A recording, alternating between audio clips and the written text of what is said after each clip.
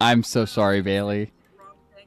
I'm streaming to the wrong thing, and I need to change this to it gets.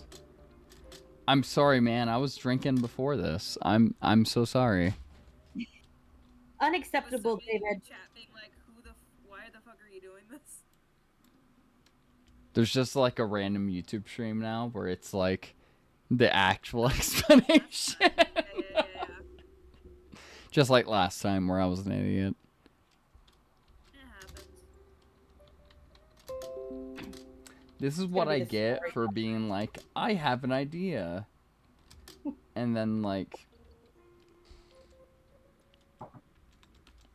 streaming on a different platform. This is my fault, really. Mr. Bezos would be so unhappy right now. Mr. Bezos is friends play, queer friendly. I should probably put VN as one of the. Yep. You could also put GL, girl love. We're in here, girl power. Girl love. Alright, I have tags wise, queer streamer, chill, queer friendly, English. Friends play, fully voiced, visual novel, girl love. That should be fine. You have to redo your warnings. I need to take it off of Baldur's Gate 3. You're right. Yep. And do that.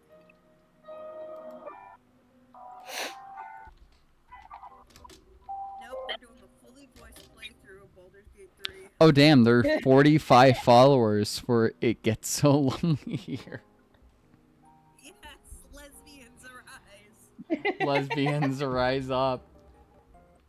Hello, it is me with the soul of a lesbian. Yeah. Alright, let me make sure. River enough time. Alright. Hey guys, before Bailey describes anything, this is about lesbians. Let me pull up the content warning. With this VN does contain any explicit gory artwork or descriptions. However, does not contain any explicit gory artwork or descriptions. However, it does touch upon subjects some readers may find discomforting, such as bullying, drowning, being buried alive, and cannibalism. Hell yeah. Hell yeah, man. All the fun ones. All the fun ones. Thank you for being here, Shell. Honestly, would have you on more of these, especially when I have we're only women after all on screen. You may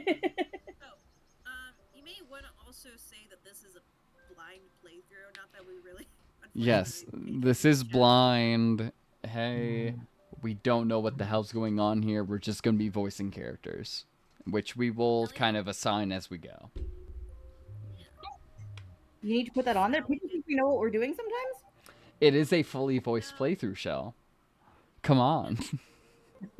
Sorry. Which, when we eventually do Date Everything, we won't have to actually do, weirdly enough, because everything is voiced in Date Everything. Yeah.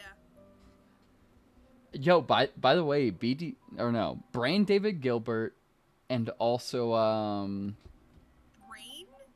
D&D guy? What's his name? Wait. First, I have to point out that you call them Brain. No, Brian. You did not say Brian. You said Brain. Did I accidentally say Brain? Unless I'm the one tripping out, I'm pretty. I might be tripping. It might be my fault because I'm drunk. To be fair, so. Yeah, no. He's not paying enough attention to tell you which one of you is wrong. So. But also, who's a famous D&D boy that I like? What's? Lee Mulligan. Yeah, I'm pretty sure Brennan Lee Mulligan is in Date Everything as well. I might be wrong about that. I know BDG is in that. I'm pretty sure Brennan is in that as I well. know I'm Matt is. Yeah, no, yeah. Matt is in that as well. We have a bunch of like D&D boys in that, and then Brian Diffig The Matt is Gilbert. in there. Robbie's in there. Yeah, Oh, I I think love Robbie's Robbie. one of the Robbie's bookies in amazing. I know I don't like Dick. I'd fuck him in real life. Genuinely, he's Wait, hot. Yeah. he's Love him. married and has kids. But I you don't fuck care. him? He's hot. I'd That fuck doesn't him. have to be a problem. As long as Not it's not a problem actually. for him, I'd fuck him. I'm He's saying hot. if it's not fun for his Anyways, partner. hey, there's too much talking about dudes in our girl kissing video.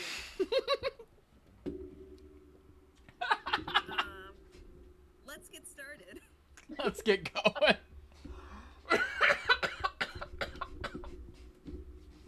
Sorry. I'll be narrator. I was about to say, do you want me to narrate? Give me narrator. All right. You're running through a forest. It's late at night, and the sky is as black as pitch.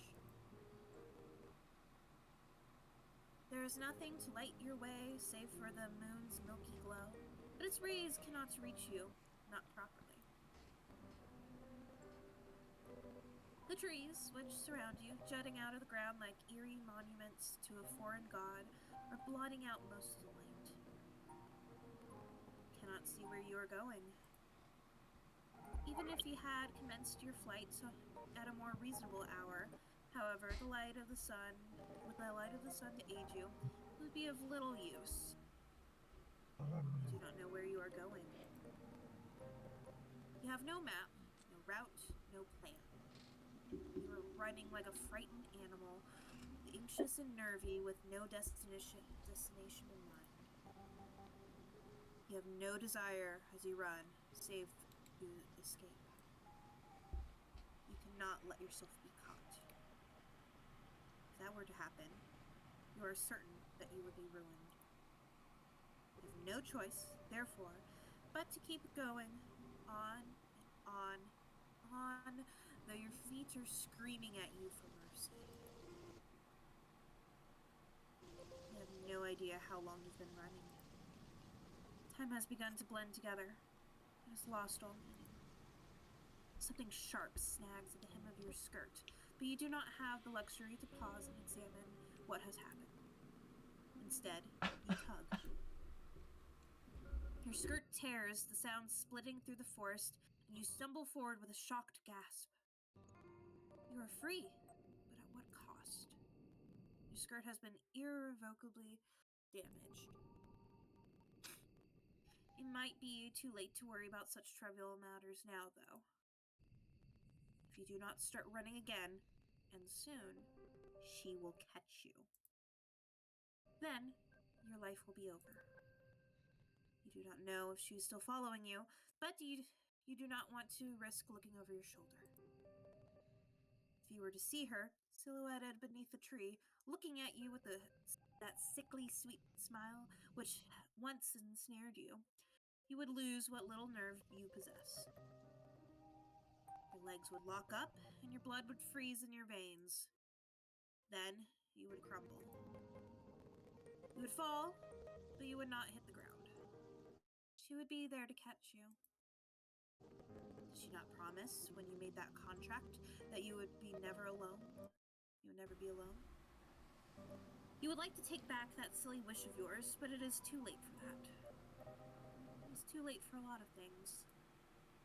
All you can do is run.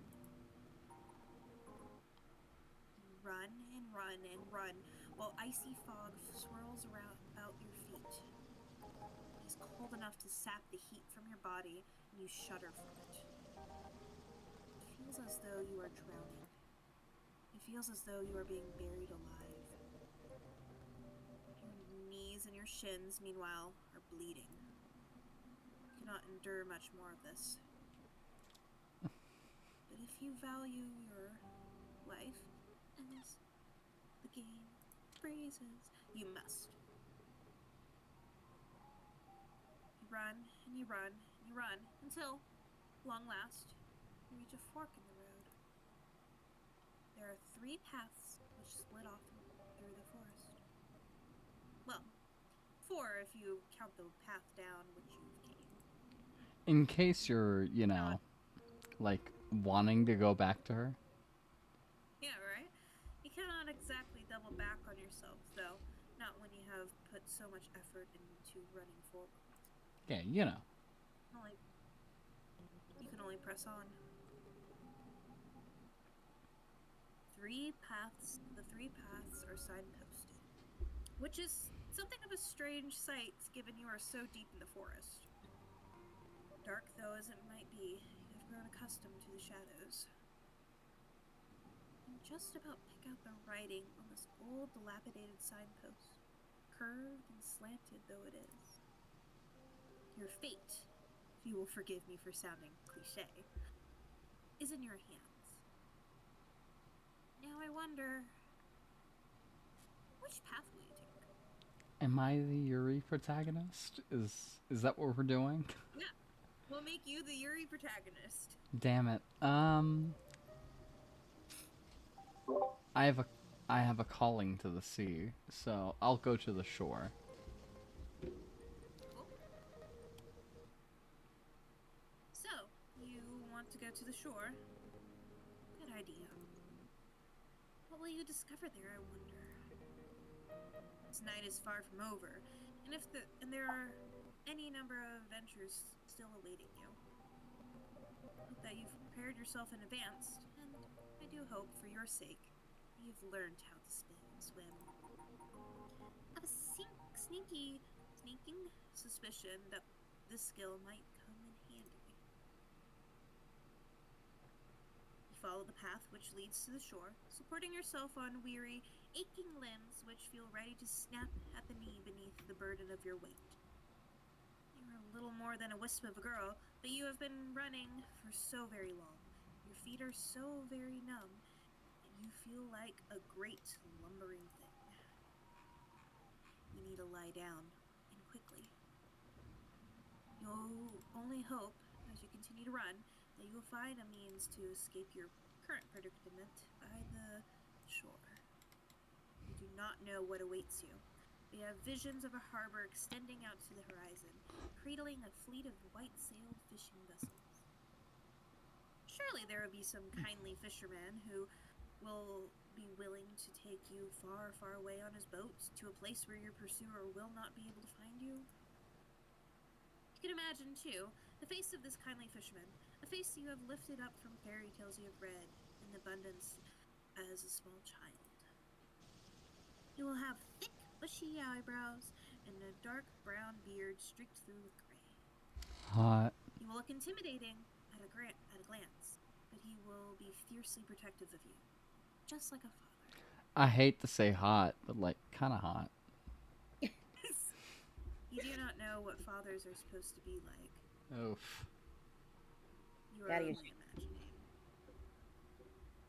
It is your imagination, however, which grants you the strength needed to keep going. Okay. You run to the shore. It takes some time for you to finally emerge from the woods, but finally, you do it. How much time, you ask? Cannot answer that. Did I not say that time begun to lose its meaning? Forest is behind you now, at least, and all the awful nightmares that lurk within it. It is still cold, though, and still foggy. It is still dark, too. The sun has yet to rise. You can see the moon more clearly now, as it hangs above your head, round as any pearl or orb or crystal ball. The moonlight shines down upon the... Man, that's a word I haven't seen. Vertiginous. Vertiginous? Yes. Sure. Vertiginous cliffs, which plummet sharply downwards to an array of sharp, spiky rocks below. You felt, upon escaping the woods, a degree of hope, but the sight of these weather-blasted cliffs give you pause. You inhale. Then you frown. Now, what are you to do? You do not think this plan of yours through very well.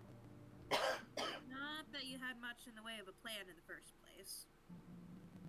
There is little in the way of civilization here. The cliffs are far from the village. How far? You do not know.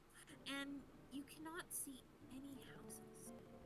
Where exactly will you rest your weary head, and what of your weary legs?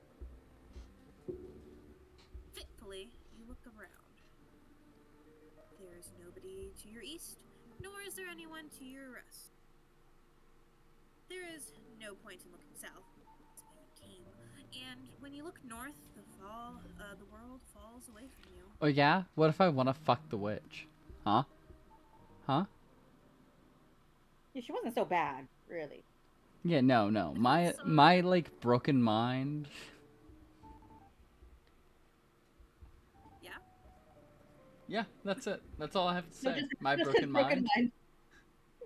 Your broken mind, your sick, wicked mind.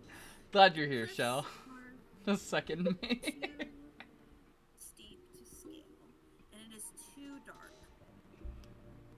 Naturally, there is not a soul here to help you. You are on your own. You feel so overwhelmed, you could very well cry. You do not cry, though, ever. You know that tears have never helped anyone. Got yourself into this mess. Now you need to get yourself out of it. It is with this thought in mind that you inhale a lungful of salty oceanic air. Then you begin your exploration in earnest. You keep away from the edge of the cliffs, afraid you might slip and take a sudden, unfortunate tumble into the abyss below. You are not as attached to your mortal body as some humans are, but you do not want to die. Ah, Still care yes. for yourself, if only a little. Weird offshoot theory. We're an angel. Which tried to, you know, like corrupt us, but we're still an angel right now. So. I think we're just depressed. And being real dramatic about it. Fair. Yeah. I can't give anybody shit for that. I think we just kind of hate ourselves a bit there, dude. Listen, when Yo, when I get really depressed, I too dramatically speak prose. I too wish I could throw myself into the sea. Walk into the ocean. Yeah, that's what we're doing, right? And it is this sense of self-preservation which compels you onward. You glance this way and that, depressing the tall grass beneath your shoes as you search for a place of shelter. You're depressing the grass too. Yeah. Damn. The grass is really sad because of you. You should like vibe up, dog. You should really like, get happy. Surely there must be somewhere. You cannot see any likely looking settlements, but what is that over yonder? Would that be a roof? That's a casino, baby. God. Imagine there's Exactly, a casino behind Just us. exactly where I fucking want to be. Where I'm like, do you care if I'm casino. alive or not? Yo, I don't have any money, but casino. You hurry onwards, hope budding anew in your heart, until, at long last, you reach your destination. There is a house, after all, out in the woods, so it doesn't at a glance look very welcoming.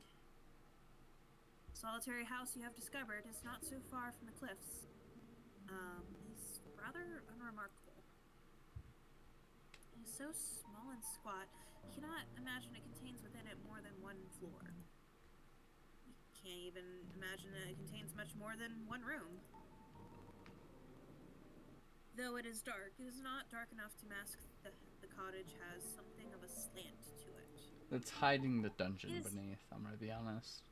yeah, This is the yeah, worst casino ever. yeah, right? It is leaning listlessly to one side like a drunken sailor. The thatched roof, meanwhile, which tops this dwelling, has certainly seen better days. on the thatch. There are several holes, in fact, and parts of it look particularly bare, almost bald. That is rather concerning. Should it rain, you would not be properly protected from the elements. Can you really stay the night at such a place? You have some misgivings, but do your misgivings matter, really, when there's nowhere else to go? I want to give credit to Bailey, who's trying to get through this as quickly as possible. I'm trying to get it to other people so we can start seeing the girls. Fair.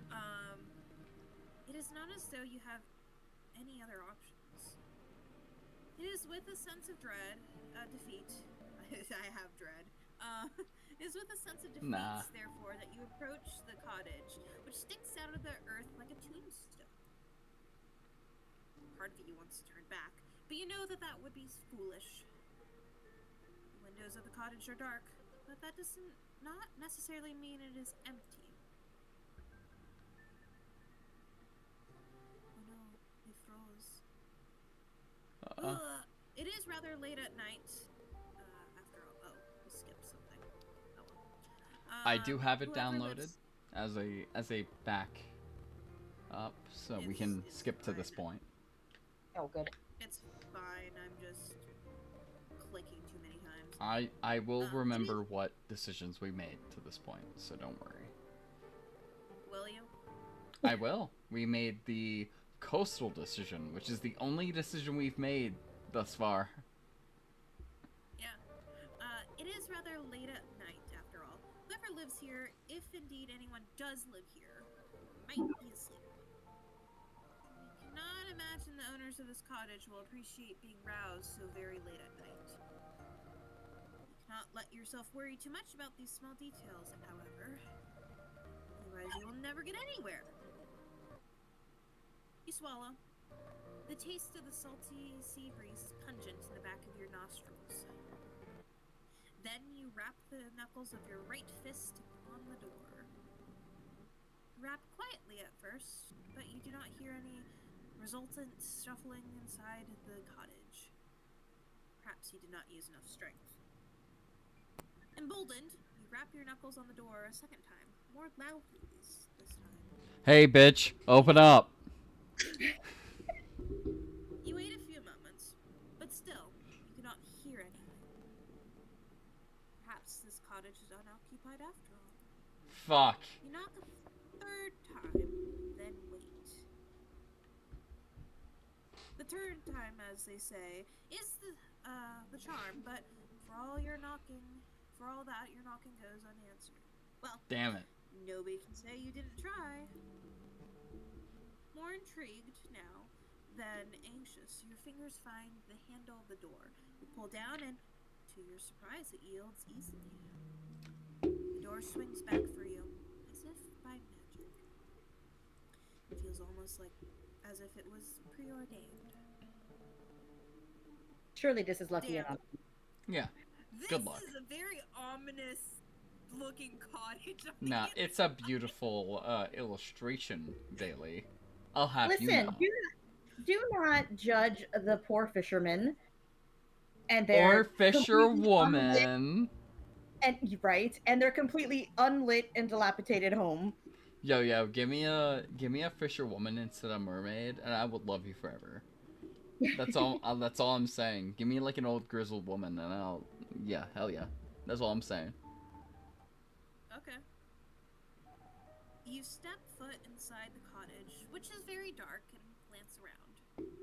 It's hard to see given the lateness of the hour, but the cottage's interior is about as inspiring as its exterior. Which is to say, not very. It is every bit as small and as cramped as you fancied when you observed it from the outside. There are a few cupboards which line the walls, a wood fire which has long since been extinguished, and a straw pallet on the floor which must Yo, Bailey, that's a straw, not small. I'm going to kill you. Go ahead. Your search is unsuccessful, however, when it comes to trying to locate the other humans. Look, My ADHD brain loves to rewrite any sentence. That's why I'm willing to host this, and yet you say no. I have to. I must. You must. You cannot find another soul. Surely that is to your benefit, though? If nobody else lives here, then you might as well make yourself at home. Or as at home as one can be, I suppose, in a small, cramped cottage such as this, with holes in the roof. Close the door behind you, then approach the straw pallet. We sleeping, baby. All of a sudden, you feel incredibly weary. The tiredness that assails your limbs is absolute. So intense, it overcomes the last of your concerns. You settle down upon the straw pallet, yawning as you do. It's not comfortable, but being able to lie down eases some of your aches and pains. Hey, narrator, I'm EP. Lying down, even on an uncomfortable makeshift bed such as this one, is better than standing. It is far, far better than running. Yeah, I'm EP. Your eyelids shut, your lashes melting together. Oh no, your eyes! Ew!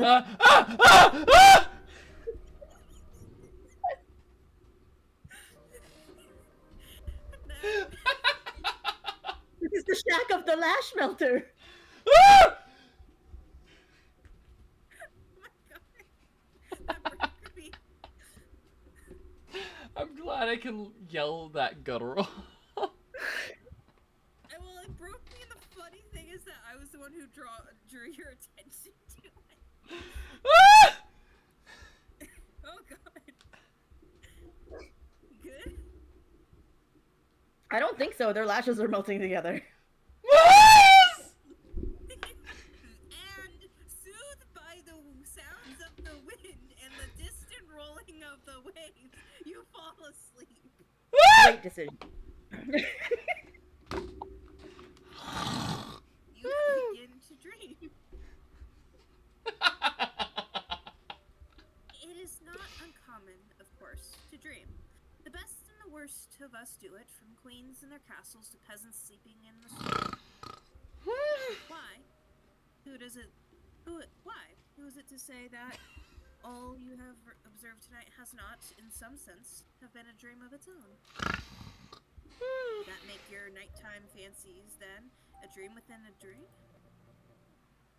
Maybe our dreams are empty, hollow things stacked inside one another like little wooden dolls. Is that not a whimsical thought? How very droll. Your dreams, however, cannot be called whimsical, and neither are they particularly droll. They're not pure fabrications, as dreams sometimes are, fleeting fancies which can never come to pass. Your dreams are of a rather more pernicious sort. In your dreams, you're at the conservatoire, with your red hair tied back in two prim, proper braids.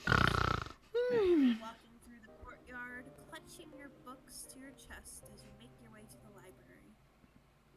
Your head is bowed, so as to not look at the faces of your passing classmates. You do not want to meet their eyes. These girls, with their sensible braids and sensible shoes, are merciless. You hunch your shoulders together in this dream of yours as to not draw their attention, but, alas, it is not enough. You stumble, clumsy thing that you are, and fall just like that. All eyes are upon you. They are staring at you. They are laughing at you. You lay there on the ground by the fountain, your books scattered and your skirt a woeful state of disarray. Your knee hurts. You examine your injured leg, trying not to cry, and as this transpires, you hear a voice. One of your classmates is calling out to you. She has acknowledged it.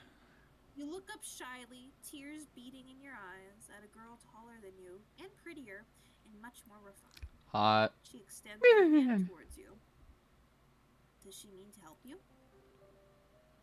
Cannot hurt to try, can it? Hesitantly, you reach out to accept her offered aid. Her hands curl around yours tightly. Perhaps too tightly. Her nails dig into your skin. It hurts. Deftly, the girl pulls you to your feet.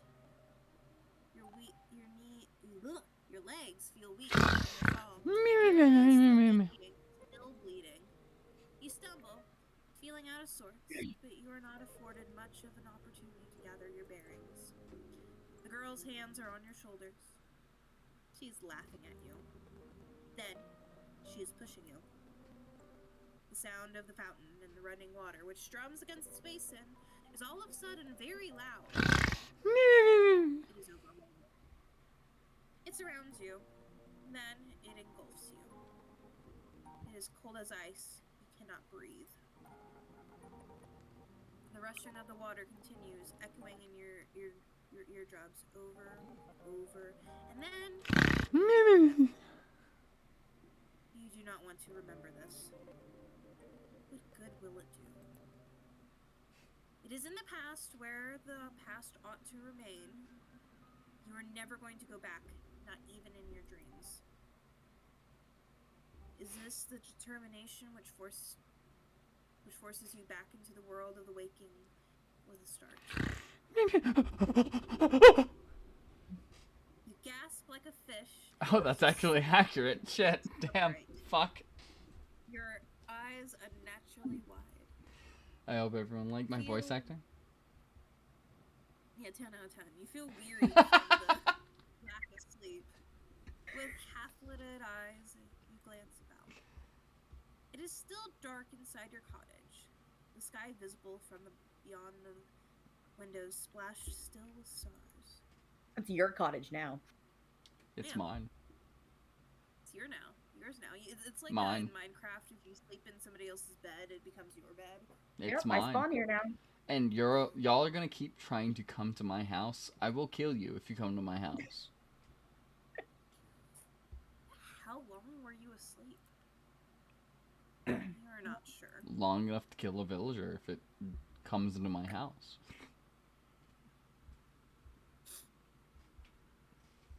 Your dream was so very detailed. It really did feel like you have been transported to a different time, into a different place. As you inhale, you taste rank, fetid water in your mouth. Fetid? I think it's fetid. Fetid, yeah. Tentatively, you pat yourself down, your fingers trailing against the front of your uniform. I fist bump Shell. How vivid was your dream? You half expected to find your clothes are damp. This is not the case, however. You are, in fact, perfectly dry. Well, now what are you going to do? Will you go back to sleep? Damn. It sounds like the best option available to you. You are very tired. But your senses feel too overwrought all of a sudden for sleep. You do not think you could bear it. On unsteady legs, you rise to your feet and stand by the window. Yo, dog. Look out to the starry sky, to the pitted moon which hangs amongst them, and you frown. You can hear the wind outdoors howling like an injured animal, and more softly the ebb and flow of the waves as they meet the cliffs. That's not all. What is that sound? Why, it almost sounds like singing. Mermaid. Let's go fuck a mermaid. Siren, siren. The voice is far away enough that you cannot pick out any individual words, nor the individual syllables, but there is a haunting quality to it. I pull out my monster fucker license. The singer, whoever they are, possesses quite the pretty voice, high and clear like a bell. The song is a melancholy one which stirs your heart. Curiosity takes root inside of you, as it did during that fateful day you found that book in the library. Logically, you know you should not go outdoors to seek the source of that singing, but emotionally, I mean, like, that is maybe. another matter altogether. You really should have learned your lesson by now. But, like, maybe. You should know better than to go sticking your nose into business which does not concern you. But, like, maybe. But naughty little girls such as you never do learn. But, like, maybe.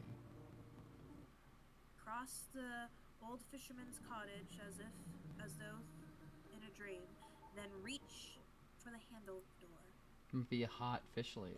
Like, come on. The handle depresses easily enough beneath your grasping fingers, and the door opens with a click.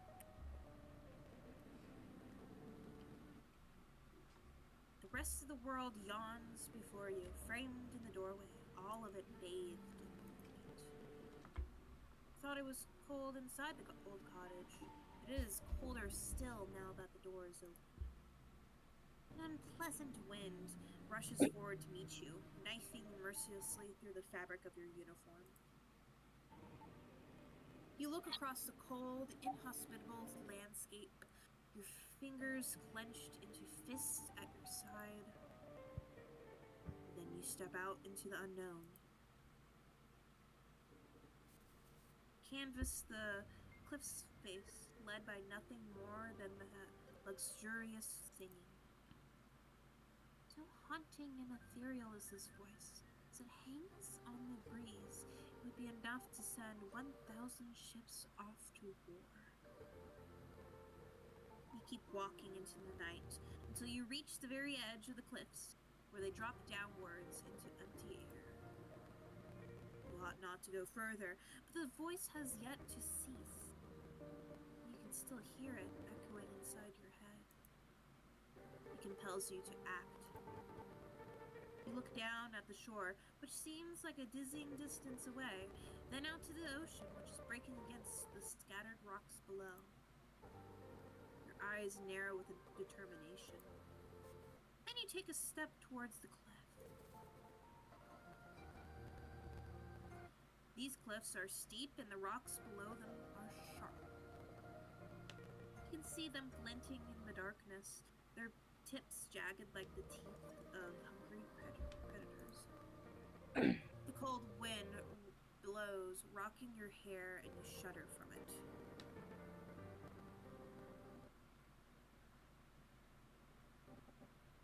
Your shoes are not built for scaling cliffs, and your heels do not have much in the way of purchase, particularly not when the cliffs are so steep. Clinging to the cliffs is no small feat, yet you are determined to ease yourself down onto the shore, in one piece preferably. The wind is so powerful it feels as though there is something deliberately malicious about it. You wonder, during your descent, if it means to knock you off your perch on purpose, cast you down to the rocks below. Well, if that's what it wants, then you refuse to give it the satisfaction. It can be awfully stubborn at times, and now is one of them. You continue to climb. How long have you been at it now? Until, long last, your feet meet the shoreline below. You've made it, and you do not sustain too many injuries. Your palms are throbbing, yes, after gripping those rocks, and you might have a few cuts, but your wounds are of a shallow and superficial sort. Things could have been worse. You flex your fingers. They feel uncomfortably numb and cold alongside it. I can't wait to drown. Your skin is prickling, but at least you can still feel discomfort. At least it is attached to your bones, where it ought to be, your vital organs concealed within the hollow cavity of your body. You have a lot to be thankful for. This night has, by and large, been quite successful. There are no longer any obstacles between you and the mysterious voice which lulled you outdoors. Now you must find them. You set off down the shore on the hunt of the singing voice which has captivated you so. You sidestep sharp, jagged rocks which jut out of the sand like teeth. The rocks can which cannot be circumnavigated. Meanwhile, you clamber over.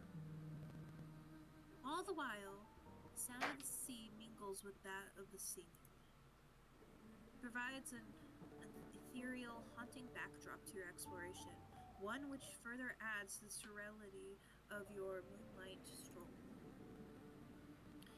The waves lap against the shore, then recede shyly, pushed and pulled by the bleached white moon which hangs overhead. Oh damn, I'm getting sober. Hold on. Oceans, which you have, the oceans which you have seen in your library books, were all blue as sapphires, but this ocean is different. It's so late at night, it looks black instead. The undulating surface of the water reminds you of a mirror, though the depths are even deeper and much more mysterious. There you go. A sense of foreboding settles upon you, but you try to quash it. You will not let yourself be afraid. Hey yo. You Wood. round the corner. Hey Bailey. The corner. Hey Yeah? Bailey. Hold on. Wood. Yeah? That's it. I'm a mermaid fucker. Fucking like, you know, Yeah. crucify Go me for for it. it. Yeah, go for it. Shell, how would you rate this mermaid? Yeah, wood or not. Would. I fist bump you. Absolutely would. I don't know how that works, but would. Fish and cloaca. Or dick and cloaca. Pussy and cloaca. I was about to say dick works for you. Dick works for me. Pussy and cloaca. For you. You just finger it. What are you talking about? True. Anyways, Finger the cloaca.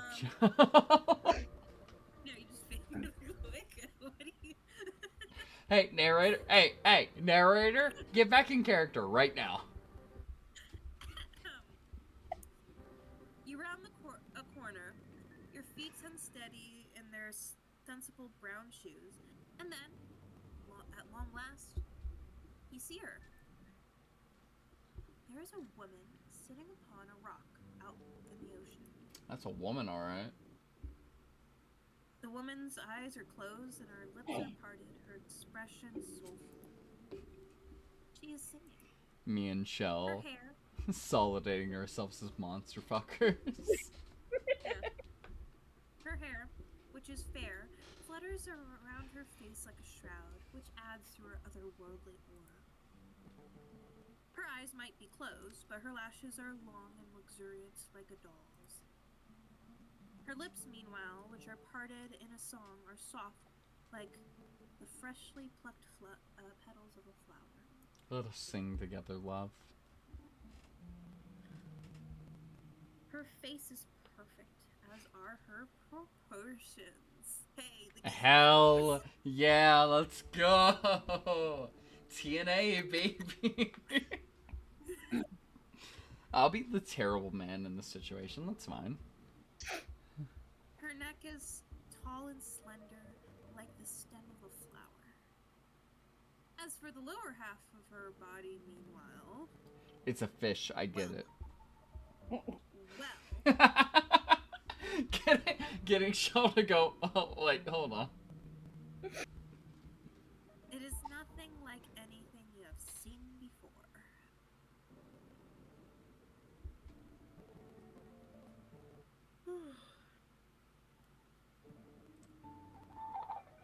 Yeah, I get it. It's a mermaid. Let me bone that. It is here, and here alone, the woman betrays your narrowed human definitions of beauty, for her legs are non-existent. Not a Rather problem. than two awkward appendages, this woman has instead the sleek, shimmering tail of a fish. Not a problem. Is she not then a human? Enough for She me. cannot be. Not with a tail like that. No, shut the fuck up. This unusual sight makes you gasp, and quite audibly at that. It's a bit exaggerated, but yes. You don't to be rude, but you cannot help yourself. You know. Humans tend to react poorly to things they do not understand. Especially if they're exaggerating. At least you do not scream. That would be even ruder. Oh, yeah. Yeah, rude as hell. Who's gonna voice the mermaid? I'll voice the mermaid. I was about to say, Shell, I can do it, and the next time around you can do your own thing if you want. Like Doesn't matter. you can make the decision on the which way we travel versus which monster we do.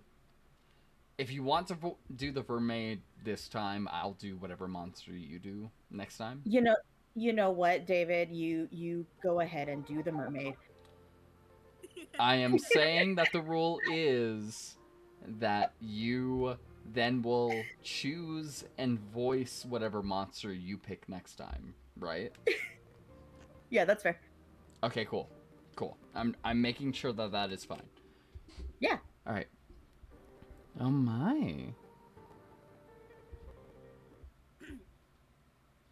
You meant to observe the mermaid from a distance, but it would appear that your shocked gasp was loud enough to attract her attention. The fish-tailed vision upon the rocks is looking at you. Her gaze is so piercing. It feels almost like she is looking through you. Her heart seems to stop inside your chest, as if by some manner of magical spell. You thought the mermaid pretty when you first observed her, sitting on that upcrop of rock, her face turned in profile. Now she is looking at you, however, you can see that you were mistaken. She is not just pure pretty. She is beautiful. She is beautiful. Yep. I knew it. So much so, it is almost unnerving. Is this a person? Okay, hold on. Yeah. Is every single tract of this game this person, like, they fuck a dryad and then they die? They fuck a mermaid, then they die. They fuck a. I don't think you get it that far. You die, basically. You try There's to only- fuck the mythical creature of your choice and you die. There is only one way to find out. Very There's only one true, way to find Shell. out. But I will say it gets so lonely here.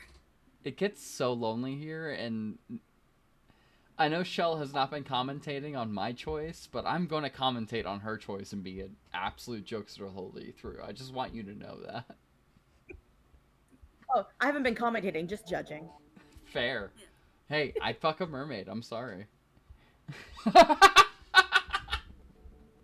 She looks as though she stepped out of the pages of a picture book. She is simply too perfect to belong to this world.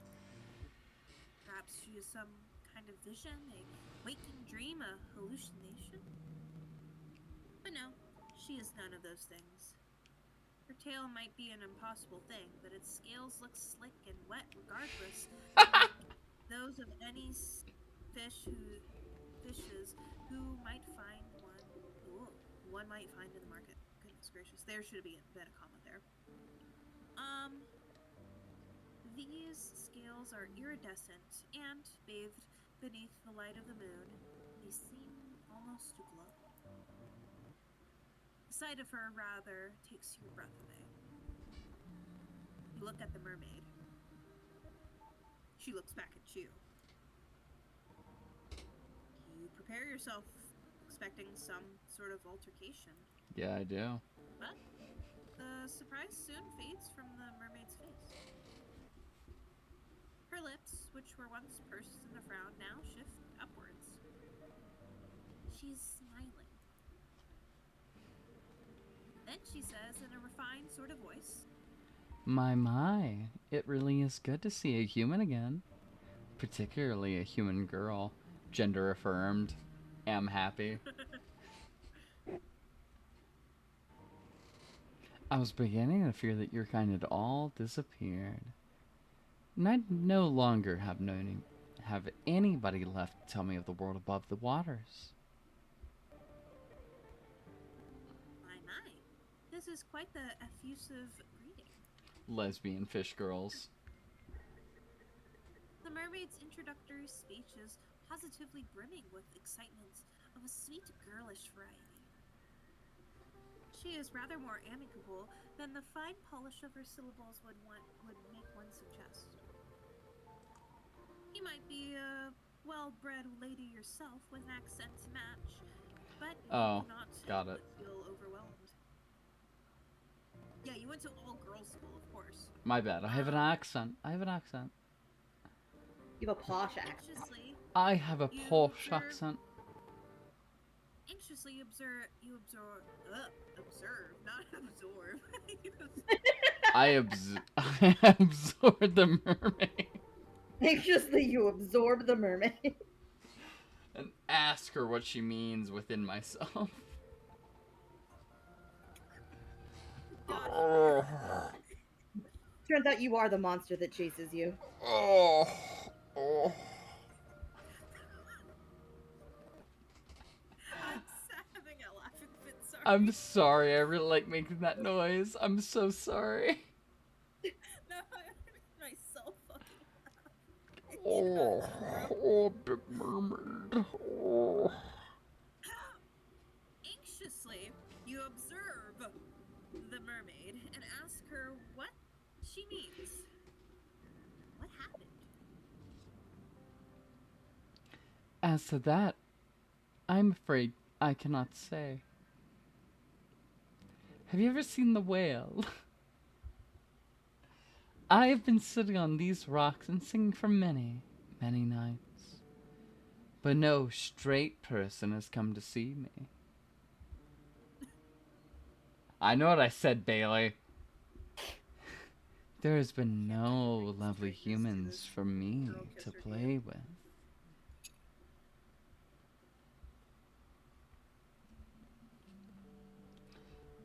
I was beginning to wonder whether your kind had disappeared altogether. There you go. There's a real read. I'm sorry. I'll do this one as well. Sorry, Fenris. I feared some manner of calamity had occurred while I was slumbering beneath the water's surface. And your kind had been eradicated. Whoa. Oh, it You did shudder. small. Hold on. We're on Oh, what's options. small? Hold on. Yeah, hold on. Hold on. I can no longer see my cursor. Yeah, it says you're on options on my screen. Yeah, me too. Go It bottom says I'm on left, stage right now. down, Okay. down. More. We're down from there because we can see your cursor. So just go down. Yeah.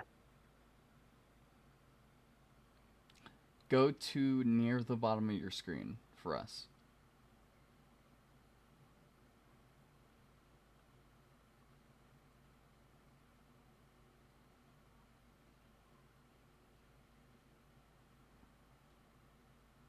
Bailey. Ruh-roh. Bailey. Bailey's having some personal time with the mermaid. Just give her a minute. That was mine. That was mine. Fuck. I'm joking. Stole her right from under you. Yeah. Jokes aside, hey Bailey, I can run the game, and I'll try to guess to here as quickly as possible if you'd like. Let me actually see what you just sent me. Yeah, she just said boot up game on your side. She'll catch up. Okay, cool. Her computer crashed. Okay, cool. Yeah, I got it. I'm gonna.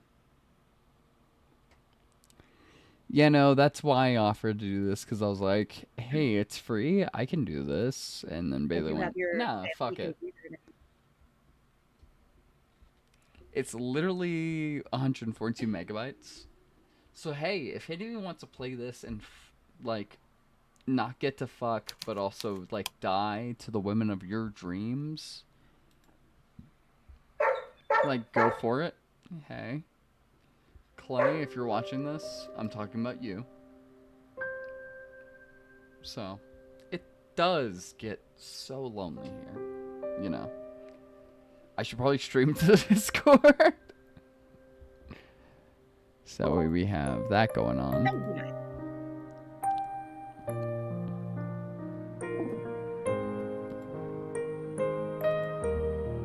Oh shit, you can hear the music this time. Look at that. Oh, could you not hear it last time? No, because it was glitching out a little bit.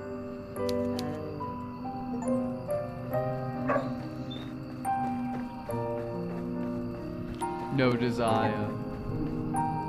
Bailey will still be our narrator, I will say.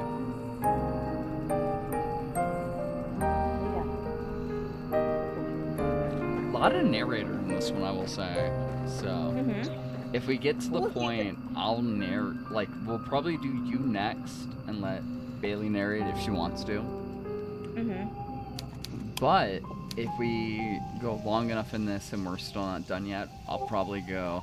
I'll narrate, and Bailey can choose her path, which will be the final of the paths. So. You're here. Hey, Bales.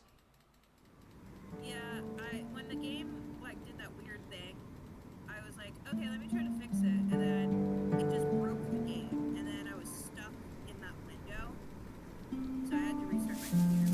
Stuck in the window. We were trying to guide your mouse, be like, Bailey, if you move your mouse down, because we could see it, to try to get you to exit out of the options screen, and then we realized you weren't talking to us.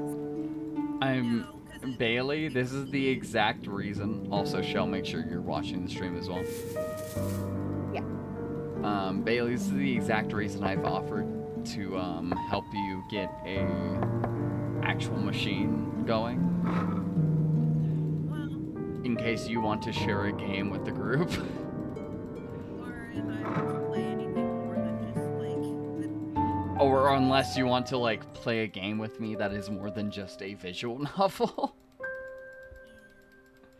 Which, to be fair, would love to play like games with you outside of just on the PS4.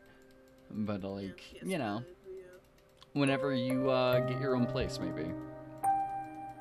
Which by that point, I probably will have moved to North Carolina, so. It's so nice to have you here. Yeah. I'm thinking that's about like 2 years out right now. Nice.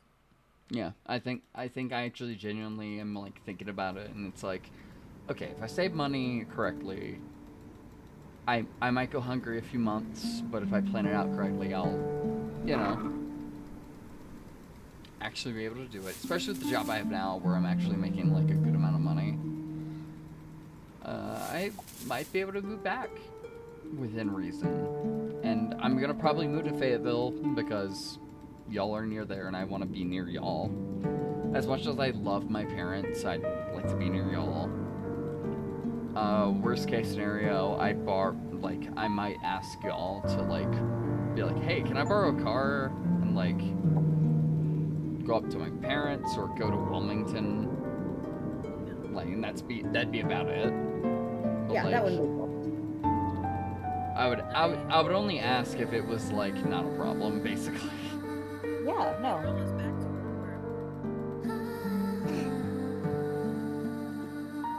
Until you're a mermaid. Yeah, I get it, game. I'm a fish fucker. I know. I have accepted this, and I'm okay with it.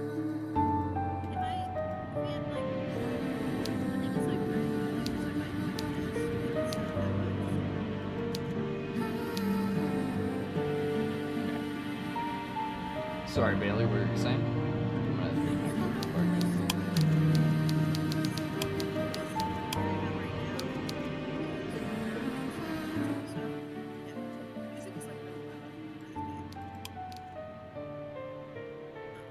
but now we can actually properly hear it.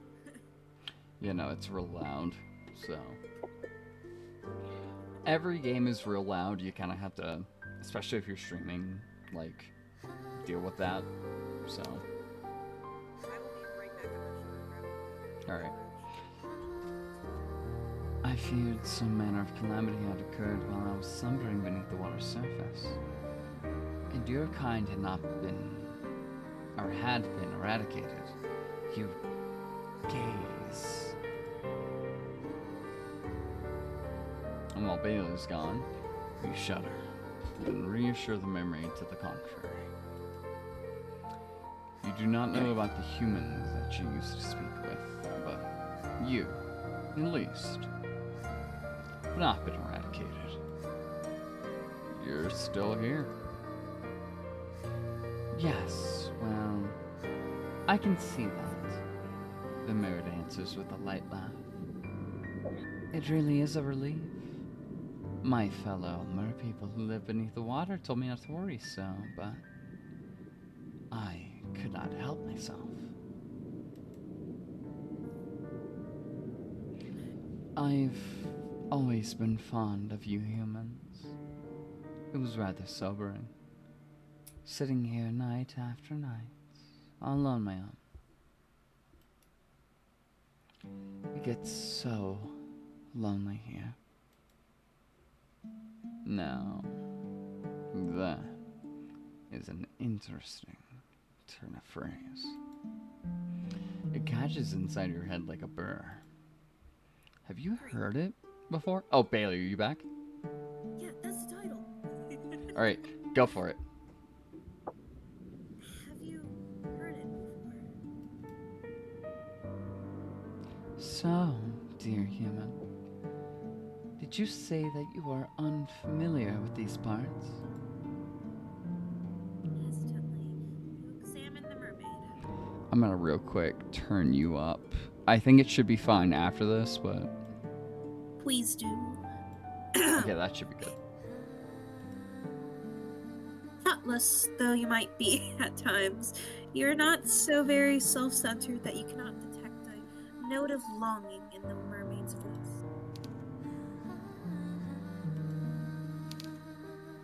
It is evident as she looks at you that she is hoping for a particular answer to her query. This answer, alas, is not one you can furnish her with. You do not want to lie to her. Hey, I wanna take a brief reprieve. Hey, Yeah? whoever did the music in this game, holy shit. Yeah, it's really good music when it's not messing up. Yeah. Unfortunately, it was There's actually- like kind of glitching a bit on my side, but it's really good. Yeah, it always happens when I stream because my computer is shit. at That's why I streaming. offered to do it. I will say also, you should notice that in the extras, you actually unlock the music and you can just listen to it later. Hmm. Hell yeah. Hey, for anybody who wants to play this game, if you ever just want this game on the background, it's a VN, so it's not going to take up much of your time. Or, like, it's not going to take up much, like, energy for your computer. Hey, this game has a good fucking soundtrack, so, hey, there you go. Some hesitation, therefore, that you affirm your earlier words, though this time you embellish them. You tell the mermaid that you are a traveler from a far-off land, one that is very dissimilar to this one. It is not a complete fabrication. You tell her that you have only just arrived by this shore, and you are unfamiliar both with your immediate surroundings and those further afield. If there is a village nearby, you have never set foot in it. You do not know what this village is like or how many inhabitants it boasts. Do not know if a calamity, as the mermaid grimly supposed, has struck this land. But she fears all the humans within the immediate vicinity. But if she fears that all the humans within the immediate vicinity have been laid low by some mysterious malady, then she needn't worry overly. You Oh, are shit. still alive. Overly on that score. You are still very alive. Are you not, you wonder, enough to satiate her curiosity with the human realm? Yes, That is true. You are here. I am grateful, naturally, for your company. Although...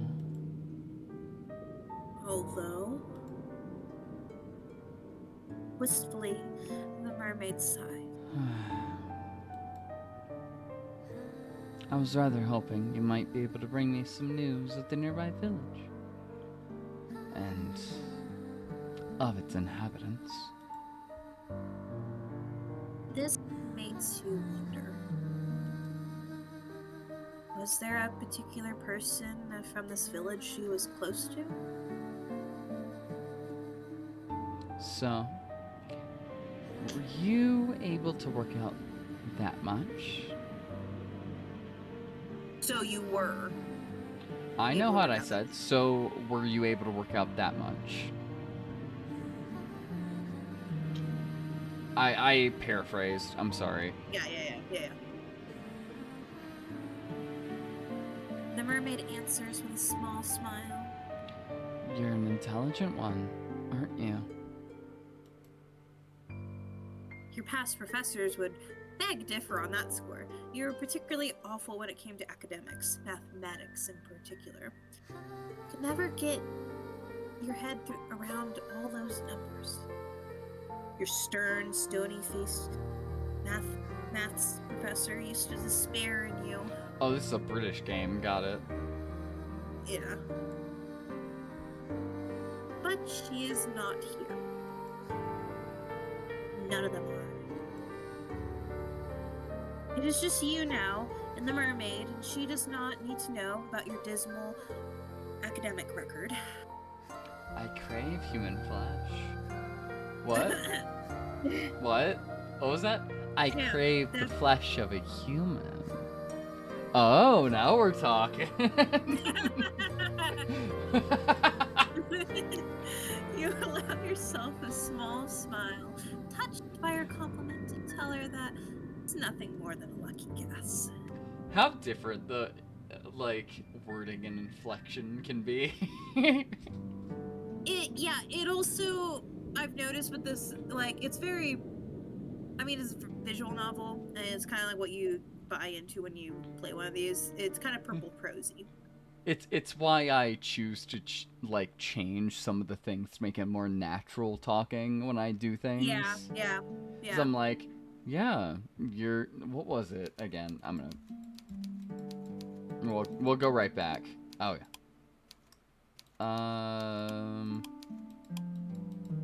Yeah, this is a stuck one. What was it I said?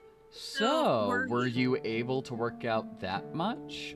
It's a much more natural way of putting it in our American dialect. For me, those two sentences mean different things. So, were you able to work out that much would be, hey, have you figured it out yet? Versus she's commenting on something, but she's not saying that. What she's saying right now is, so you told her, you basically asked her, hey, was there somebody you were close to? And she said, so, you were able to work out that much.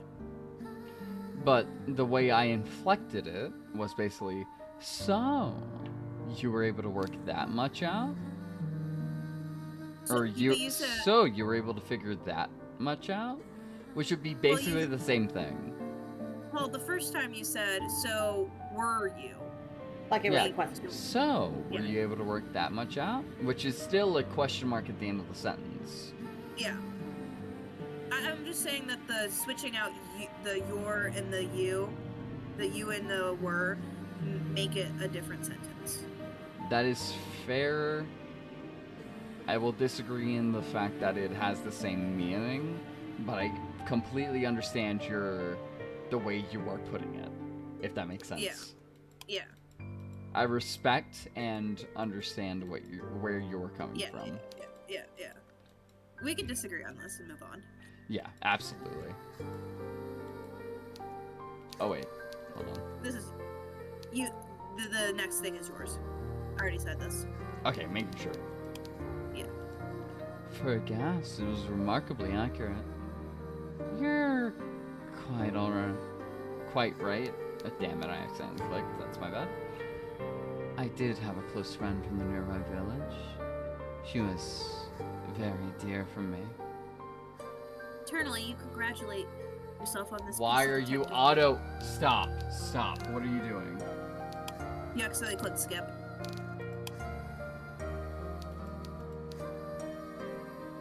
Yeah. Okay, You so internally you congratulate yourself. it's autoing. I don't know how to say anything. On this piece of detective. It's autoing. Nice. Hold on.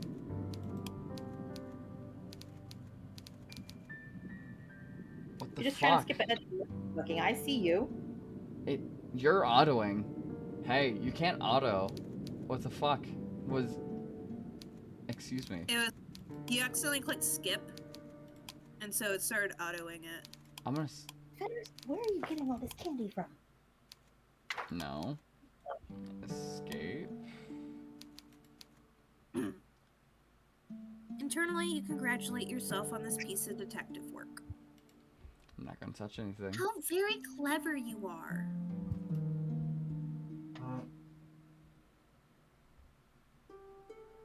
There are many humans in this world of that, I know. The human who spoke with me, however, was special. She was my human. Okay, space doesn't do it. Ayo. You do not fail to catch the possessive note in the mermaid's voice. I wasn't hitting my fucking mouse. Why were you doing that? And I cherished her dearly. She would come to me on my rock late at night when she was finished with her chores. And we would talk.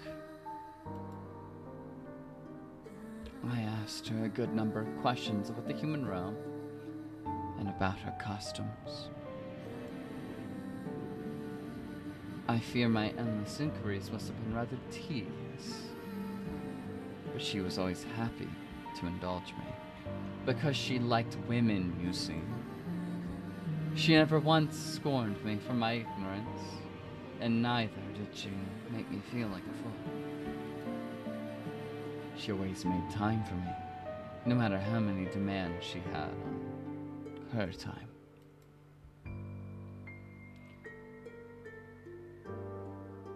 She was a farmer's daughter, and she was awfully busy from dawn till dusk, threshing hay and taking the animals out to pasture. She told me of her work, and I marveled at her. Slender though she was, she possessed a truly tremendous amount of strength, as she would pin me down and... You know. I, who have lived in the ocean all of my life, cannot countenance working as hard as she did.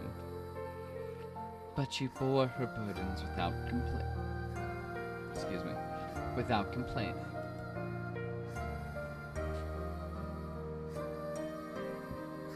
She was not the prettiest human who was walking earth, but that mattered not to me. Her conversation was engaging, and I knew, through our continued encounters, that she meant no ill will. She didn't even have the single drop of malice of her heart.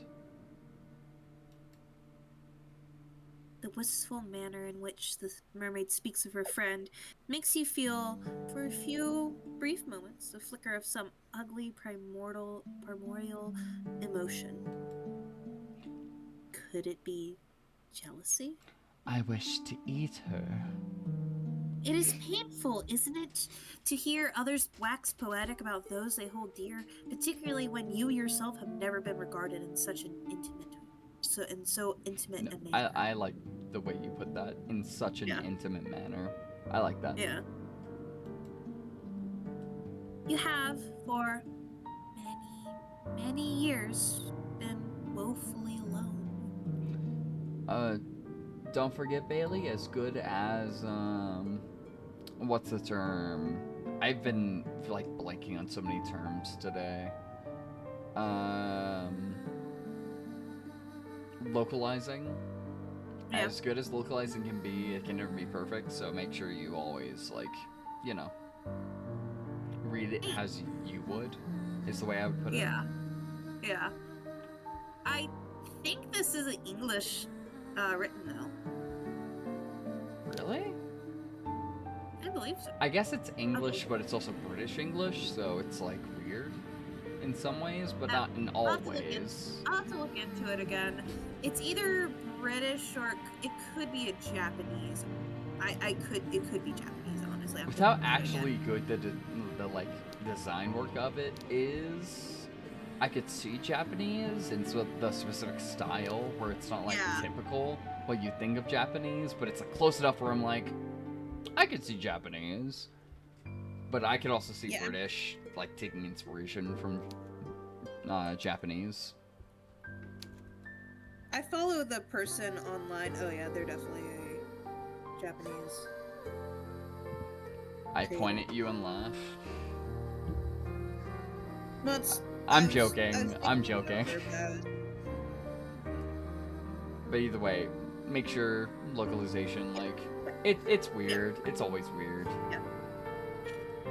But you are not alone now. You are with the mermaid, and she is with you. And though she might prefer to be in the company of an industrious farmhand, the farmhand is not here.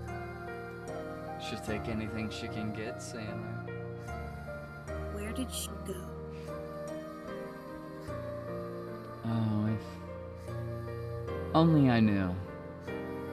She quite simply disappeared one day. Almost as if she had been whisked away by a wicked spirit. That seems like quite the anticlimactic ending for such a close relationship. Did farmhand not tell her companion beforehand that she might one day disappear? Some people are shitty like that, human. Will you join me in the depths? No, she did not. Nothing of the sort happened. It was all very sudden. Yeah, probably what happened is that her family found out that she was talking to mermaids, and they were like, "Mermaids eat people." No. No, you're gonna marry a farmer boy like your mother and your mother before her. You mean her grandmother? And her grandmother before her, yes. You know what I mean. Yeah. And her mother before her. Oh, yeah. So, you ask, feeling affronted upon the mermaid's behalf, did she not give you any warning? Not a single one. And when, you ask, did she disappear? I do not know. In truth, I could be lying to you. I could be bullshitting this entire story and you would believe me because you're a fucking frantic lesbian and you do not know, really. Time is a strange... What if I start reading it like that? Oh my god, Granny Nana's coming out. Time is a strange concept to beings such as myself, particularly as it seems to ebb and flow differently both above and below the surface. How do you like that read? Bales? I mean, shit, little I can do to stop you. I'll read it normal from now on, I'm sorry. You humans have a strange compulsion to pin down and to place labels upon everything. You have names for your seasons, for your months, even for your days of the week. Fair enough. It's all very precise. We merfolk, however, do not bother with such affairs. Perhaps because we live so much longer than you humans do. We have no need to obsessively document our days. Not when we have so many of them at our disposal. We're water elves, you see. Fuck you, we're water elves. You enjoying this so far, Shell? Yeah. This Yeah. curious remark catches your attention. How long exactly do mermaids live for?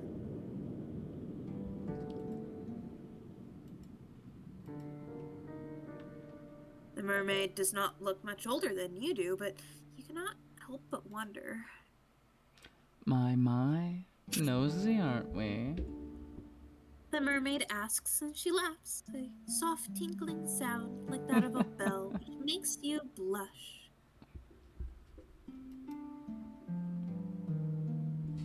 Were you being nosy?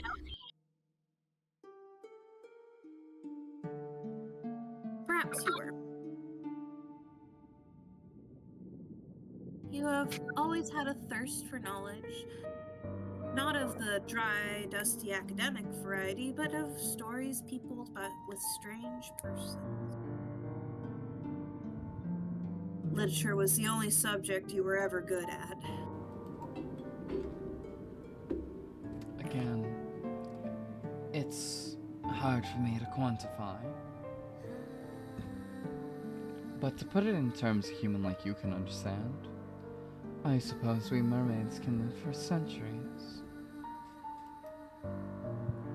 Centuries?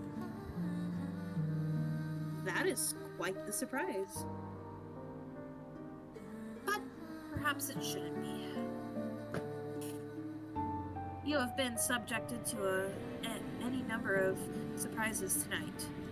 What is one more to add to the pile?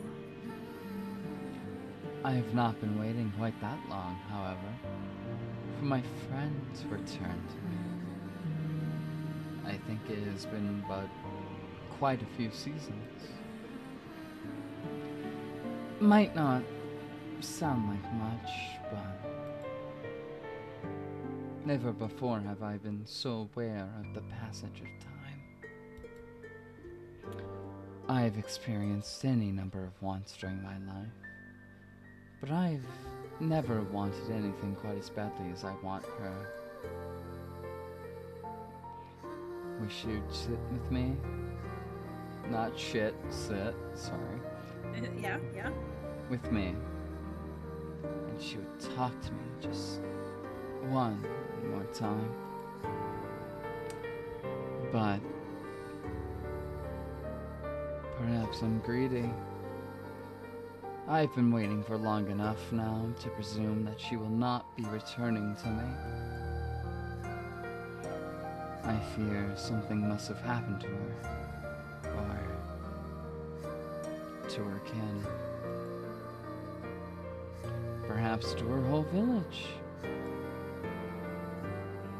You can hear the worry throbbing in the mermaid's voice, so potent that for a few moments you swear you can feel the depths of her sorrow within your own breast. My titties are aching for you. Her sadness over this human girl is a deep, dark thing, almost fathomless. My titties are aching for you. You cannot let yourself indulge in it for too long. But my titties are aching for you. Otherwise, you fear you might drown in it. My titties are aching for you. Ruefully, tell the mermaid once more that you cannot help her. You are only a traveler after all. What do you know of a single insignificant farmhand in a nearby village? Yes, I thought you might say that. It's quite unfortunate, but... oh well. I ought not to reflect upon all that I am missing. That'd be churlish of me, and would not be fair to you either. You didn't approach me, I'm sure, with the hope of hearing about all of my woes. I should be grateful instead for all it is that I do have. I still have my long, long life, which stretches before me like a golden cord. And, of course, I have you now.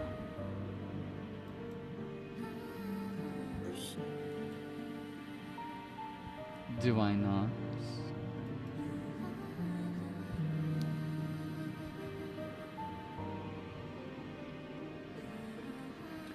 I ought. Oh, sorry, I forgot, genuinely. I ought to go soon before my absence is noticed. Jello ass. Oh, yeah, I'm the mermaid. But will you not come and visit me again tomorrow night? I think I'd like that. I've always enjoyed speaking to humans. You make me feel less alone.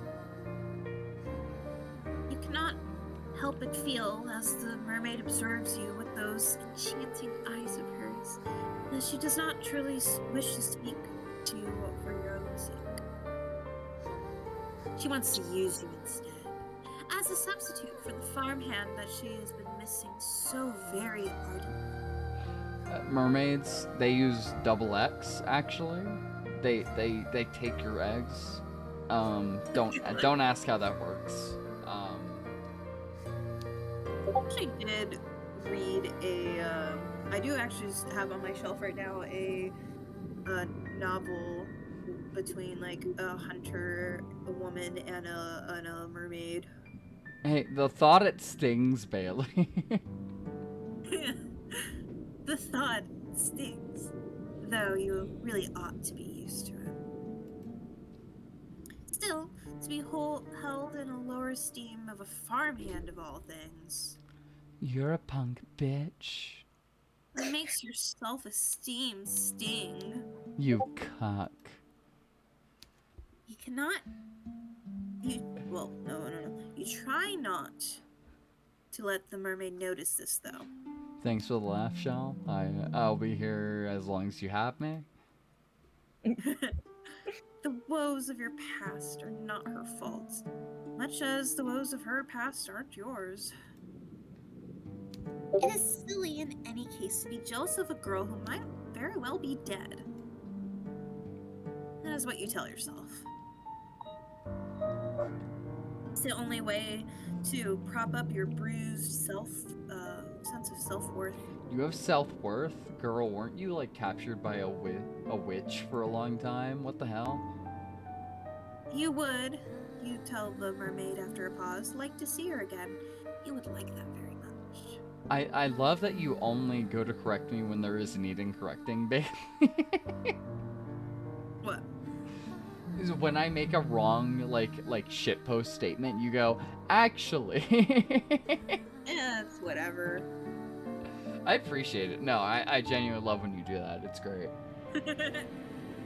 Oh, thank you.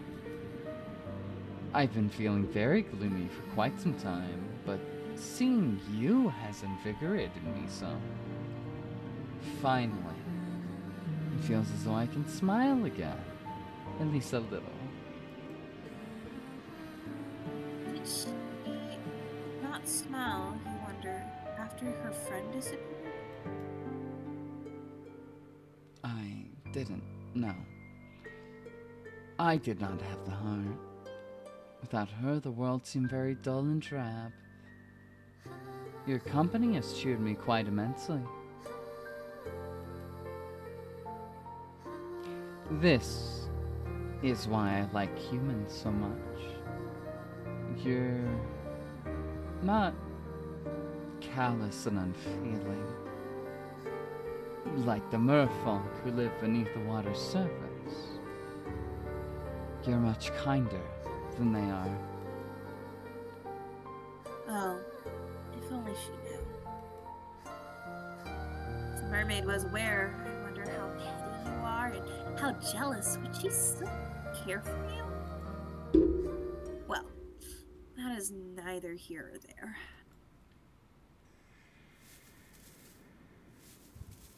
I kind of dig that the narrator has like these antagonistic points sometimes. That's why. And also, by the way, Bailey, I'm gonna go ahead and put this forward. Um, Either Shell or you get to pick the next choice if we do another run of this. Mm-hmm. I'll narrate the next time because I think we'll get 2 runs out of this. Okay. Okay, cool.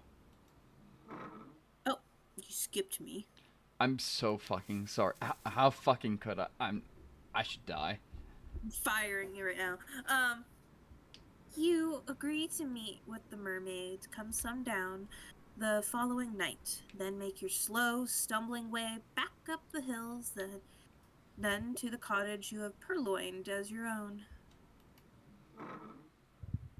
Once indoors, you settle yourself upon your pallet, then close your eyes.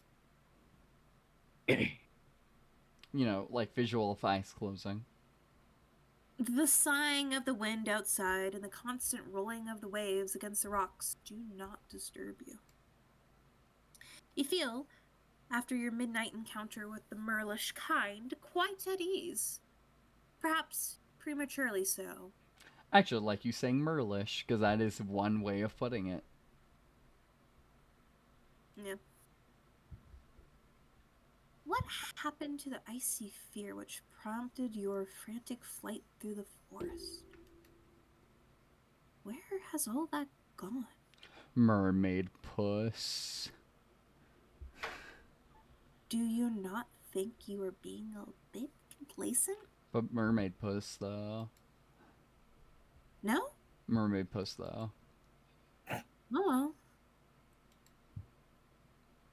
You will. And you dream about mermaid puss. The following morning, when it arrives, is cloudy and overcast.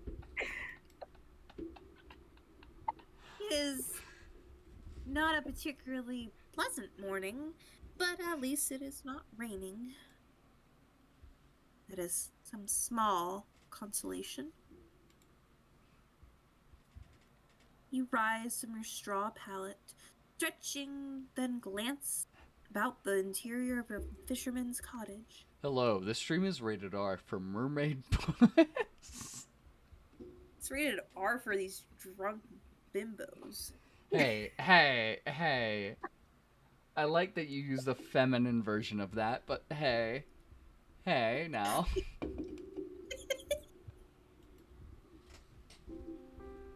Also, bimbos, are you implying that Shell's drunk? Yeah, I'm including her. It's just me, dog. I'm sure she's doing like laundry right now. She's probably drawing, actually. Fair. You know what? You should draw right now. I know you, Shell. I know you. Dog, I'll put it at the end of the stream if you draw right now. It looked dilapidated last night, when much of it was obscured by shadows, but it looks even more so when subjected to the morning's light. The cottage's interior has the distinct, disquieting appearance of having been left in a hurry. Nah, that worked. Good. Yeah, fine. There is broken pottery strewn upon the ground and a singular wooden chair, which must have stood by the singular wooden table, is lying on the ground. The doors of the cupboards, meanwhile, are ajar, the shelves within depressingly bare. A quick search reveals a handful of edibles, but there's precious little to be getting on with. If you wish to live here comfortably, you will have to look into foraging. You ate very little last night, and your stomach is empty. Forage for mushroom. It's a good idea. I like the forage for mushrooms, narrator. It was the malcontented rumblings of your stomach in fact, what? It is a weird roused you sentence. From your slumber. It is a weird sentence. I can't blame you. But your body seems to be very far away indeed, much like the gray clouds which choke the sky. You are not thinking of your own physical discomforts. You are dwelling instead upon the events of the night prior. Why would I give the mermaid more calories? You cannot help but think of the mermaid. I am an old crone, actually. Did you truly meet an aquatic maiden last night during your Yeah. nightly stroll when you could not sleep? I hope so. It sounds unreal, especially now that the sun has risen and the shadows from the night prior have dispersed. Actually, by the way, nothing sexual really interests Grandma except mermaids. You cannot quite believe it. David, if in Out of the Abyss you guys meet mermaids, you know why. I'll have to commit to the bit in that point. I'll be like, alright, grandma's a lesbian, I guess. Fuck it, we doing mermaids. Charlie will just be sitting there going, wow, Nana seems really excited. It's because I fuck mermaids, Tally. Look away now, sweetie. Such approaching the water. You were a sea turtle. I just thought you were a turtle. I'm a painted terrapin. Now watch this shit. I'm doing trick shots on the mermaids. About to terrapin that pussy.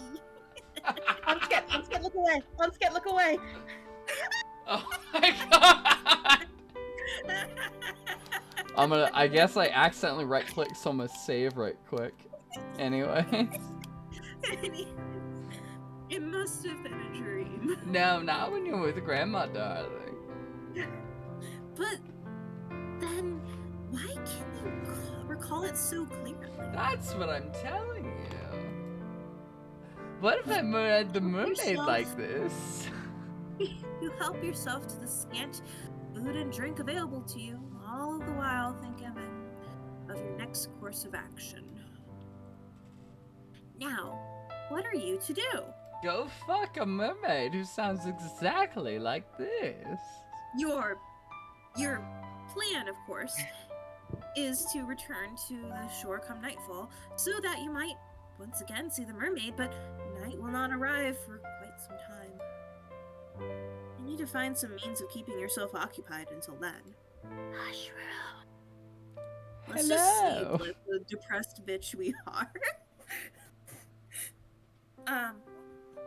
The uninspiring interior of your cottage does not furnish you with any particular ideas, so you decide to go for a walk. I want to go for a walk where I go and fuck a mermaid. Your souls still ache, and I can't believe you skipped me. I didn't After your exertions. Nana's excited for the mermaid. I'm excited for the mermaid. But if you go slowly, you ought to be all right. Hey, Dungeon Master, when are we gonna go find the mermaids? That is what you hope, at least. This is going to be terrible watching for anyone. Oh, absolutely. Except it's kind of fucking funny. 40 people who watch this on Twitch. No. Anybody watching the VOD, which is where our real viewers come in, is gonna have a great time if they make it this far. Hey, if you make it this far, drop a turtle in the comments. Hello, Swift Bench Cave HVJ 60M, cheap viewers on streamboo.com. I'm gonna fucking ban you. You do not need to talk to the bots. I know it's a bot, but like, you know. You do not want to spend much longer than you have to in the fisherman's cottage, no matter how cold it might be outdoors. We're not going to get to another route if we keep on doing this bullshit. Sorry, I'm reporting a bot. Block this user. Close. I will do It as is- I wish, Bailey. It is almost as cold inside as it is out, and in any case, the cottage is far too small. Leave the cottage behind you and set off. You do not know where exactly you are going, but you suppose it does not matter overly much. You do not have any particular destination in mind.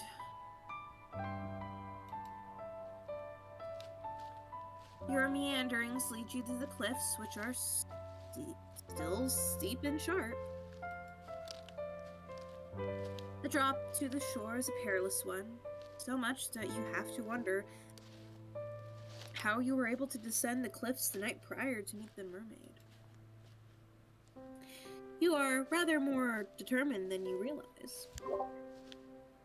Of course, I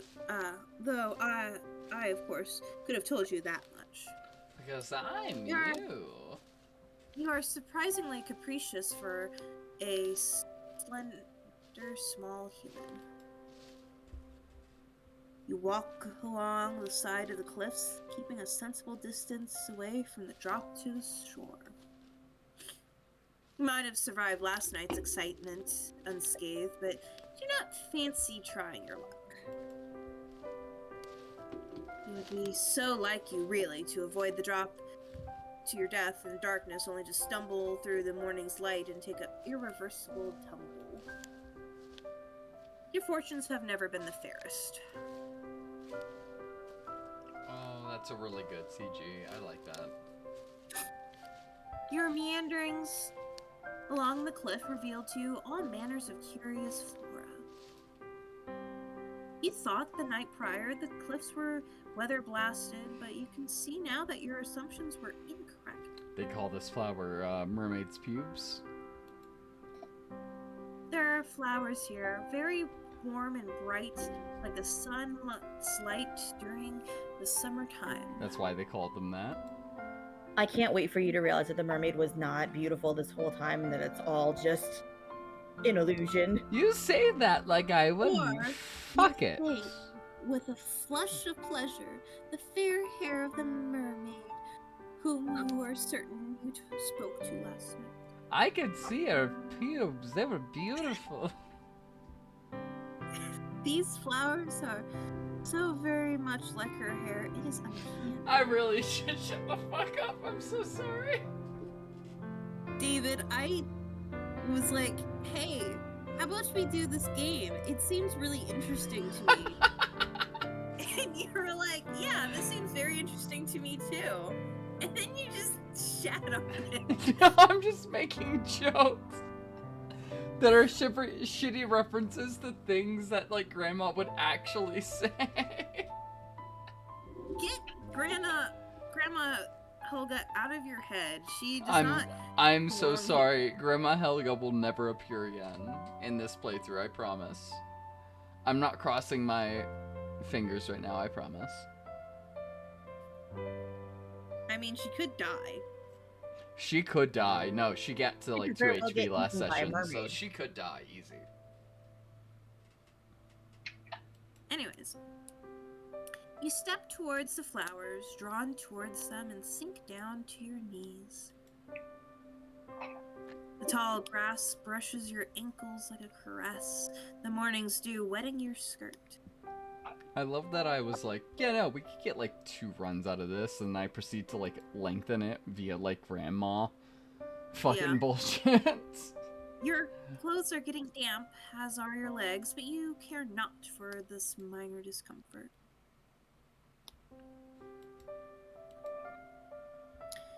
You have an idea. Mushrooms. Why not make a gift for your new friend? I call these. You are sure that she would appreciate it. Why would she not? She told you in a voice that was steeped in dolor that she had been feeling lonely. I applaud Bailey for pronouncing dolor actually correctly.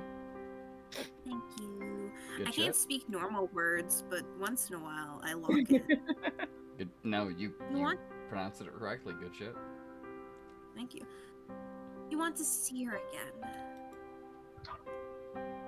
And when you next see her, goodness, you would like to make her smile. I'm drunk enough that I thought that like it ended at the M word and said you would like to mate. I hate myself. I'm so sorry. Good job. It is with this thought in mind that you begin to pick the flowers which are growing upon the cliffside. I mean, this is supposed to be a horny game, right? Like, come on. I think it's supposed to be a sad game, actually. No, I don't believe you. These flowers do not have any thorns, and their delicate stems snap easy enough between your fingers.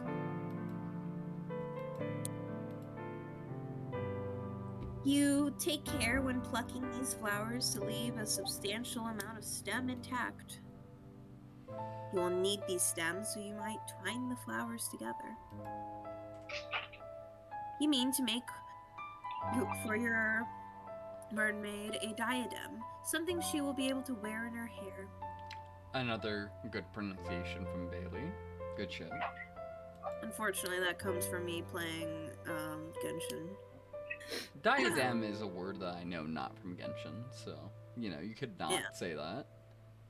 I could not say that. You but could just not say myself. That. This tiara is certain to suit her. Certain to suit her sounds kind of tongue twisty. It also sounds like kind of like neckbeardy, and I don't know how to go about that. It is so pretty, anything would suit her. Continue to work slow and steadfast as the weak sun shines. Ugh. It takes time, but you are eventually able to fashion something you are satisfied with. The sun is weak. I cannot cast daylight on the vampire. I'm sorry. I'm so fucking sorry. You can only hope the mermaid will feel similarly. If indeed she really does exist.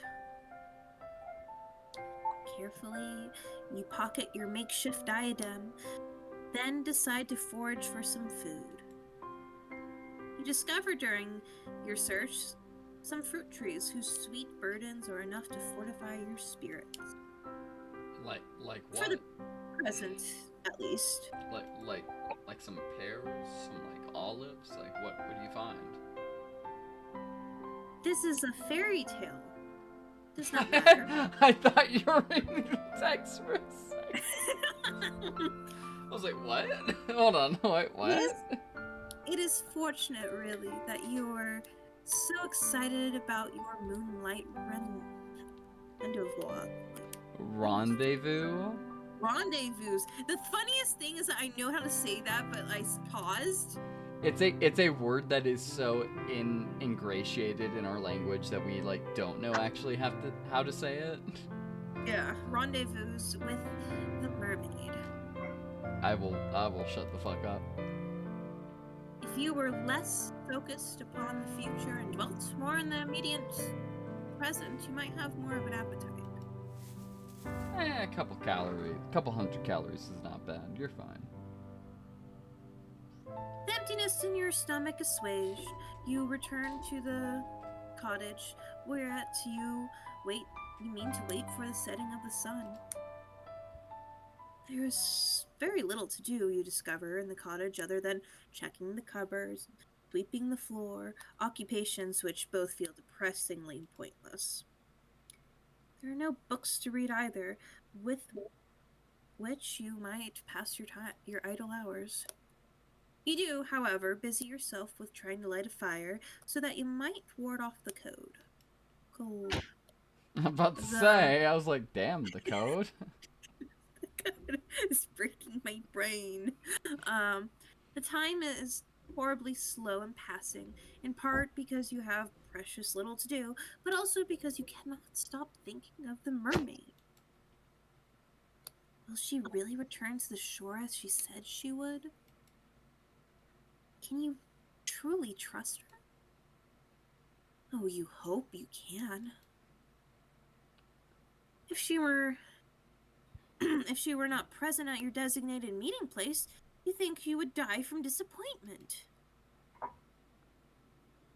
Seconds continue to trickle by, checked by any hourglass, and as they do, the sun sinks beneath the horizon. I can't wait to reprise my role as the mermaid. Part of you wonders, however, it might be too early to search for the mermaid.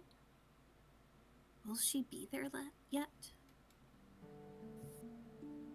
You sit there, your stomach tied up in anxious knots, and as you listen to the wind that buffets your windows, you hear it. The sound is faint, though you recall it well from the night before.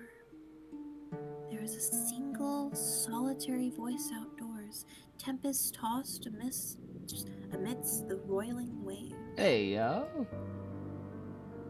The voice is a high, clear one, silvery, if indeed voices can have colors, like a finely polished dinner plate in a noble woman's home. I really like that fucking description. That's a really good one. Yeah. The voice belongs, of course, to the mermaid. Who else do you know with a voice as angelic as that? Relief begins to bubble up inside you, a relief so potent you feel dizzy from Yeah, girly. All right, let's go look at the mermaid again. it. She did not abandon you after all. Why, you wonder, did you ever think she would? She said she wanted to see you. Did you think that was a mere nicety? Buoyed as if by a gentle breeze, you hurried to the door. Trembling fingers, you're trembling, I presume, from the excitement rather than fear. You seize the handle and then turn it. Then you step out into the dark, inky night. You walk towards the cliffs as you did the night prior, beneath the cover of inky blue sky, the wind moaning fitfully with every step you take. Your soul still ache from your expedition the day prior, but you were able to ignore this discomfort. It seems irrelevant, really, when compared to the prospect of once again meeting the mermaid. You have known her for only one night, yet she has come to mean more to you than your own well-being. You would do anything for the mermaid if she asked it. Yo, would you let me? Well, almost anything. Jump in the ocean. It's fine. I won't eat you, I Hurry promise. down the sharp incline of the cliffs to the shore, almost stumbling in your scuffed brown shoes, which were really not built with rock climbing in mind. So frantic are you in your attempts to once again make the mermaid's acquaintance, you very nearly fall. It's a good thing you still have enough sense about you to regain your footing. Otherwise, this tale would come to a premature ending. Eventually, you make your way to the shore, then approach the jagged outcrop of rock whereat you last saw the mermaid. Like the night prior, the mermaid is perched upon these rocks, her fair hair strewn about her shoulders. When she sees you across the shore, she ceases her singing and her eyes light up. Or at least, they seem to. So, you have returned to me, my hero.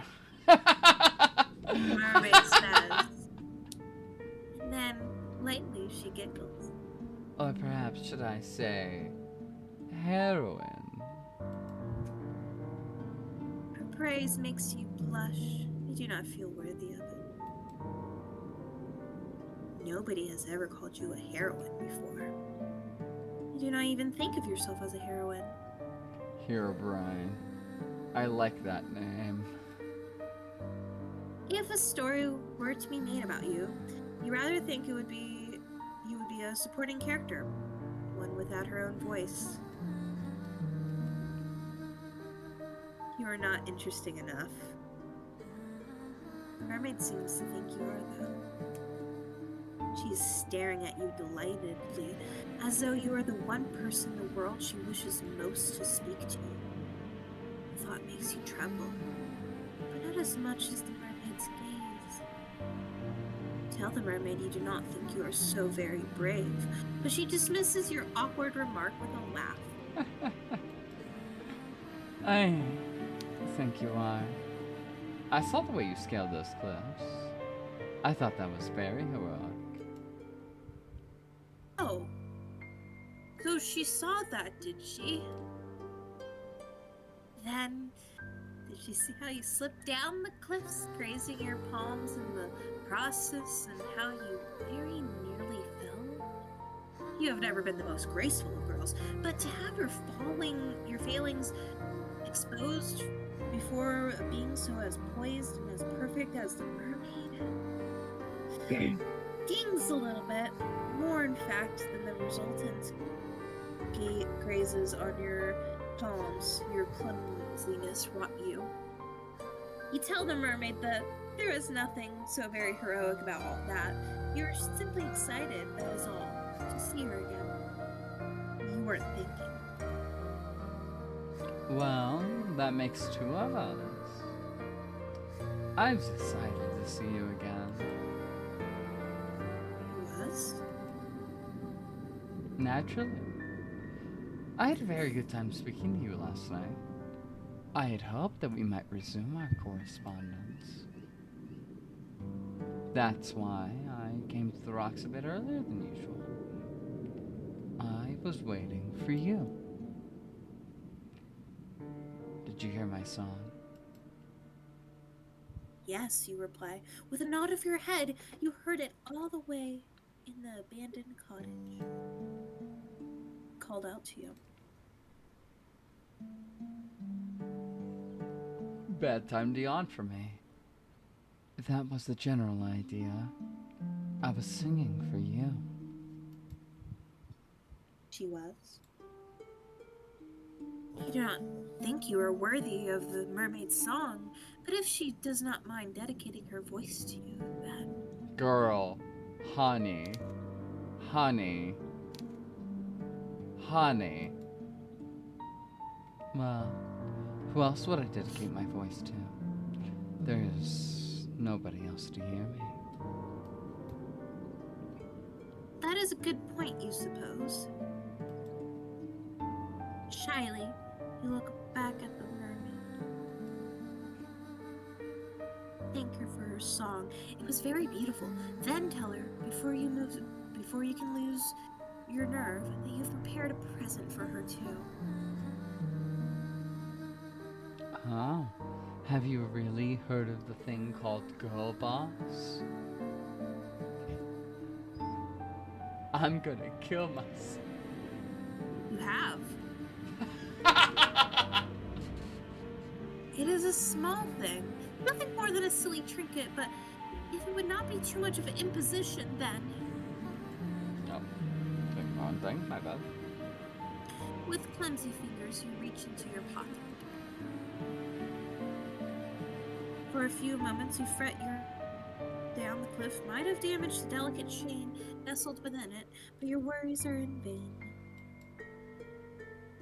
The chain is surprisingly sturdy, given that it was only made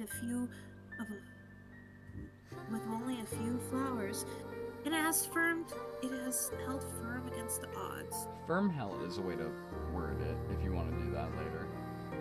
Yeah. You handle the chain with great care all the same, however, as you hold it out, presenting it for the mermaid's approbation? Approbation. Yep. Approbation. Being chill, fist bump again. It was for the mermaid that you fashioned this chain. You thought that it would look nice nestled in your hair. You were pleased with the chain when you first made it, but after looking at the mermaid, you've begun to reconsider. The mermaid's beauty is other wordplay. So much so that it almost hurts to look at her. Your flower crown, by comparison, Jesus Christ, somebody just zoomed outside and it was so loud. Seems a very meager offering indeed. Offering indeed. There you go. Sorry, somebody like zoomed outside and it was At like least so we loud didn't it hear it on the distracted mic. me. So, hey, Yeah. there you go. There you go. The longer you hold out your gift, the more unworthy it feels. You have half the mind as seconds elapse to snatch your silly, wholly unworthy gift from the mermaid before she can judge you too harshly. But the mermaid's lips curve upwards into a smile, and in a voice so full of gratitude it makes your heart throb, she says, Oh my. Did you make this for me? "Well, yes," you reply, still feeling a little flustered. You saw these flowers earlier when you went on a walk, and they made you think of her. Not, you hasten to add, that you would think her beauty is comparable to these flowers. Smooth, dude. They are far inferior when contrasted with her good looks. Smooth, dude. You simply thought. You are unable to get the rest of the sentence out. However, because the mermaid interrupts you, not rudely, but with something resembling compassion. Perhaps she pities you. Uh-oh. She must be able to hear how your voice is trembling. Can she also see the way your hands tremble? A disaster lesbian meets a predator. Oh dear. Faint heart never won the hand of a fair maiden, you know. What happened to all your confidence? No, that part's fine. It's fine to have a faint heart. I think that your gift is a wonderful one. I did not expect it at all. But it really is pretty. You look at your feet, too shy to meet the mermaid's gaze. Then you say very quietly, you are glad she thinks so, but it's not need to spare your ego. You have precious little of it left as is. The mermaid seems touched by your shyness. Perhaps she likes her prey to be self-conscious because she smiles. Ew. I'm not simply saying things to spare your ego. I'm not like that. Humans might spout platitudes as easily as they breathe air, but I do not compliment others unless I truly mean it. Is that not the point of speech, to have an honest dialogue with one another? If one party in a conversation is withholding their true intentions, then conversation is impossible. Playing game. Alright, excuse me. Playing games is a waste of time, particularly given my time above the surface is so very limited. Oh. You blush at this, more deeply still, and survey the mermaid beneath the full fringe of your eyelashes. Then, she really does like it.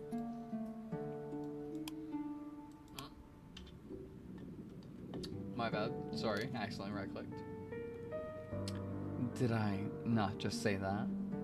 Sorry if I used too many words for your small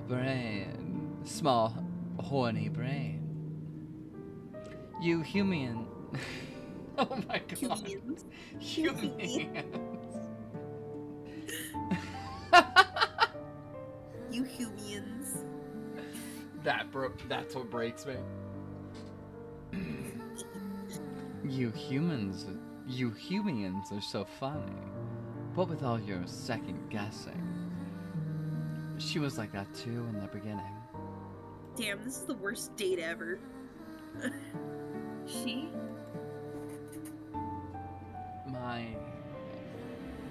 Friend. Mermaid's answer is a simple one. It makes your stomach clench regardless. Ah, yes. Your friend. How could you have forgotten about her? She used to make me gifts too, you know. Gifts like this one. She would pick the flowers on the cliffs over there where I can't tread. The mermaid gestures with one hand to the cliffs which tower above the shore, tall and imposing, as though to stab the sky above. And she would fashion them into crowns like this one. And bracelets. I was appreciative of her tokens, though she was similarly shy when she first presented them to me. I could eat you right up right now. How do you feel about that? She did not seem to think very much of her handiwork. Again, could eat you up right now. You and her are remarkably similar, really. You almost take her place. How about if I ate you up right now?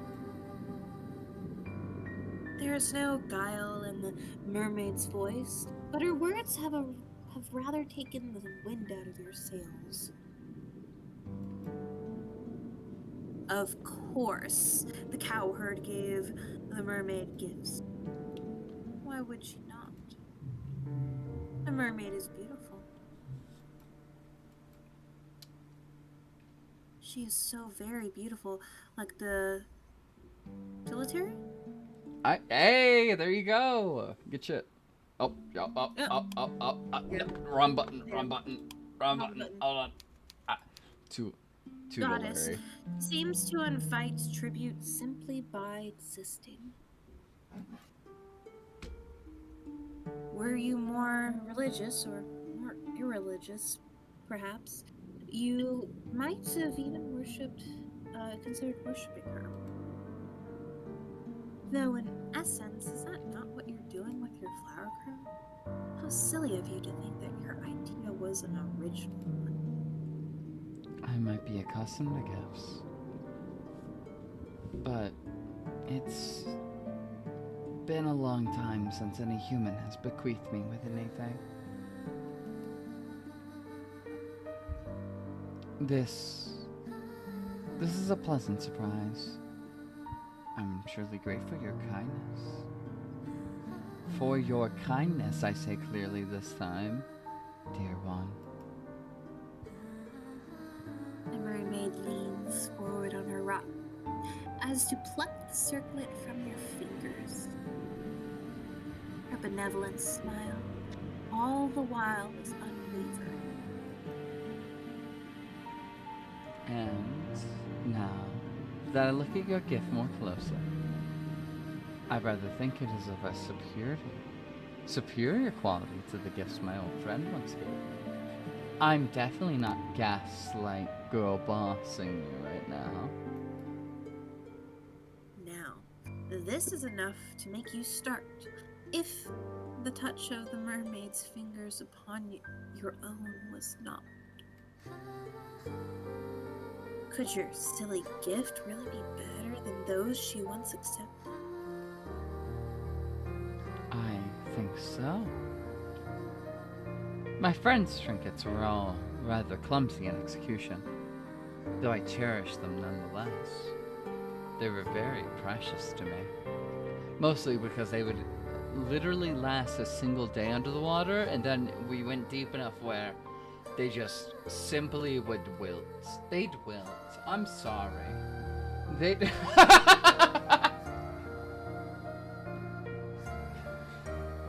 They did not last for very long. Though, when I took them with me to my home beneath the ocean, the waters would soon rend the fragile links between the flower stems asunder. Your diadem, however, seems more sturdy. But it is, by the same token, very delicate. Yep. You must be very good with your hands. Yeah? Oh, Yeah. yeah? You think back briefly to your disastrous sewing lessons in the past, your numerous failed attempts to thread your needle while the other girls giggled at you, and you blush. You think the mermaid's praise might be a touch too effusive. You tell the mermaid as much, but she only laughs. I do not think so. Now, The mermaid, the mermaid places your floral trinket upon her head, over her long fair hair, and then surveys you in a manner which seems almost coquettish. what do you think? You think the mermaid looks radiant, though it is less because of your gift and more because of her natural look. As a person who used to be by saltwater all the time, saltwater has a certain weirdly, like, if you have, like, thick hair, saltwater looks great in thick hair. Really? Yeah. No, like, straight up, if you do have, like, a thicker hair, the week after you leave the beach, oh my god, your hair looks fucking amazing. It's because of the salt water. It like dries in your hair, leaves the salt bonds in it, and it just like looks really nice. It also Go ahead, show. it adds volume and whatnot to it as well once the salt dries in your hair. Yeah. I just remembered, and I don't think it was because of the salt water, but I remember when we were on top show, and I was like, my hair was drying, and it was drying through the while we were driving with the windows down. Yeah. And it got like so floofy. Yeah, it did. Yeah. Volume. It unfortunately doesn't work as well for like people with thinner hair, but for like people with thick hair, like mine and like a few other people I know. Oh my god, saltwater does fucking wonders for it. It's so good. But sorry for taking that aside. Weird thing that I thought about for this. Yeah. You tell the mermaid this, though, in terms not quite as loving, and she giggles. You're selling yourself too short. I think your gift is lovely, really. The flowers rather match my hair. You answer with a nod of your head. That is why you picked those flowers. She is all you've been able to think of. I'm glad you've been thinking of me. I, in truth, have been thinking of you, though I did not wish to say as much. No? No. It'd be embarrassing to confess how much I've been looking forward to our reunion if you didn't feel the same. I do not care to pine for humans from afar. But if you care for me as I do you, then it makes me feel less alone. Hasten to assure the mermaid, your face aflame. Do you ever stop blushing? Goodness gracious! And that you do care for her. Very much. So. POV, I have placed Bailey in a mermaid fucker situation. I mean, Would yeah, you? whatever. Sure. Hey, there you go. Honestly, though, could stand to have more boobs. That's just my. Hey, no. Small titties are okay. That's fine. They're okay. I No, just have a to be fair, I wouldn't call them small, but like also they're not big. They're not. No. Yeah. I don't know. She just. Hey Bailey, like let's be respectful of those anyway. with smaller titties out there. Come on. I feel like for being such a slight frame, her boobs are correct. If she Yeah. was fuller, she could have a huge rack. No. My thing is that she's so thin on the top, but her like fishtail's humongous. She got a fat ass, Bailey. You got a problem Like, with that? I'm not an ass lady. I like the boobs more. As an ass man. As an ass dude. As an ass he she. Look, you should really be more respectful. Look, I said she was hot. I just said I'm not salivating over her like you guys are. Latina Sonic. Anyways, sorry, joke. Bad joke. You have not known her for very long, but she certainly made an impression upon you. Bailey reminding us that we're gonna go to hell. She is such a easy conversationalist. Time simply slips by when you are together. Go to hell after being eaten by a mermaid, nonetheless. Obviously. Yeah. But it does not hurt, of course, that she is so pretty. I've heard it said, yes, that my looks are rather appealing. My old friend was similarly complimentary. I can't blame you humans for being so taken with me, when my form is so very graceful. Your legs seem rather cumbersome in comparison to my smooth, sleek tail. It must be so very depressing to lumber about on land as you do, living your days beneath the harsh sun and cool, unfeeling moon. Sometimes I rather think I pity you. But the surface is a good deal brighter than it is beneath the ocean. I'll grant you that much.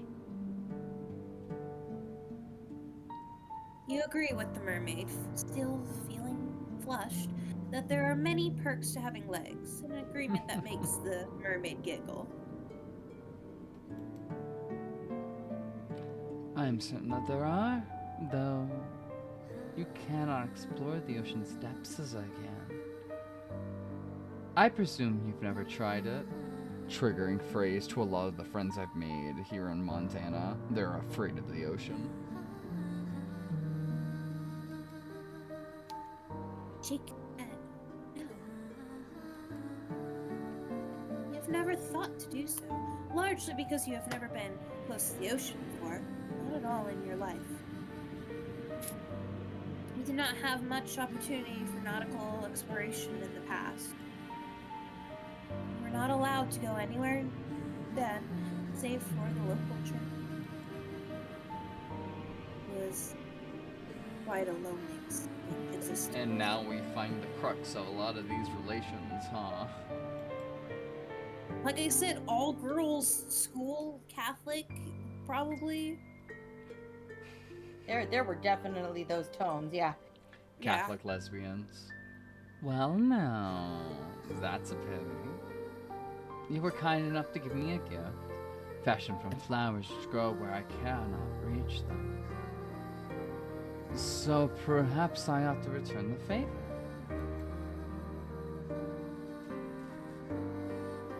The favor? Yeah, that's right.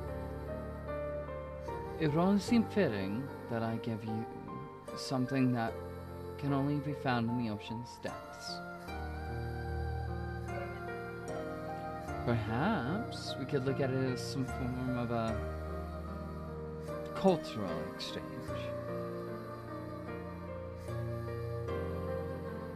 Oh no, you protest, your eyes wide. You couldn't possibly put such a burden upon her. Hey, are you wondering where the drowning part of the of the content warning is? Hey, I think we're about to reach it. Anybody who's watching, so beware. I mean, we already, yeah. I mean, we kind of got a bit of it that I think was like a, hey, just as a warning, this is what's going on. Yeah, this is a second warning and a warning. Hey, right before it happens, here's the drowning part. Be ready. Did not give her a gift after all because you wanted to receive anything in return. Anything other than her friendship, that is. Her conversation was more than enough to satisfy you. You do not need any physical presence on top of that. The mermaid does not seem convinced, however, by your naysaying. She raises one eyebrow. Even this gesture is performed elegantly. Then says, If my company is all it takes to satisfy you, then you are easy to please indeed. But please, do not rebuff me. I am offering because I wish to do this. Remember what I said. I do not say things for the sake of it. you murmur if she really doesn't mind. Of course I don't mind. Now wait there. I won't be very long. It'd be rude to abandon my new friend in the midst of a conversation.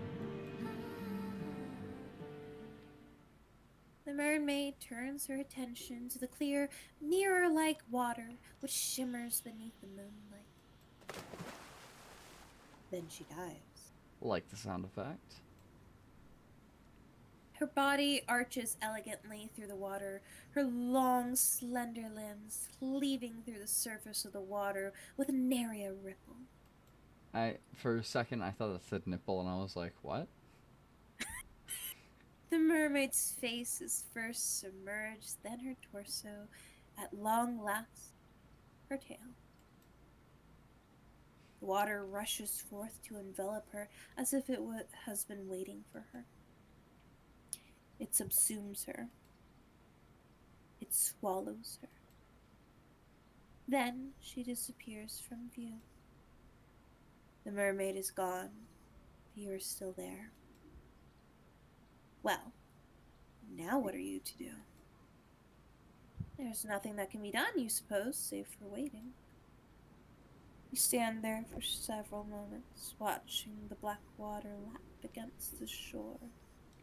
And while we wait, I'm gonna save. And I'm gonna take a leak real quick. Okay. Shit. Fuck. Ass. Falling apart.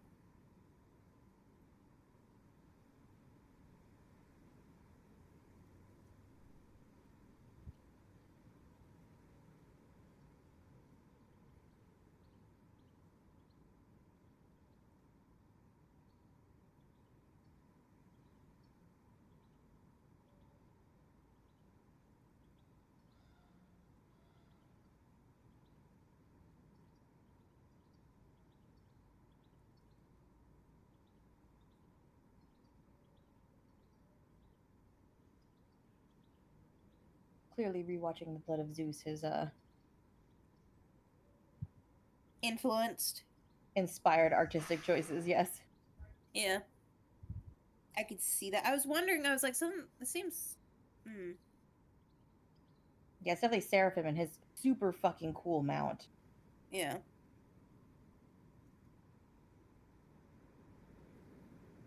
I do not think this is going to be an accurate skeletal portrayal. People are indeed. Yeah.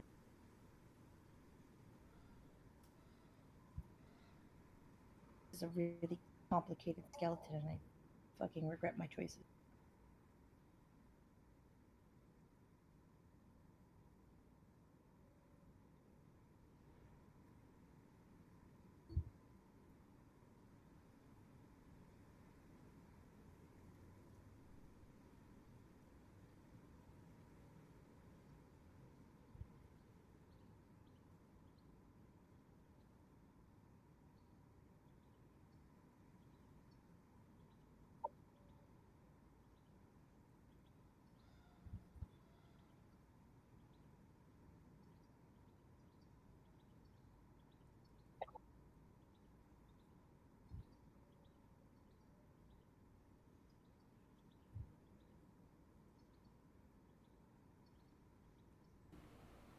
Is the...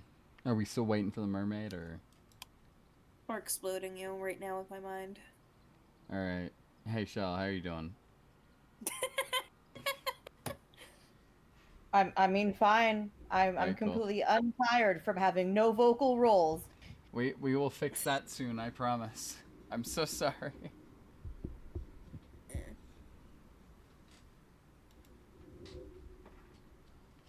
The breeze howls mournfully like a wounded animal as it buffets your hair about your face and your torn skirt around your legs. Time lapses, but how much of it? As you stand there fretfully, feeling as ostentatious as a maple. When will the mermaid return? Also, don't blame me. I didn't realize there's only like 2 vocal roles per thing. So blame Bailey. Yeah, whatever. Please. Will she ever return? Nah. You're starting to wonder, is that all you do? When, look, over there, up by the rocks upon which the mermaid once sat, the water is rippling. It looks as though your new friend has returned. Are you ready to gaslight us? The mermaid pulls herself onto the rocks using a surprising amount of upper body strength, then smiles at you. I apologize for the wait. I hope I didn't make you worry. You were worrying, but not half as you are not a you are not half as honest as the mermaid. Mermaids might be spoken of as devious tricksters who lure sailors to their deaths, but they are, in actuality, very sincere. So isn't so. They are so much more sincere than most humans. Perhaps that is why your kind fears them so. There are few creatures who inhabit this world whose capacity for lying is greater than your own. You tell the mermaid that you are not worrying, and she answers with a wry smile. I'm not so sure about that. Ah, mermaid is wilier than you were giving her credit for. She has seen straight through you. But no matter. It took me some time, but I was finally able to achieve for you a gift. I didn't have the means to turn this into a pretty piece of jewelry, as you did with the flowers. But I wish to give it to you nonetheless. I do hope that you like it. Mermaid leans forward, then holds out her gift towards you. Her slender fingers unfurl about it like the petals of a flower being folded back, and oh, what a pretty gift it is. The ocean might be dark and deep, unfeeling and cold, but the same cannot be said for the object which glitters upon the mermaid's palm. She has fished from the depths of the water a beautiful shell. I'm deteriorating. A beautiful shell, one which shimmers prismatic colors beneath the moon's light, much like the scales of her tail. Mermaid, but it's just a thumb. Thumb mermaid. The shell is so very pretty. It quite takes your breath away. Thumb, but it's a mermaid. You look at the shell worriedly, your teeth biting your lower lip. That's a bad habit. You will make yourself bleed. And then ask the mermaid if this is really alright. Would a gift like this not be wasted on you? Of course not. I want you to have the shell because it makes me think of you. It does? How so? I thought it should be obvious. The shell is a lovely find. Also, Hey, if we go back to that cabin, I'm gonna save and be like, hey, Shell, which route do you want to take? And then next time we do this, then I'll go, all right, we're gonna do the death ends of both of these. um, as are you. Oh. Did she just call you lovely? Yeah, idiot. She's gaslighting you. Surely you must have misheard her. Yeah. I can scarcely believe it. It is a lot, awful lot for you to take in, but... Yeah. Now, why are you gawping at me like that? The winds will change, you know. Then your face will be stuck like that, which would be quite the shame. You would waste your good looks, which, for a maiden such as yourself, would be nothing short of a tragedy. Seems as though the mermaid really does think you are pretty after all. The mermaid with her smooth skin and fair, fair hair. I can scarcely believe it. There is something almost laughable about the mermaid's compliment. There was a greater gift I had for you, but you need to follow me into the depths for me to give it to you, as it will surely die if I do not share it to you deep down into the water. How could she call you pretty when her looks are so immediately, obviously superior? She is a type. It's Butch. You're Butch, dumbass. No. I look at you, Bailey. No. Fair enough. I've seen the main character's art. She is Is she just not a girl. Butch? Is she just like No. anime girl? No, she's like a pink-haired bitch with 2 braids. That's lame. Tongue-tied, you look at your feet. You do not know how to reply to the mermaid. Actually, you know what? Thinking about it, that design makes sense if all the routes are basically just predatory animals. So like fair. You have half the mind to refute her words. Tell her that you are not that pretty. Not really, but you fear that might look rude. You do not want to rebuff the mermaid's well wishes. There is nothing for it then, but to take the shell, which the mermaid retrieved from the ocean depths for you. You do not think that you are worthy of it, but neither do you want to refuse it. Now, that is a surprise. The mermaid says, amused as you reach for the shell. I didn't think you would be bold enough to take it. Not without more coaxing on my part. You've exceeded my expectations. What a good girl you are. I pat you on the head. I pat you. I pat you on the head. I pat you. Your heart flutters with this praise. Praise Flutters King. all the more when your trembling fingers brush against the mermaid's palm. I have so much to say. I can't decide upon a single thing, so I'm just continuing. She presses the shell into your skin and your fingers tighten about it. Your heart flutters with this Wait, praise. hold on. I fucked up. Sorry. Yeah, I just continued. The shell is sharp and pointed, and it digs uncomfortably into your skin. Why would you let the dialogue change with the scroll wheel? It hurt. There is pleasure in the pain. I look at you. Mm-hmm. Main character. I look at... Not Bailey. Not you, Bailey.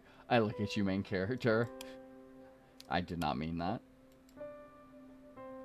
You do not want to spurn it. Even pain can be a precious thing when dealt by one whom you care for. You never knew that before. You hold the shell to your heart, which is beating in an irregular rhythm, and look at the mermaid. Do you want to eat each other out? Yeah, sure. Why the fuck not? Then very softly, you thank her. It is quite alright. It seems only fair after you shared part of your world with me. I wish share. Uh. I wish to share part of my world with you, too. I fucked up again. Goddamn. Humans cannot normally descend beneath the ocean's depths. And even if they do, they can't remain there for very long. You're far too fragile. Would that I could, I would bring you with me to my underwater kingdom where we might be together. Mermaid's melodic voice trails away, suffused with something resembling Melancholia. melancholia. There you go. I have that, I think. She sighs. Then she shakes her head and smiles. But this will have to do for the present. Please, take good care of this shell. Look at it from time to time and think of me. That would make me very happy indeed.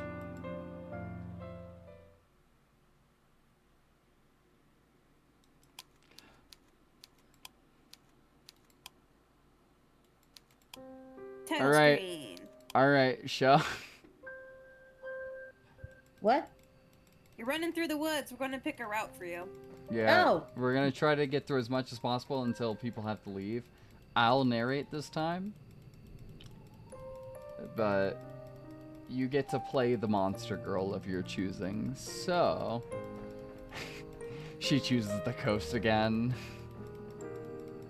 Shell just plays her own version of the mermaid. Yeah. My mermaid's Oh. sassier. Okay. Do you want to go to the village, the castle, or the shore? The castle. What could go wrong at Let's the go, castle? vampire girl. So, She's actually not. you want to go to the castle. Good idea. All decent fairy tales tend to conclude in castles once their beleaguered put upon heroines are finally able to wed the handsome princes they once dreamed of. Why bother trying your luck with the shore, which very may well be deserted, or the village, which will be full of dirty, barefoot penitents? Far better to skip the suffering and go straight to the grand finale. Listen, if How- I'm gonna die, at least you can have a nice duvet or something. How very astute of you. I did not realize you had it in you to be so mercenary. I can only wonder what you will uncover during your moonlight meanderings. The night is far from over, and your adventures are only just beginning. I only hope that you have brushed up upon your curtsies. They might come in handy. When one is interacting with sovereign. Royals can be temperamental after all. If you fail to treat them with the prerequisite amount of respect, you might come to regret it. I'm sorry. I'm so fucking fuck. I'm so sorry. You follow the path which leads to the castle, unsupporting yourself. Supporting yourself, not unsupporting. Supporting yourself Yep, on I'm supporting yourself. weary, aching legs, which feel ready at a moment's notice to detach from your hips. You are little more than a wisp of a girl. But you've been running for so very long, and your feet are so very numb. You feel like great lumbering things. Clumsy, ungainly. The soles of your feet are screaming at you. You need to lie down, and quickly. You only hope as you continue to run, that you'll find. Oh God. It always happens, huh, Bailey? Yeah? Yeah. As you continue to run, that you'll find a spare room available for you in the castle. You don't know what exactly will await you at the castle, but you have visions. As you run, of a vast, opulent dwelling. This dwelling will surely be of finely furnished rooms in which you might rest your weary head. There might also be a king and queen inside this castle. You think? Who will be kind and wise? And what of the children? What of a princess? Every good castle must possess a princess who will take pity on you and your plight. You can imagine the face of this generous princess with ease. Thanks to the lesbian fairy tales you read in abundance as a small child. It's a very progressive village. Very progressive castle. I feel like you're not. The princess will be a Also, fair. you're not from a fucking village. You're like a noblewoman. The Very princess. progressive, all-female Catholic school. The princess. First, yeah, I'm The gonna fuck you, David. Fuck you. princess. Fuck you when you're narrating. You could have done this at any time to me to shut me the fuck up. That's all I'll say. The This princess will be fair of hair and blue of eye, with soft pink lips pursed like rosebuds. This is not exploitative in the weirdest way, I promise you. Her limbs will be slender, Very self-centered. her hands dainty, and unsullied from physical labor. Her sensibilities will be sweeter than marzipan.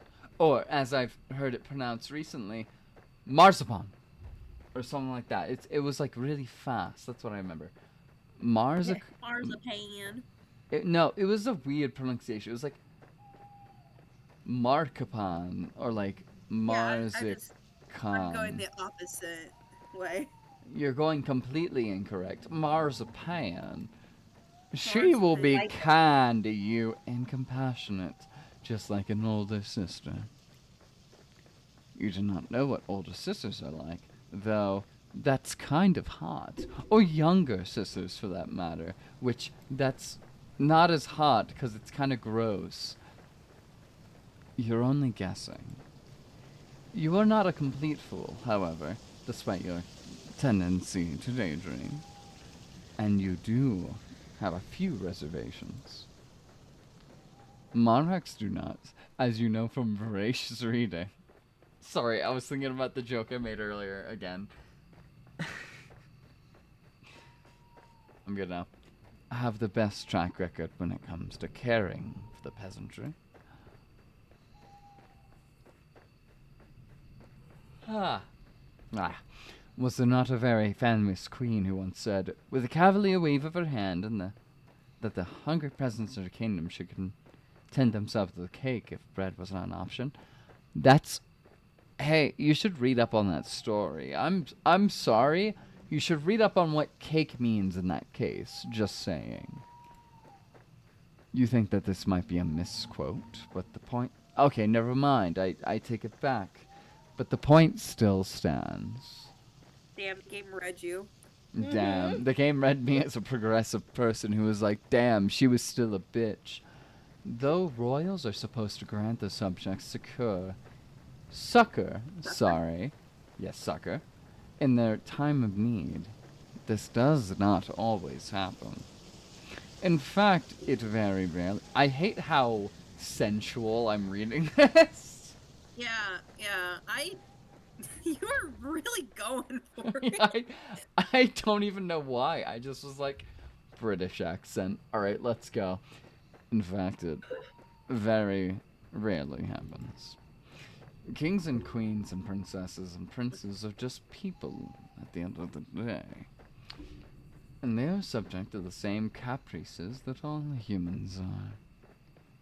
I guess this is my, like, VN horny narrator voice. I guess. Sorry, Shell, that this is what you're going to be hearing while you narrate your own, while you, like, talk to yourself, but... You know. Yeah, you know, whatever. Hey, if it's good for you, dog, that's all I'm saying. We have different ways to go about it. Terrible. They can also be careless, and... what if I just went full Asterian read on everything? No. I shouldn't. No, I don't even think I can pull it off. I'm gonna be honest. And selfish and inconsiderate. There is no guarantee that this mythical princess of your imagination will help you. Hell, dumbass, you don't even know if there's a princess there. I do think it's interesting, that earlier, like, when you chose the castle, it's like, yeah, you'll get wedded to a prince. And then our girl's like, well, what about a princess who's just my best friend? But, like, what about a princess who's, like, just, like, charming and caring, though? And she's all dainty and cute. And what if yeah, I we was were about to best friends, say, and then she falls in love with me, and then we kiss?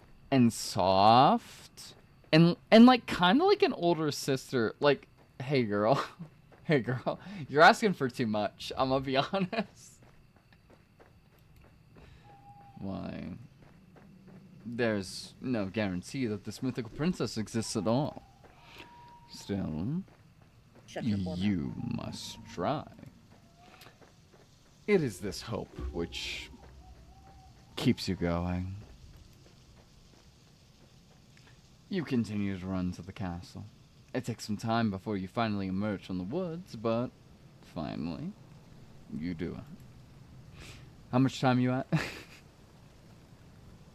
The prince part of it was her thinking of the narrator and be like, damn, alright. But, like, what if a woman, though? How much time, you ask? I cannot answer that. Did I not say that time had begun to lose all its meaning? The forest is behind you now, at least, and all the nightmares which dwelt within. It's... Shell, do you have something to say? No? Okay. Okay. You can make fun of me. It's fine. It's fine. She literally just sniffled because she has terrible allergies. Stop bullying her. Damn, I can't believe I can't believe I'm the bad person. Yeah, you're actually being the bitch here, dude. I don't know what to tell you. It is still... Oh god. I almost went full Dracula. Dracula. Actually, for a second, I'm gonna do that. It is still cold, though, and foggy, and very, very dark. I kind of love it. I do actually really like this. The sun has yet to rise. You can see the moon more clearly now, though as it hangs above your head, round as any pearl or orb or crystal. The moonlight shines. Don't. I'm scared to call you out on that one. Sorry, no, that hacking sound was 100% Fen. Yeah, okay, fair. Dog. Oh, that was the dog. Damn, I feel like even more of an asshole now.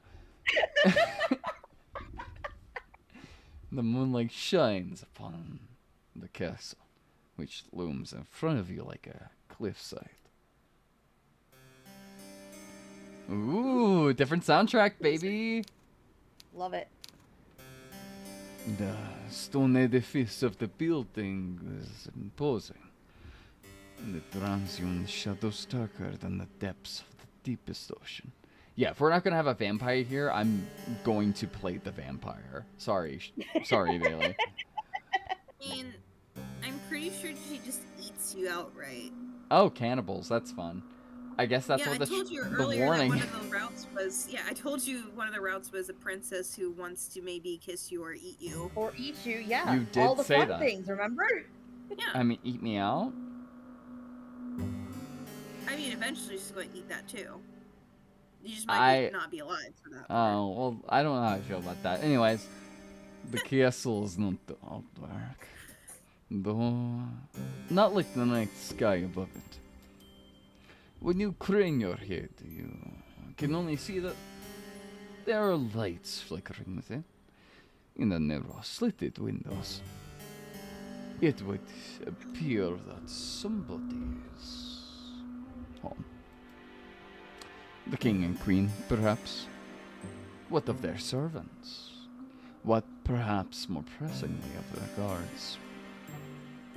You have expect, as you stand there, that armored knights will accost you for daring to approach the castle of King and Queen so-and-so.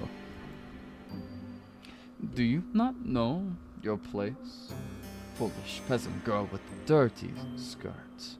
That... I don't know how I feel about that specific sentence. Be gone with you. Gone. Be gone with you. You are not, of course, a peasant. Your family is a wealthy one. Or rather, they were before your father made a series of poor financial decisions. You don't look like a young lady right now, though, with your dirty face and your dirty skirt. Or just torn at the hem. That's it. I'm going to hell. I'm going to hell. To be fair to me, that is the 4th time they said dirty skirt in this line of dialogue, and I don't... It sounds like the narrator is real horny for this peasant girl skirt. I don't know how I feel about that. I'm gonna be honest. You're dirty. So dirty, though. You're so gross. You're a dirty, gross girl. Look at your dirty skirt with its torn hem. Look at your Dirty dirty girl. skirt with its torn hem. I love that I like slip into like slightly Swedish with that. It's torn ham. If any guards... yeah, if any guards were to take you for a vagrant, it would not be surprising. I also do realize how close this is to a Russian accent. But though you stand there, dithering, your filthy fingers hooked in front of your...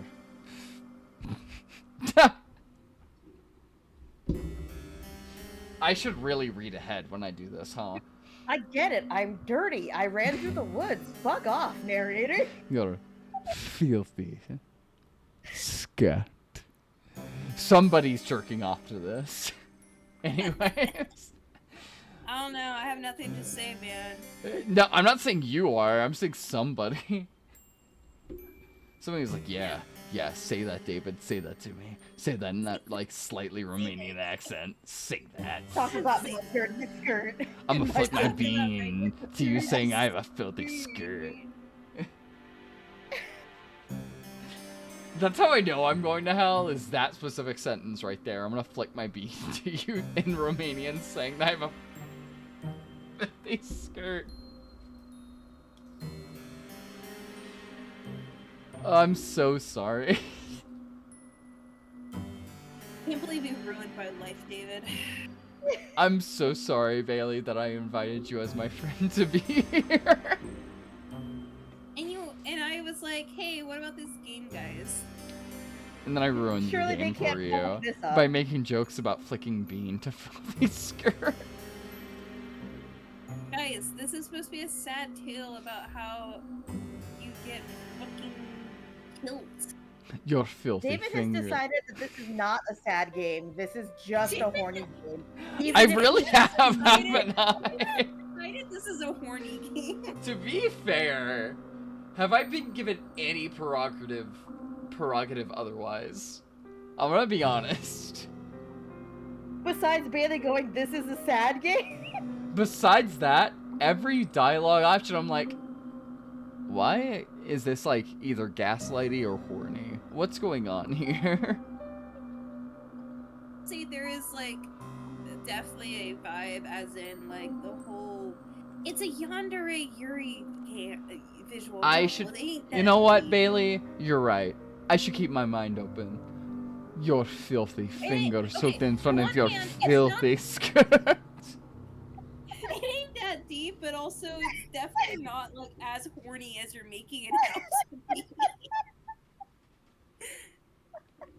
Like, my god, let me find you like an actual horny VN. Jesus. Honestly, I will like in full. If you say beforehand it is a horny VN, I will like in pure, just like I will come to it sober just so I can do this. I will in pure confidence read every line in sheer seriousness. Well, I'll tell you what. The same author has a vaguely horny. I mean, from my understanding, it's a horny game where you get like trapped by a vampiress. Bailey, you don't understand how hard I'm glaring at you right now. Listen, Bailey, for academic purposes, I'm gonna need the name of that one. We Yeah, can play. let No, me no, find Shell. We can play it on stream when we don't have as many people again. Think about it. We could. We could. And I can play narrator and play it straight the whole time, completely Trying to do sober. super horny Vienna whatnot, but like completely stone faced and failing Exactly. miserably. I could no, I'm I could sending it. do my parts completely stone faced and be like, "Why are you laughing?" Like, cause I've played the straight man in these streams before. I've done it. Bailey has seen it. Yeah. I'm sending it to the group chat right now. This one you do have to pay for. I'm okay with Okay. that. But It's called Cage of Roses, and it's a haunting Ooh. gothic romance set in the 19th century. Follows Kay, a young woman from an impoverished noble family, as she's swept off her feet by the mysterious Magdalene, a vampire who possesses a dark secret. a vampire And, like, who possesses a dark secret. And literally, like on the page is her having her like face gripped by the vampiress while she's like looking down at her. Hey, this is. Hey, I'm gonna ask for permission. This is a foul sentence. Am I allowed to say it out loud? Sure. The secret is that her clit is extremely large. No laughs. All right, I'll fuck off then. I'm sorry. I did a slight. I'll be right back. I couldn't hear it. Shell had to leave. Shell had to leave. Shall I leave? She's like, you know what? Fuck this. I'm done. But Sorry, no, just arguing with the eldest. understandable. Having a very Go. Logan, how you doing, lad? Go before I ground you. Yeah, How you doing, dude? I'm doing good. All right, make sure you treat your mom all right. All right, Yeah, he made like $80 today mowing lawns. So. dude, that's sick. I'm trying not to say the F word. That's sick. You can, it's okay. Yeah, he I knows that's the word he I know, but like I'm respecting you, so you know. David respects you more than I do. Apparently, but That's not what I'm saying. And I'm gonna mow tomorrow too. you're not gonna have Hey, time. through the voice chat, I need you to give me a high five. Hell yeah, man. Sound effect. Good job. Yeah. Bye. Good shit, Logan. Take care. I won't say the F word, but I'll say hell yeah and good shit. You know. You know. And I'm a just for terrible uncle. Just for chat's sake, we have raised children in the knowledge that there are words they haven't earned yet, and that they earn them either with age or doing cool things. Like if they save a bus full of nuns, they can say shit. Good shit. I am old enough to say shit. You are old enough to say shit. Good job. Implying- Well, you I'm know, wait, flying. somebody saw awful shit right like 5 minutes ago. I love the idea that fucking Logan fully heard what I said out loud. I was just like, I'm gonna ignore that. Yeah, David, you're a cool uncle.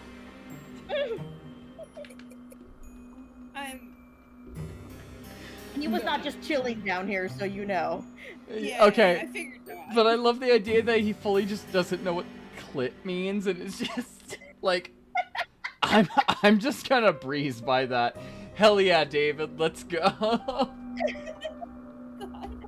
We've been on this screen for like 10 minutes. Dude, you're not going to see the princess at this pace. Yeah, we Where's should my go. I'm so sorry. You do not hear any cries. Nobody sounds the alarm. Lights might be on inside the castle, but there is nobody outside of its perimeter standing sentry. I can't wait to add a This is fucking. perfectly normal. I can't wait to add a timeline to the VOD. Be like, hey, by the way, if we get batshit around this time. You could just put that at 0-0. Yeah, Fair. pretty much. No, I do start making jokes from the outset, huh?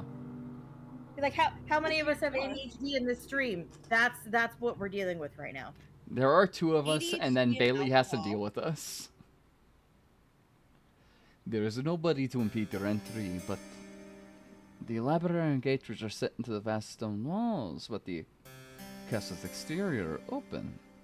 Just a crack. It's be a trivial matter to slip inside. There's nobody but the cannibal to stop you. Why are you trembling now, you silly thing? I only mentioned that there's a cannibal. You have come so very far, and it would be an act of foolishness to turn around now. Go on. Go. You inhale. Perhaps in an attempt to screw up your courage, which has, at long last, begun to fail you. And then you step forwards. You slide between the wrought iron. Shell, you step forwards. What would you like to do next? I said, fuck it. Okay, roll a And d20. The I wrought walk iron. straight through the corridor and fall in a pit trap. Yes, you Yeah. die. I'm so sorry. As stealthy and as secretive as the thief. Then cross a path which leads up to the tall, imposing structure.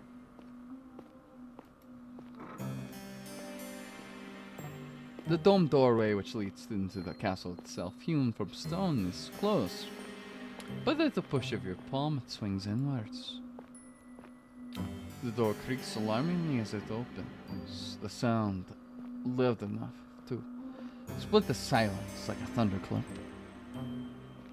You inhale at this and glance around, your eyes darting hither and thither. If there are any guards posted about the castle's grounds, they should have all been alerted by that sound. Will they come for you at long last? What will happen should they catch you? Will they throw you into the dungeons, you dirty, dirty girl? Damn. I'm so sorry. That does not sound like a peasant way. Oh, sorry, a pleasant way to spend the night.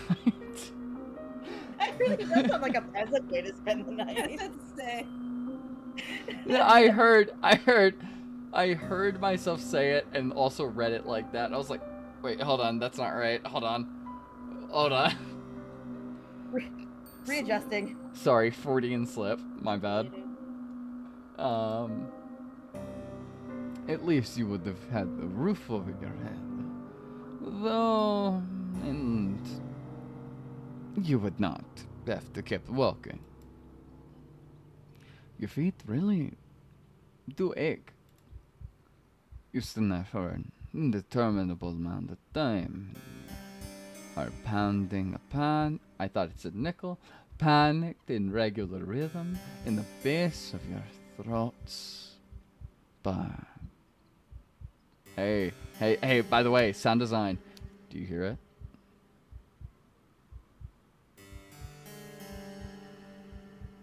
Do you hear it? Hey guys, It's echoing? do y'all not hear the heart? Oh no, yeah, it's- the beating. I'm gonna actually like just like let y'all like focus in on that for a second. It's right in your ears and it's really good. I really like it. Oh, that's good sound design. I really like that. But no matter. Okay, there it is. Sorry, I'd turn it Yeah, up. yeah. No matter how much time elapses, no, gods come. You are thankful for your good luck, though it does make you wonder. Are you? What do you think David was gonna say? Comment down below. Where is everybody? The more unhinged, the more realistic, honestly. Honestly, yeah. Why? Women are allowed to be gross too. It's still not okay, but women are allowed to be gross too. Why? Did I ever say or indicate to you otherwise? You know what, Shell? Fair. And I'm sorry I questioned your judgment, therefore. Why is it... fuck. Why is it almost as if all the people in the world have disappeared? Could you be the very last human left alive? With your... What the hell happened in these woods? I don't know, but I think everyone died to different supernatural circumstances. I'm gonna be honest. And we just stumbled out of the woods and we're like, well, hope somebody's alive out here. Yeah, you're running from like a witch or something, from my understanding. I think you're running from a witch, and what happens is when you go through the woods, you're being transported to another world. Are we being isekai'd? Yeah. Boo. I guess this is one of the more original isekais, though, because the main character fucking dies, so, like, fair enough. No, it's not like an isekai. It's more like a, Bailey, I you look at step you. into the realm of the fairies. Yeah. Okay, that interpretation I fuck with a lot more, because it's me. So, you know. Yeah. Well, that's awesome that they have never done anything in order to, or it's seed any kind of belief of trickery or malfeasance on their part. Or honestly, I think it's more of you're stepping into. Oh my god, are you running into the dark like fairy forest and it is making a fairy tale for you? You're like stepping like into a Brothers Grimm fairy tale? Yeah, I think that's what's happening. And depending on your choice, it really depends on your fate. I actually, okay. I know I've made so many jokes about this game being, like, pretty fucking horny. But all things considered, if that is, like, the genuine interpretation of this, like, hey, this girl runs from a witch and the witch curses her to run into a Brothers Grimm fairy tale where fucked up shit happens and she dies at the end. I actually really like that. That is like original honestly, and cool, and I really like it. I mean, it's a fitting punishment because, as we know, this girl, she has like no friends. She sucks at all of her classes, but she uses books as an escapism. Yep. And the one place she's trying to escape into ends up being her doom. Oh my god, are we playing the fail girl? This is actually really ironic because when we started the stream, I always have something on the TV just to distract my ADHD brain, and it was The Labyrinth. Oh my god, The Labyrinth, Guillermo del Toro, right? No, that's Pan's Labyrinth. I'm talking about The Labyrinth with David Bowie, where the girl reads the story about the Goblin King and pretty much. Hey guys, when I visit again, do y'all want to watch The Labyrinth? Because I haven't seen it in such a long time. Oh my god, I love this. It's one of my favorite movies. That'd be really fun. Though, by the time I visit again, it might be, like, by the time I, like, move over. So, we'll see. We absolutely should watch it. Hell yeah, dude. You frown. Then press your palm against the door. Damn, you really went off topic there, didn't you? You push less cautiously. this time, heedless of the loud sound which splits the silence. There is no point in worrying about the guards, not when they might be very well non-existent. Your entry into the castle secured.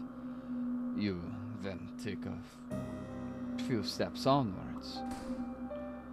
The door swings shut behind you, and the resultant slam makes you drum. You didn't expect it. Your heart knocks against your ribs, and with wild eyes, you glance about. You are standing in a vast entrance hall made of stone, which splits off. This is just Russian now. Yeah, it is. I'm okay. I kind of fuck with it though, honestly. I'm down.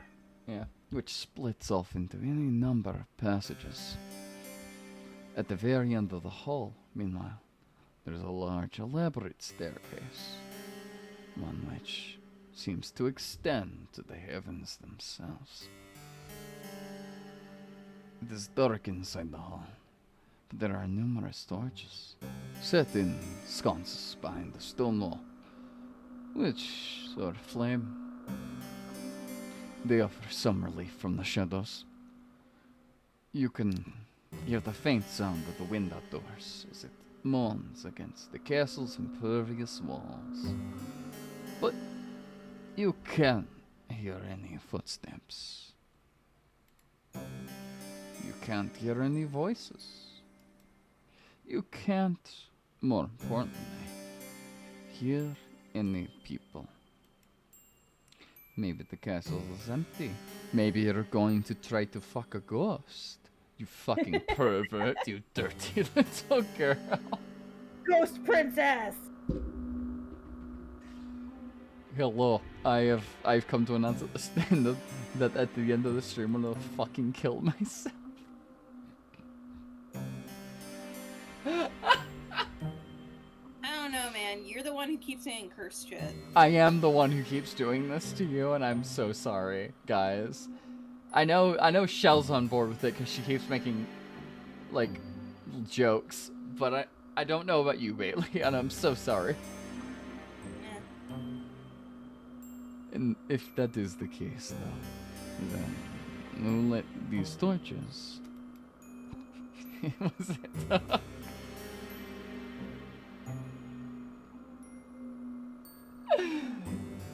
I'm done. I'm so sorry. It's a curious conundrum. It was a monster mash. A monster mash. Wait, no, I wasn't done with that. I'm so sorry. You muster up what remains of your courage. My God.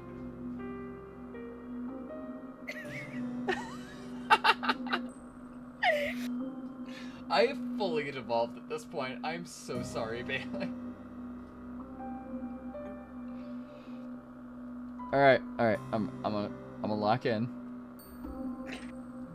No, it's actually fine. I think I'm going to go to bed for tonight.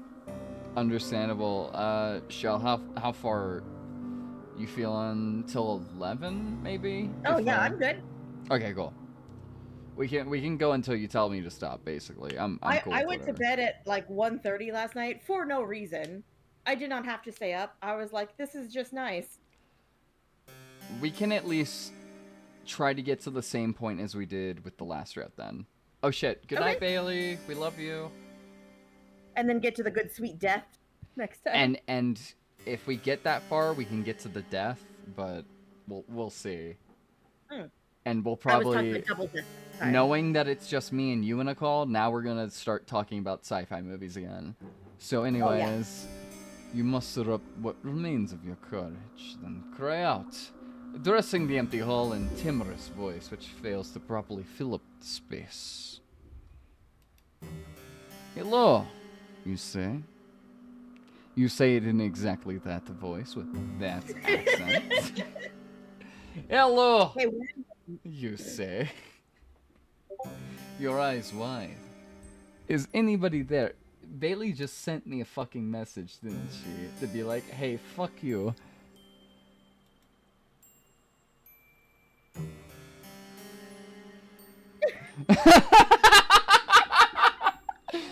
I'm gonna go ahead and read out what Bailey just said. So our friend River said, "Oh yeah, how is it? Looks really cool." And Bailey just straight up just says, "It is fun so far, though David's drunken asides kind of takes some of the charm out of the pros, lol. It is free, so if you're curious enough, you can pick it up." I'm just gonna send, or you could watch and shit on the stream, lol.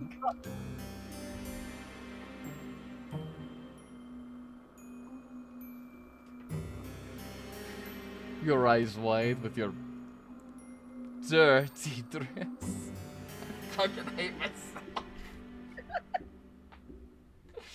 Is anybody there? You saying exactly that accent? Because why wouldn't I? Again, when in Rome. When in Rome, you have to make your own horny. Anyways, your voice echoes to the vast, empty hall, but it is met, yet again, with silence. I love that I've like slipped right back into the Romanian. I'm back, baby. I'm ready to go. Yeah. You've locked in. You're solid. I'm here. You cannot say you're too fuck, shit, I messed up. I'm so over. I'm so over. You cannot say you're too surprised, but it is somewhat disappointing. No one to be deterred, yet you try again. And again, your voice growing louder with each subsequent attempt. No matter how loud your voice, however, it fails to reach any ears. If anybody is here, they do not seem to be particularly sociable. By the way, Romanian people do not sound like this. I'm gonna go ahead and just like put that disclaimer here. Romanians do not sound like this. No, this is like They actually have a very beautiful accent that is like a weird mix between a German and an Italian accent, and it is yeah, very. this is a really like generalized Eastern European accent. Just roll with it. Basically, yeah, it's a vampire accent mixed with an Eastern European accent. And hey, based on squatter laws, I think I might be getting myself a castle. I mean, Shell, you might be the new purveyor of a castle. I'm down. Maybe I can become a vampire, and then I'll be the vampire in the castle. And then you'll be the vampire, and you'll do the monster mash. I'm down. I like it. There you go. It was a graveyard. Could they be in another room? Yes, that must be it. I've also found the exact place of this accent. Hey, for anybody watching, it is literally just drag your air amongst your Adam's apple, and that will help you do the vampire accent. It is literally that easy. Shall you give it a try? Drag your air across the Adam's apple from the very, The Adam's apple that I do not have. You have an Adam's apple. Everyone has an Adam's apple. True, ours just is not as pronounced. Yes. As some. It's the reason why a male formed larynx makes itself deeper. It's just biological. That's fine. Which, all things considered, you can work to make it deeper, but that's like your prerogative. Yes. Oh yeah, you can change your vocal registry with time. I am very glad I learned how to sing to sound like a woman singing, to the point where one time I was in a dentist's office and I was singing. What was the song by Hosier? Which one? Take me it to was church. The one about rotting with your love in a ditch. Oh. That song. Where it's a duet between him and another woman who's a guest singer.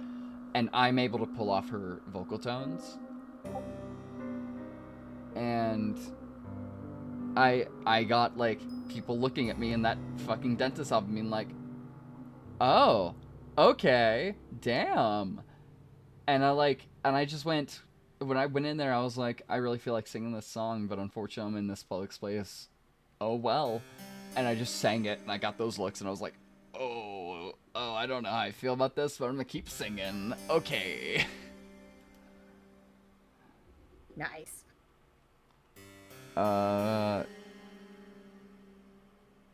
800 by 600 resolution. Yeah, you don't fucking say, huh, bud? I should probably continue the game, huh? You will never find a pretty fair... We are both people who stay up till late, and that is a problem for a Saturday night stream.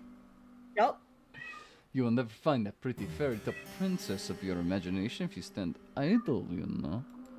Shell, don't you want to find pretty fair princess? Obviously. With soft hands.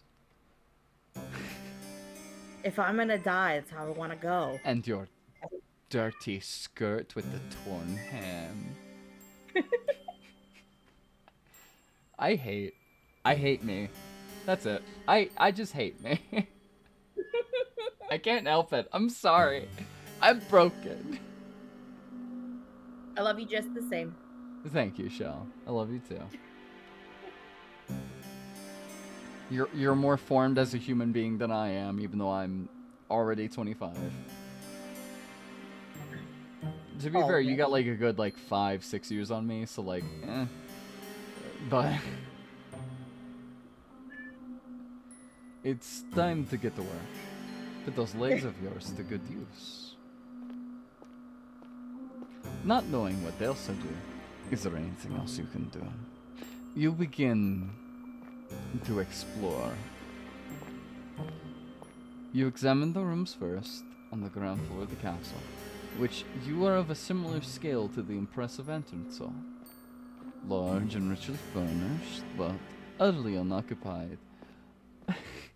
Wait. You said which you are of a similar scale. Is that Large and furnished, but which you are of a similar scale, with your dirty dress and your torn hair. but utterly unoccupied. But utterly unoccupied. Sorry. We are terrible people. We are We the are worst terrible. of this friend group, and this might be a problem. You know, they left us unattended. That's That's their their fault. That's Bailey's fault. I'm gonna be honest. After some time of aimless meandering, encountering nobody save the ghosts of aeons past memorialized on portraits upon the walls, you muster up the courage to ascend to the second floor. Vampire accent.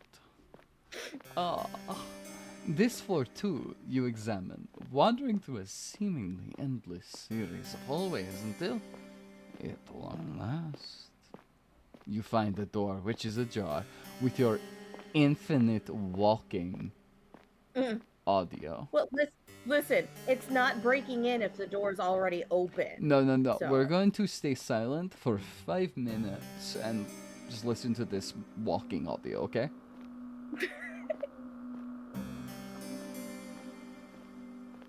Those are my dirty brown boots walking down the corridor.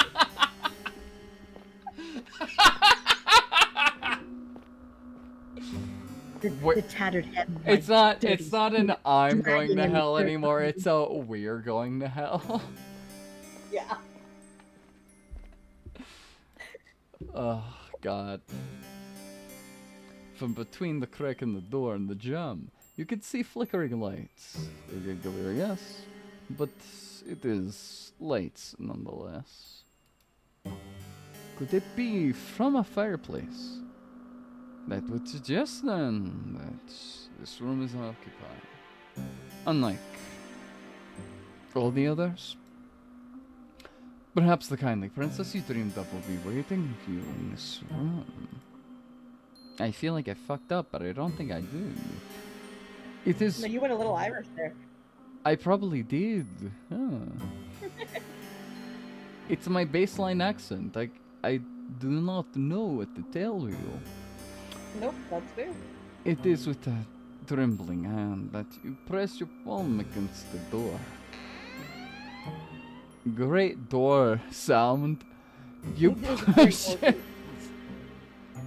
10 out of 10 door freak. Well done.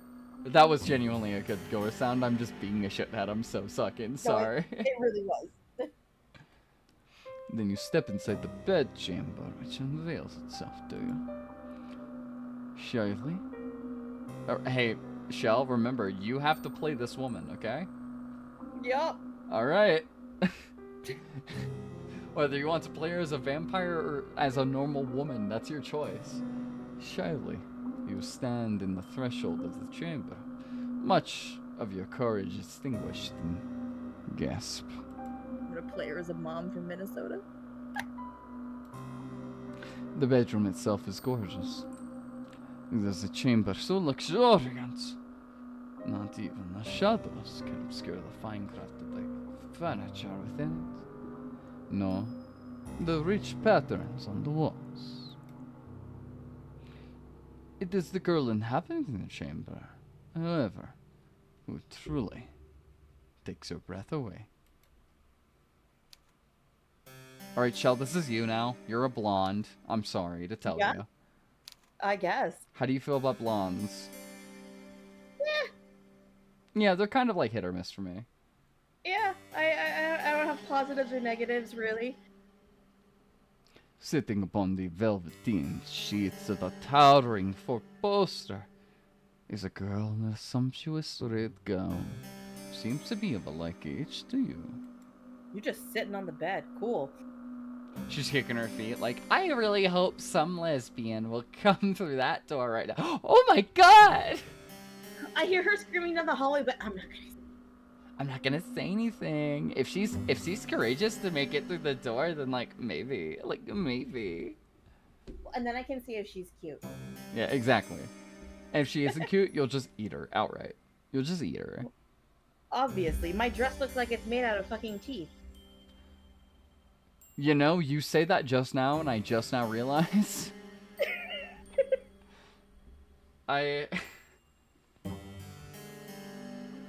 I'm sad as a person who, actually looks at designs and goes, hey, hold on, that I didn't realize that sooner.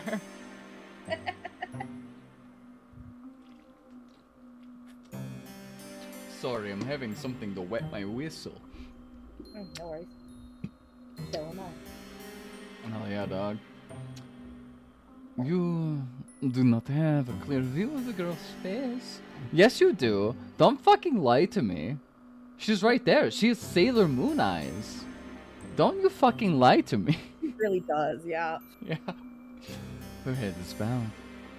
Gaze directed downwards at her lap, where she is holding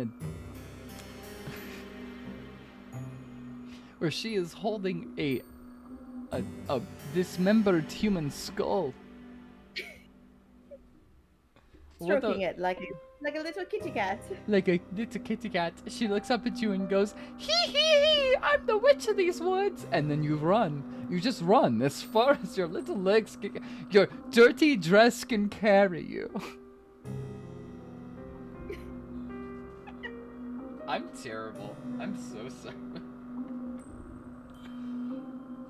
And we end the castle chapter where we began, running for our lives to the wood. With our dirty dress and our torn hem. Yeah, you know. You can tell from her hair, however, that from her slender calves. She has very slender calves. You seem like a bottom-down kind of person. You know, with your dirty dress and your torn hem.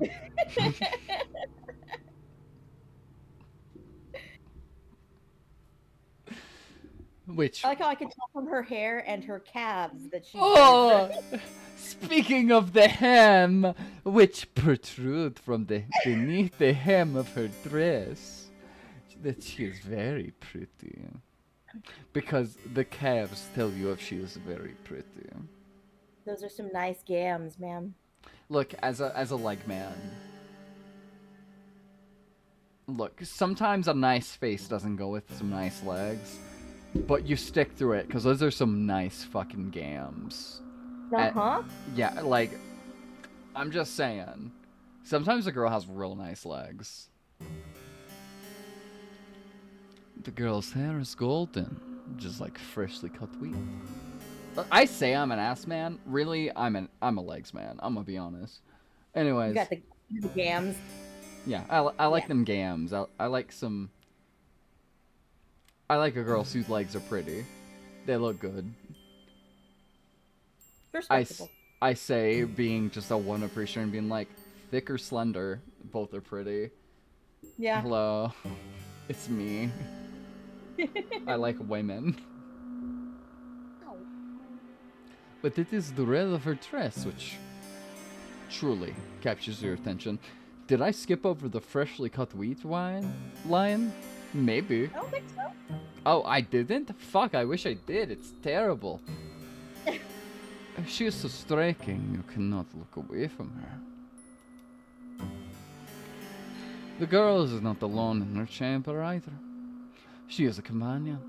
Oh, don't make this a doll girl. Hey, Yeah, no. hey, writer. If this is a doll girl, we're doing another route. I'm gonna be honest. Listen, as a character, she might be projecting this I want this lovely princess thing on her. As me, she has a doll, it's creepy as fuck, I'm out. I don't care if you're a vampire, I I don't don't care if you're a I don't care fantasy, about the I'm thing. I just hate the doll, and I'm anime. out. So the thing for me is I hate the anime trope of she has a doll which she talks to, which she treats like a person. I hate that shit. I just narratively fucking hate that shit because it's at this point it's been done to death. It's unoriginal and it's boring. I'm gonna tell you right now that I hope you don't hate Tally for that, but if it No. helps any, Tally's legitimately talking Tally- to an actual dead person. Hey, I was about to say, hey, Tally doesn't talk to her fucking doll that often though. True. But when she You do does, it it's every like now and talking then. to a dead person. You do it every now and then, and thus it doesn't make it fucking annoying. Fair. You don't do it with every line of dialogue. If anything, Tally is more interesting because she immediately clung on to the prince and was like, "Oh my god, your liege, are you okay?" And just like, that's so Ran. much more interesting that you immediately believed him to be a prince, because most characters would go, "Nah, no, you're My lying to insight me." check was so bad. So Exactly. bad. Like, I love that. That sold me on the character so much more than anything. Which, to be fair, I trust our friend group, so the minute y'all, like, have a trope that y'all pull up, I'm like, alright, how are y'all gonna spin this? Because I trust y'all to actually spin it. I'm going Phantom Rogue, so 100% it's Yeah. actual dead people she talks to. God, I can't wait for Breen dies and for my Phantom Rogue backup character to take over.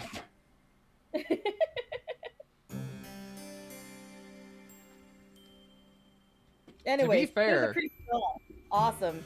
Yeah. The girl is not alone in her chamber either. She's a companion. Though, this companion is not even an eighth. No, not the 16th. No. Dare I say a 32nd. Not as enduring as she is. In her lap. It's in her fucking... Uh-huh. I'm sorry I got angry. I genuinely am sorry for that. Hey, listen, I'm running from a witch, and I'm cold, and I'm tired, and I'm hungry, but I'm fucking out. Hey, Bye. Shell, I'm gonna go ahead and ask you. And this is no disrespect to the creator of this VN. This might be a very interesting character. I just don't like this trope. So I'm gonna ask you, Shell, hey, I'm sorry you chose the cannibal with the doll thing, would you like us to save here, come back to this maybe later if we hear this is actually a pretty good storyline? You know, like Aegis Rim style, suffer through this, and like choose another route for now. It does not matter to me. I could totally have fun with this one too. Okay, as long as you're willing to have fun, I will play it for the joke Oh, it yeah. is. Yeah. In her lap, perched upon her dirty skirt, is a doll. The doll's hair, like that of her mistresses, is golden.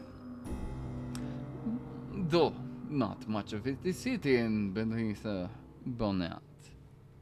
I hate that I went French there. It's fine. I'm so sorry, Fenris. I'm so sorry I went French. I'm so sorry. Fenris, you are such a good girl. Fen, you're such a good girl. I'm so sorry I went It's French. not you. It's literally here. Hold. Continue reading. I'm gonna take the cat upstairs. Okay. The girl is adjusting the china teacup held in the doll's tiny hand, while the rim of the cup glints in the light which exudes from the fireplace. I am not getting sold anymore on this, I'm gonna be honest. If the girl is of a similar age to her, it seems strange that she would content herself by playing with dolls. I hate this. I hate this shit. I get that she's crazy. Don't use dolls. Hey, writer. I liked the mermaid stuff. I liked your gaslight girl boss gatekeep stuff with the mermaid, because that was like very evident, and I actually like the way you wrote those. Like, I made a joke, but that's just because it's evident, but not evident enough to a person who is, you know, not very insightful. This is... Hey, Shell, you're just back in time for me doing a public service announcement. Oh, good. Hey, portraying somebody as crazy by using they talk to a doll is kind of lame. And that's my point. That's really it. It's just not fun. That's it. Sorry. Across in a lot of other ways. There are so many other ways you can do it, and doll is just so overplayed and one of the weirdest / lamest ones to do it with, huh? And it kind of like mocks moms traumatized by infant loss. So I mean, Yes. Which I didn't like. I wasn't fully able to like. I feel say that because it wasn't coming to mind. But I was like, I feel this is offensive, but I can't remember why this is offensive. yeah, To certain people. that's part of it. That's one of the. There's another thing, right? It's like a. It's another thing that there's a reason why this is offensive to certain people, right? I mean, there's several. There's a lot of times where it's not necessarily autism, but in particular cases of either trauma or just mental deficiencies and things like that, where like people find the easiest way to express themselves is through talking to something that's not a person. Which, to be fair, is rare, but it's not so rare that it's like, hey, you could just use this in your story. Yeah, there's Without- lots of reasons. Without, trope to be fair, problematic. making it interesting. Yeah. Like, because it's like, hey, if you have a take on this, and you're going to be smart on this, feel free. But I don't think there's any real way to be smart about using dolls.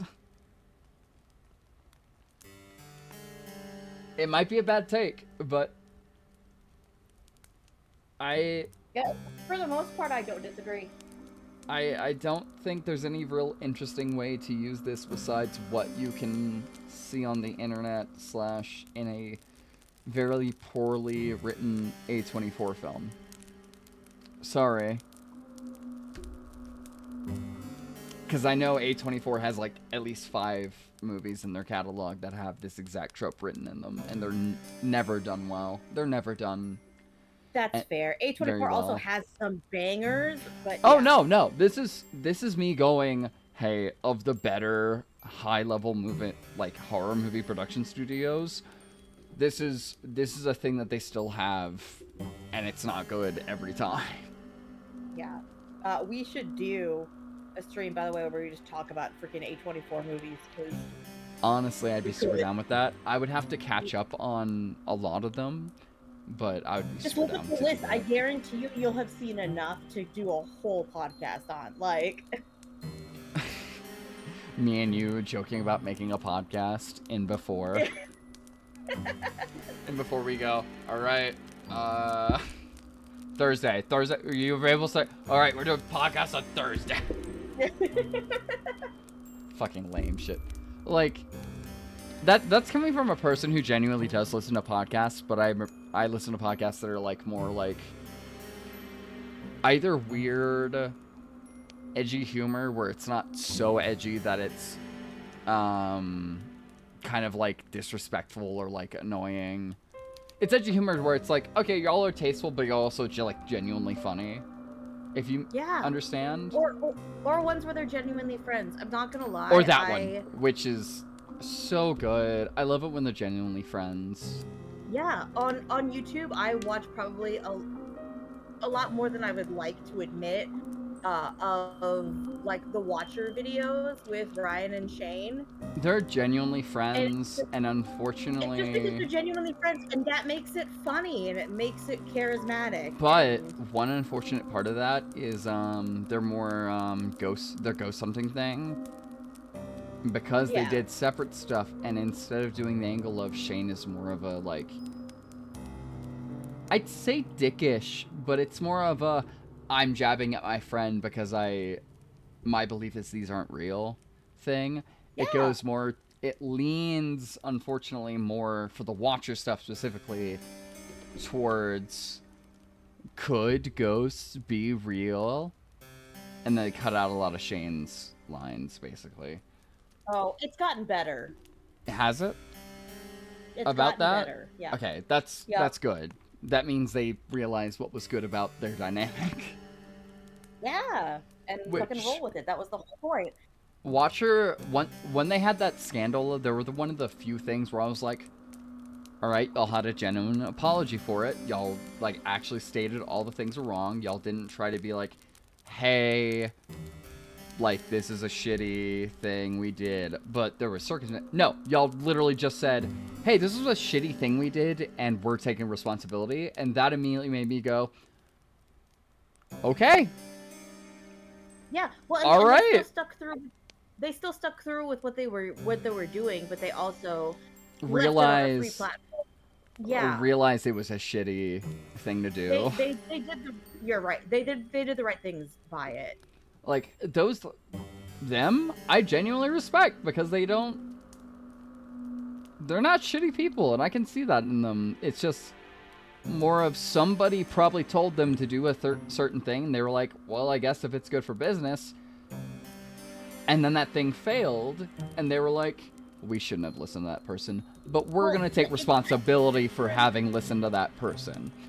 I don't think it necessarily even would have failed, but because their fan base had such a hard reaction to it. Yeah, no, I don't even see that having been a scandal for a bigger sort of property.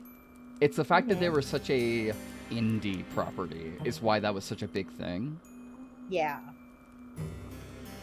And I like their reaction to it. I like that they weren't shitty, and that they continued to like keep being like people about it. By the way, this conversation sparked from us being like, hey, this is shitty. The doll thing, yeah. Anyways, let's continue with the doll thing. Yeah, God. The real podcast is after hours of Bailey leaving the stream and me and you just talk shit about random shit. Exactly, just let the ADHD take over. Yeah. Is she not... That's not the right accent. I need to do a vampire. There we go. I love fucking animorphing into the vampire accent from British. Is she not too old for it? This girl would be more at home, you decide, at the ball, wearing an extravagant gown, speaking with wealthy noblemen, perhaps even princes. She should not be sitting in what you presume is her bedchamber, adjusting a teacup in a doll's hand, asking you to eat her out In front of the doll. in front of the doll, like it's a mother figure of some kind.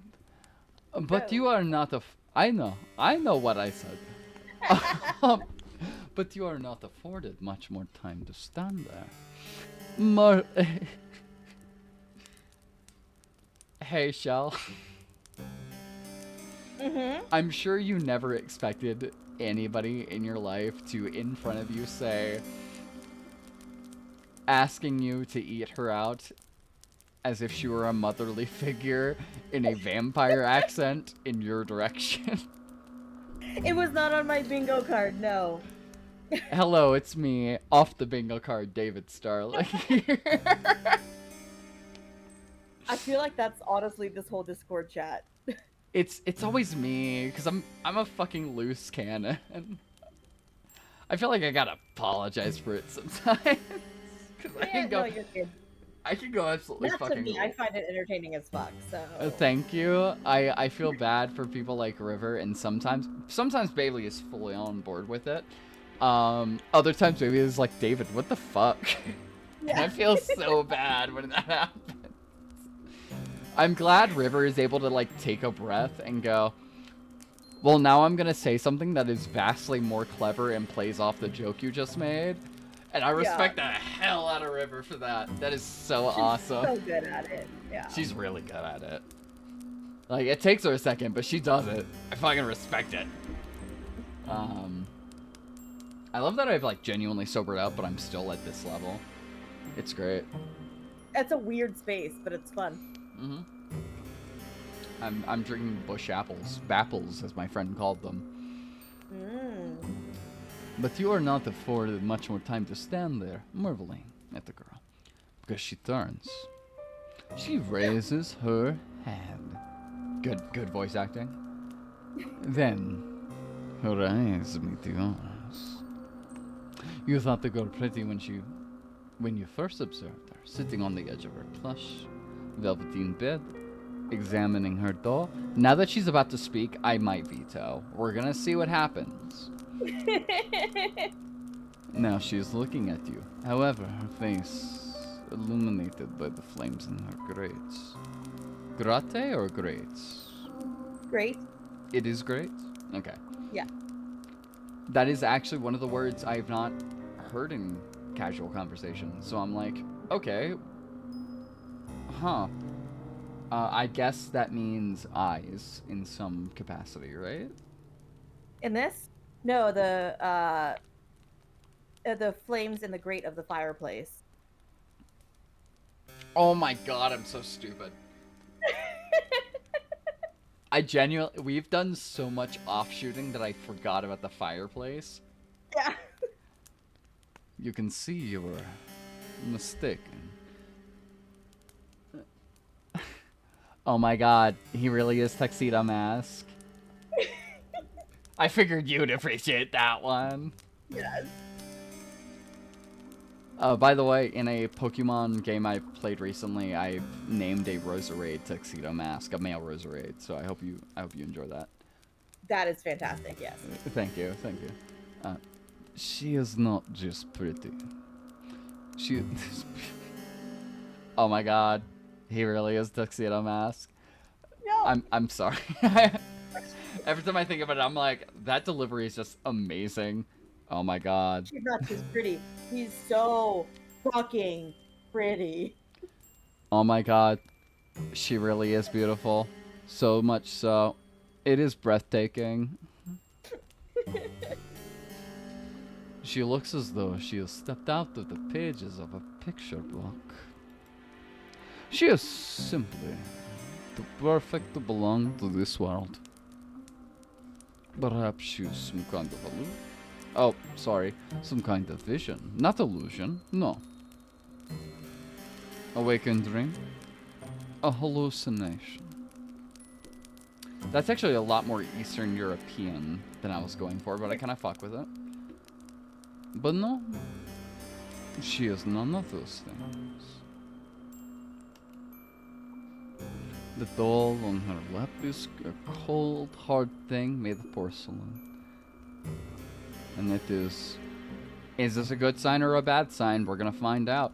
And it Yeah, is right. unflinchingly, reassuringly real. Like, hey, girl boss. Maybe she was bored and she was like, fucking.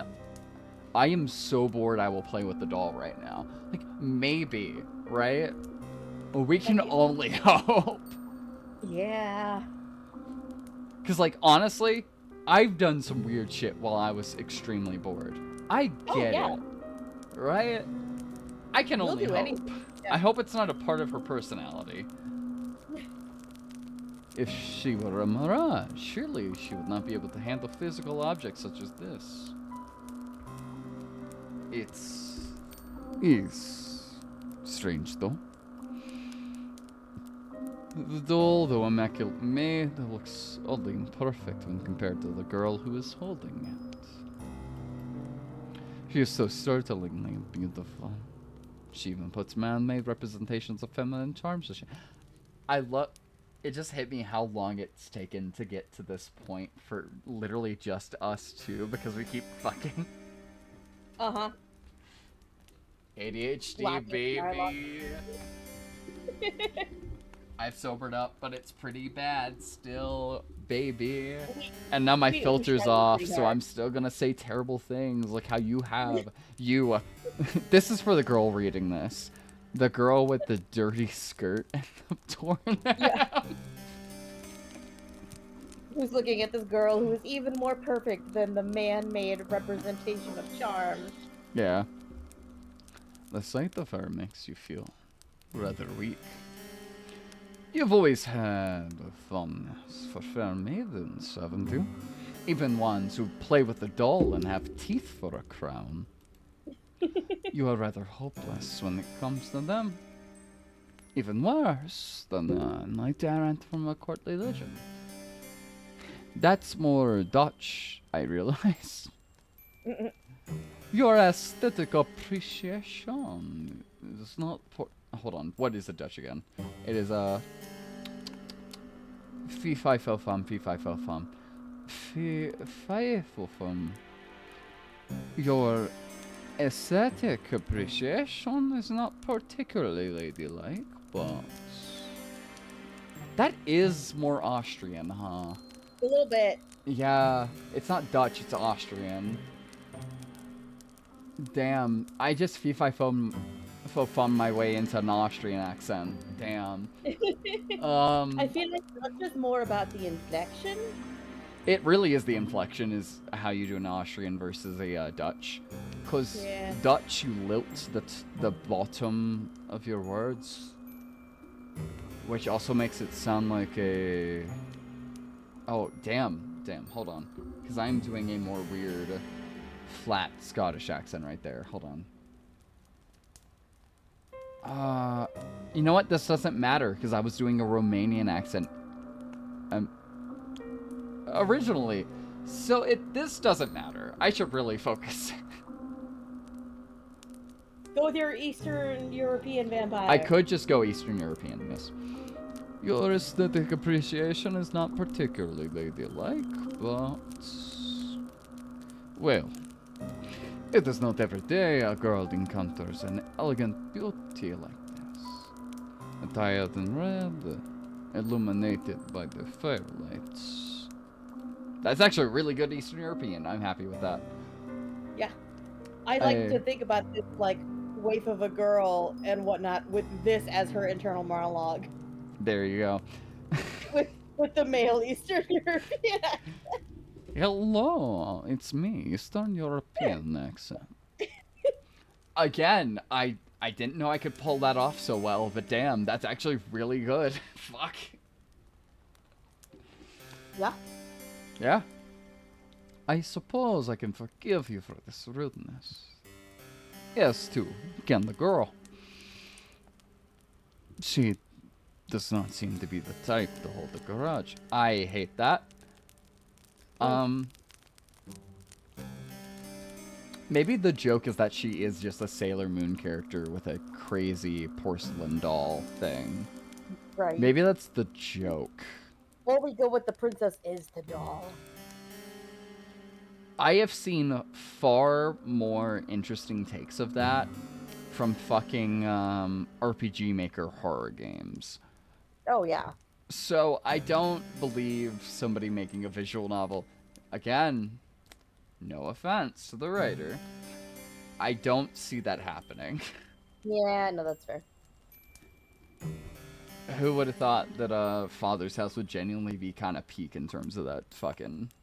Is it Father's House or Mother's House? I can't remember what the name of that one's called. I don't remember. You know what I'm talking about though, right? I do, yes. Yeah, the one where you, if you help the mage, she helps you escape. Yep, yep. Okay, then we know exactly... Yeah, okay, cool. Oh. The girl says, in a voice that's surprisingly enough far less refined than her appearance. It's good to see you. I've been waiting. I actually kind of like your voice for that. Good shit. Is she? That is news to you. You blink perplexed, the response on the tip of your tongue. But you're not unable to expel it into the aether. That went a little Scottish. A little bit. The girl is sitting her doll aside. Then she stands, the hem of her dress, the dirty hem of her dress swishing about her legs. Nimbly, like a ballerina. She canvasses the space between you. Her room is so very large, there's quite a lot of space. Then takes your hands in her own. You must.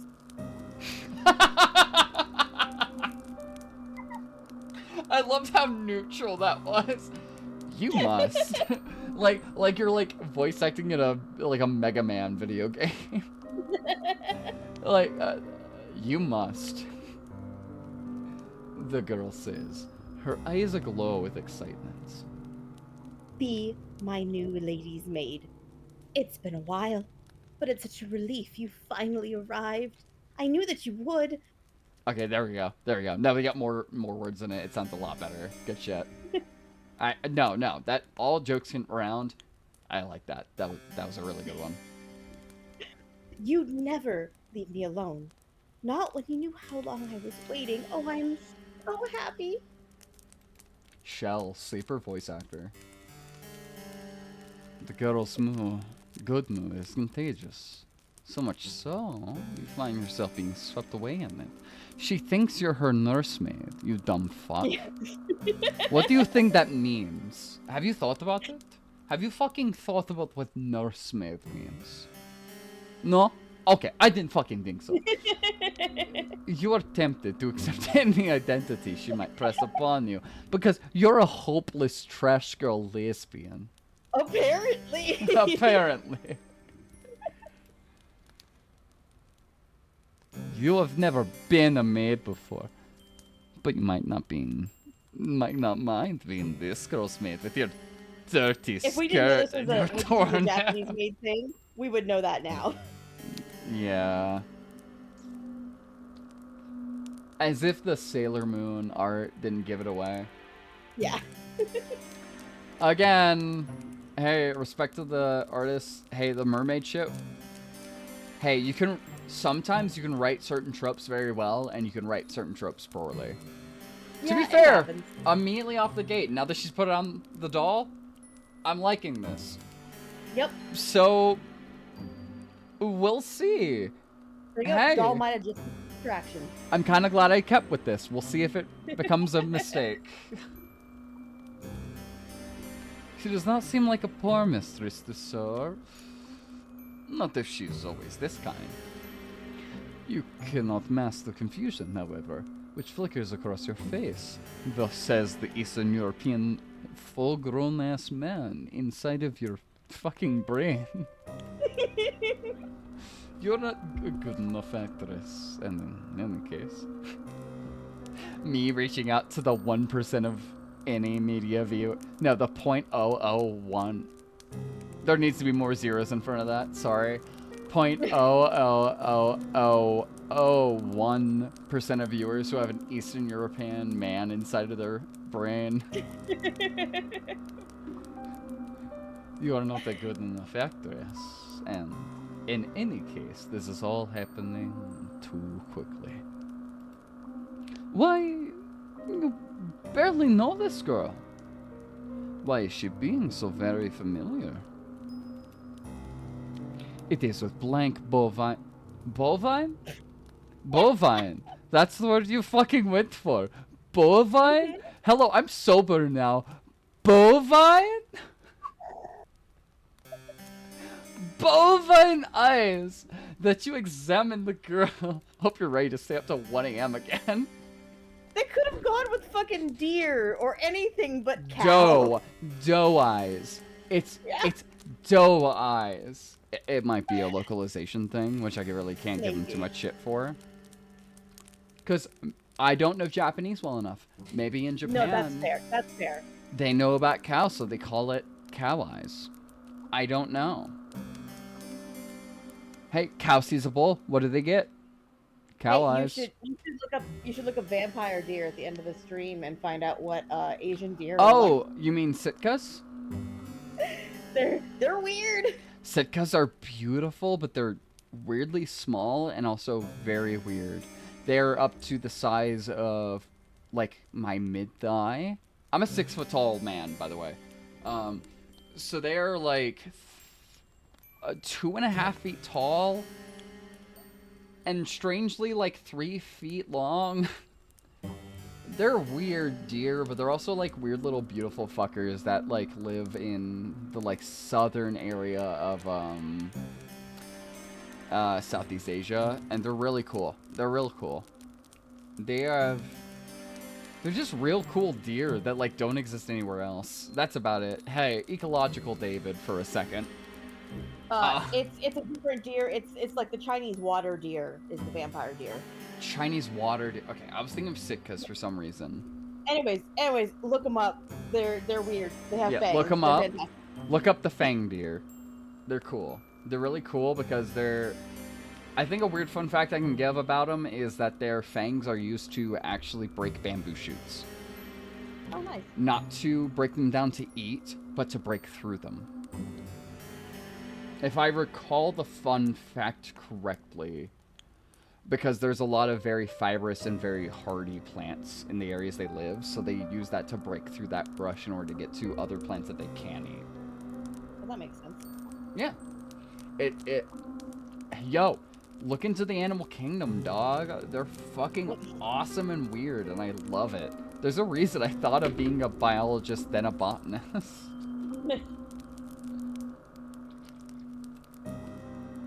I wasn't smart enough for either. That's why I'm streaming on Twitch right now. Anyway.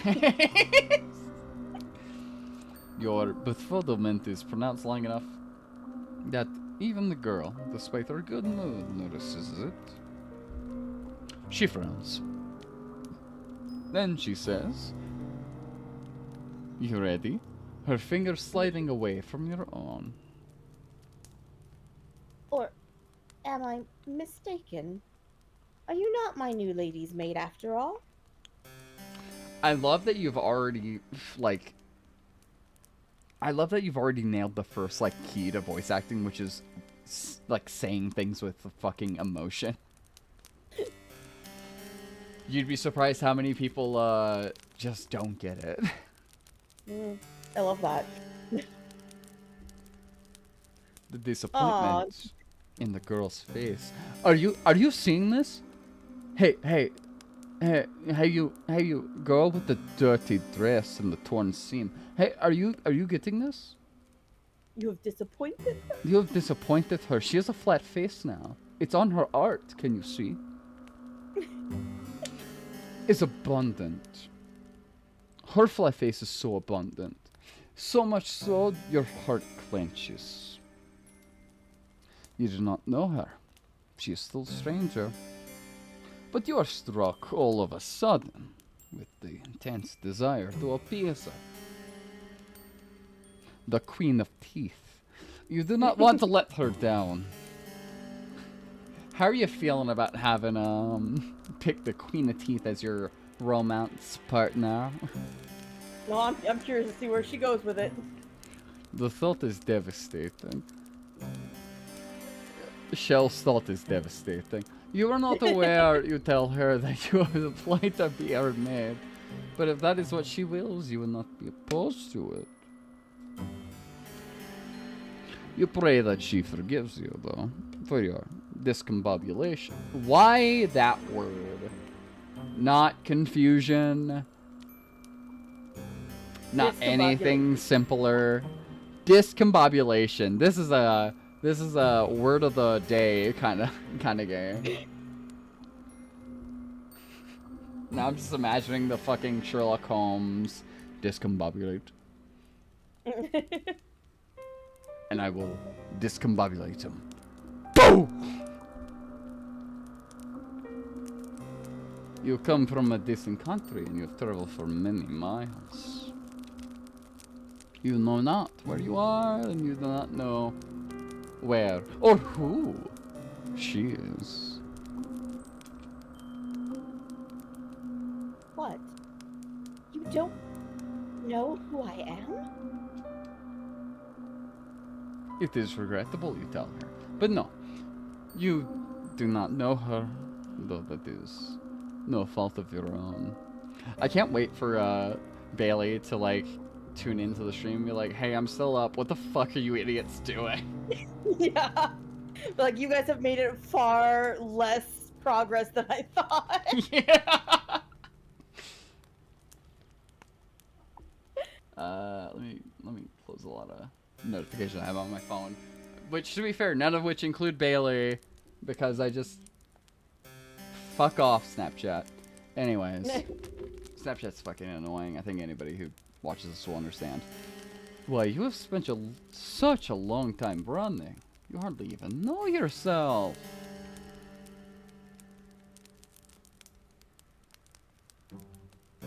That's you, Shell. Oh, sorry. I was looking at something else.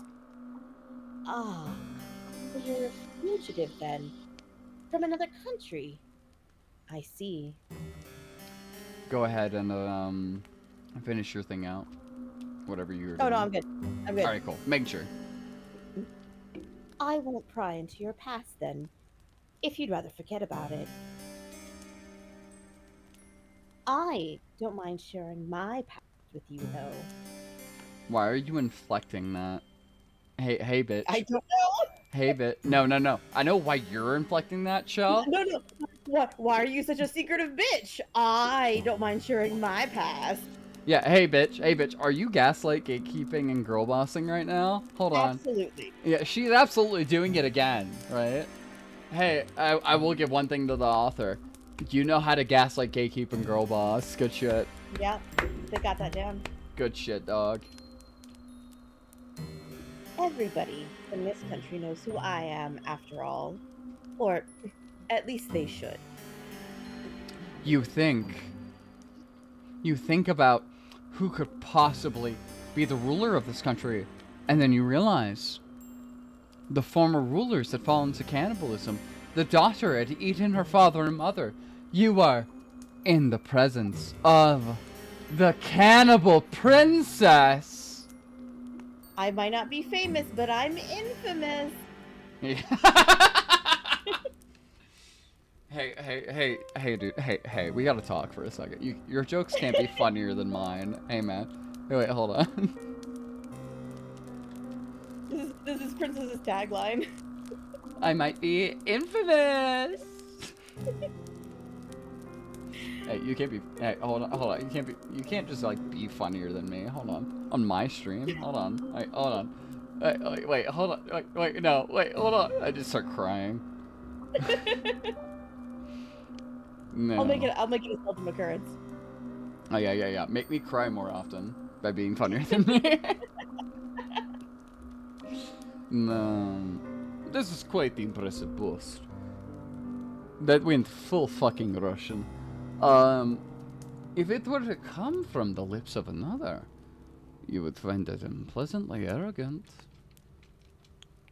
You do not think, however, that this girl is trying to show off. You get the feeling instead that she's merely telling the truth. If you don't have the pleasure of knowing me, then allow me to do the honors.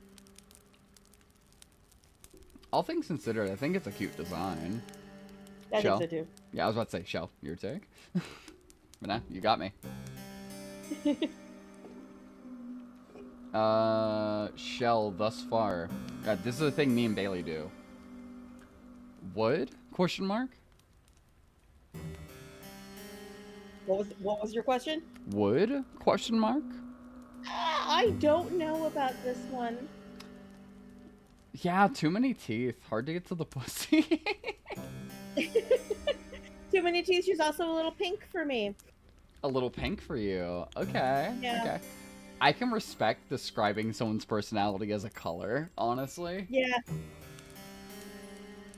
And honestly, I see it and I'm like, yeah, you're right, but I've hit it before. So Honestly, it depends. Like, if she gives the darker turn and whatnot, I might respect it more. yeah, you know, what if it's royal pink? Yeah.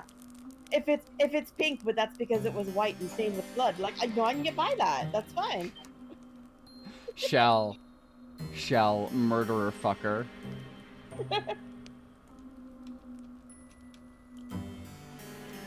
My father and mother were the king and queen of this realm, and I am its princess. You Hey Shell, am I allowed to make another absolutely foul joke? Go for it. A geyser erupts from your fucking pussy, because it's exactly what you imagined would maybe happen. This is the princess I always dreamed about. As you come right on the fucking spot during the floor and your dirty skirts. That was easier than I thought. Don't say that.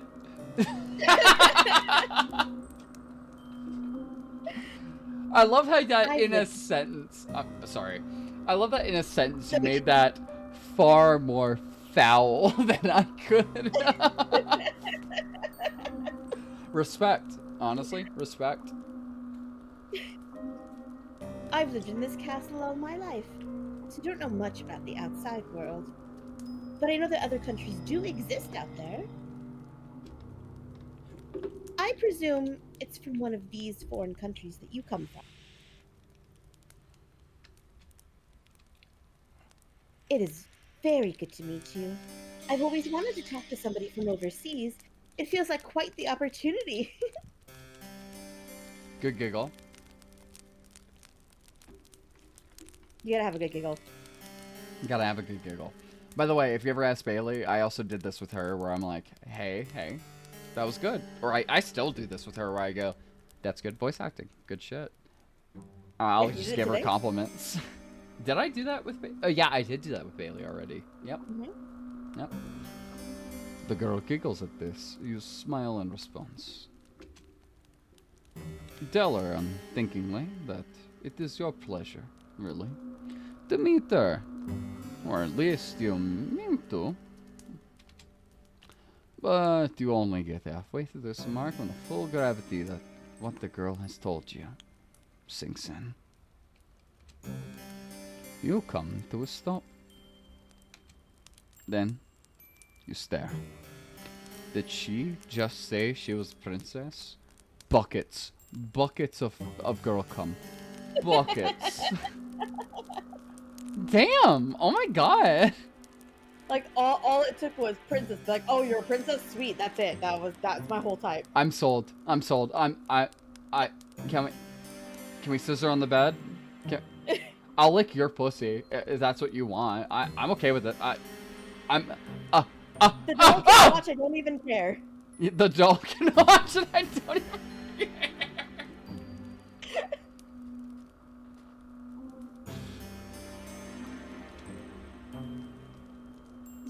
Yes, Yep. that's right. I'm a princess, and one day I'll be a queen after I've done a little bit of growing up. Okay, I don't like that sentence. Yeah. My ministers don't think I'm ready to run the country just yet, but I've been doing my best at my lessons. Feasibly, that could be okay. Thus I'll rectifying the help you put their previous hands on her hips. line. But also, you could be like 17, and I don't like that. Hell, I don't even like you being under 20. I'm gonna be honest. I'm sorry. Sorry, 25-year-old here. Nobody under 22. Sorry. It's weird because it depends on the era. You could be a fucking ruler at like 15. Don't say that. Gross. Don't. Yeah, I was about to say, don't say that. One day, I'm sure I'll be the best queen there ever was. And instead of saying let them eat cake, I'll say let them eat gib, as in giblets. From people, you understand. Yeah, if we have a population problem and a hunger problem, it's a very clear and easy, obvious answer. Yes. I mean, survival of the fittest, right? You've called a few to feed the many. It makes sense. And the strongest will kill the weakest, right? Thus, That's how it goes. thus we'll have amazing gladiators when I run a fucking gladiatorial arena in the future. To distract people from, the horrors of my reign. And how hungry they are. Yeah. Bread and circuses. Panem et circuses. I hate that I know that phrase, but it's also... I hate... hey, Hunger Games saga thing. Fuck you for teaching me that phrase and actually making it a part of my vernacular that I was like, oh, that actually means something. I'm gonna take that. Yeah, bread and circuses is 100% a Roman thing. It's a Roman thing, but it's also referenced in Mockingbird Part 1? Oh, yeah. Absolutely. Mockingjay Part 1? I can't remember. But also, I was know. like, I guess I'm fit. I read those books so many times because I had nothing else to read, and I'm very, very sad about it. Yeah. Hey, welcome to the stream where you get more personality from me, and also this person that you've like had like 3 streams with, Shell, than you'll ever get, ever. This is what happens when they leave us unattended. Yeah, we reveal things about ourselves. So she really is a prince. Oh, that's Irish. That's Irish. So she really is a princess. I almost slipped right back into the Irish. That makes sense, you suppose, given she lives in a castle. But it comes as a surprise regardless. You had known before you... That's a bit high-pitched, hold on. You hadn't known before you entered this chamber. You're trespassing on a lady of such great renown. This is a weird cross between Irish and... Not Irish, sorry. Italian? And fucking... I guess that's Romanian, baby. But... Why, if she's willed it, she could have you executed for your carelessness. Except she's the only fucking person here. She could have been another girl running from the witch in the woods that got here before me, put on a pretty dress, and is just like, I'm a princess. I'm the princess of the castle. Eat me out. I mean, okay. And then eat you. Out? No, just eat you. Are we bad people? Probably. Probably. But it's fine, because we're bad people together. Exactly. We found community in each other. Yeah. You hadn't known before you entered this chamber that you were trespassing on a lady of such great renown. Why, if she willed it, she could have you executed for your carelessness. I'm now suddenly thinking of, fuck, what's that movie? What's that movie where they made up a fake accent for it? It's a Will Smith and his son movie. Oh. You know what I'm talking about, right? What was that movie? I can't remember, but I know that they made up a fake accent for it where they lilt Yeah. in a specific way that is so fucking weird. Like they're speaking an American accent, but they lilt it Yeah. to make it sound like a fake Valley Girl accent. It's Yeah, so it's weird. like off. Yeah.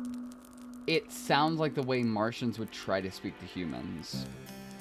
Like, it's so off. Like, hey, you failed. You did a bad job. An ugly red flush scrapes up your face. You dirty dressed girl. A flush which is far more lurid than the princess's dress. As you look to your feet. Bashfully. I can't wait for fucking Bailey to watch this earlier, because I know she does. She watches these later. Bashfully. You stammer out the new dress. That you are very sorry for intruding upon her. And that you hope she can forgive you. I think you're about to read. Oh, it's all right. Think nothing of it. I don't mind, really. We all make mistakes. And anyway, you weren't to know. You said you weren't from around here? Thinking about it, I compliment you on adding inflection and emotion on your things. But to be fair, I also heard you fucking VA Bren, of all people, and he had a lot of emotion in every fucking thing he said, so like... I made him an emotional bitch, yeah. He was one emotional bitch, and you did a great job with Bren, so like... Honestly, I don't even need to compliment you. You know what you're doing to a degree. Thank you. You don't have professional... to be fair, I don't have professional fucking training. But you don't have professional training, but you do a good job. Well, I like the very null, like, oh, really? And what about if I like cut your belly open and then like ate your intestines, kind of It thing sounds like that you're genuine doing? surprise. Am I mocking you? Am I mocking you? I love the like pseudo like, just like basic ass bitch thing that you're doing with it. I really like it. That's the vibe I got from her. Fair. Fair. I high five you. You nod your head and I feel like I need to just like go basic for this, honestly, at this point. You nod your head in silent affirmation. Hello, it's deeper, David, now. It isn't a complete lie. You really are not from this country. You're not from this world at all. Oh, what Bailey might have been saying earlier is true. Hold on.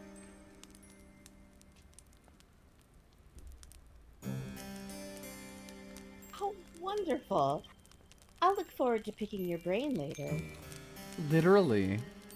Yeah. With a toothpick. Picking it out All of my of my- teeth, I mean. All of my servants come from the nearby village. Their tales are all the same, and so are their superstitions. I could do with a breath of fresh air. My last lady's maid told me I was too impetuous, but I don't think there's anything wrong with wanting a bit of adventure. Hey, Ryder, thank you for not making this bad. I suddenly remembered the doll, and I was like, oh my god, thank you. Thank God. If she, I will say, if we go out into the village and she picks up the doll, I'm gonna have a fucking aneurysm. Live on stream, I'm gonna have a fucking, like, hernia about At it. least she set it aside. For now. Yeah. For now. Not that I've ever been afforded much of that.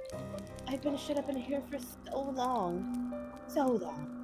And I hardly ever get the chance to talk to other girls my age. My last lady's maid was older than me, and so was the one before her, and the one before her. They were so gamey, you see.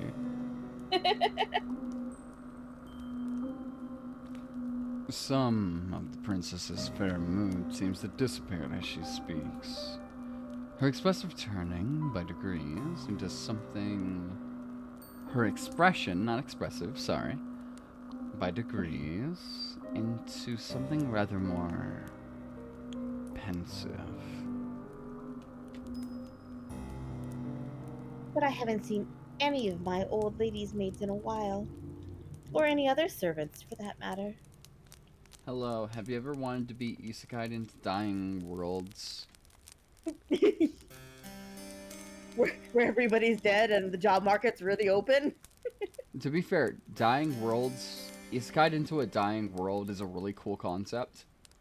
It is, yeah. I've seen like, by the way, Shell, I want you to check out the Basilisk, fake game at some point and like tell me what you Okay. think about it. Cool. I will send you a video on it about someone talking about it, but don't. Oh god, you can play it.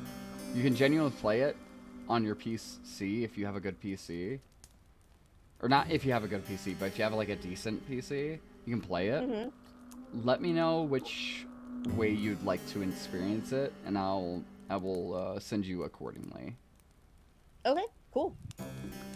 And also to anybody else who might be watching this, hey, if you want a video game about being suddenly in a dying world where there's actually like a really cool storyline, where there's like some weird ARG elements to it, look into Basilisk. Basilisk is really cool.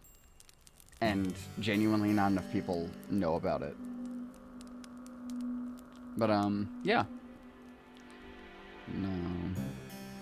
That is quite curious. How could a whole household full of servants simply disappear?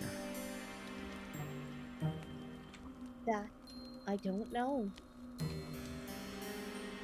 This castle was full of servants once. My lady's maids, and my undermaids, and my scullery maids, and my housekeeper, and my cooks, and my large retinue of retainers. They're all gone now, though. I think my ministers must have sent them away.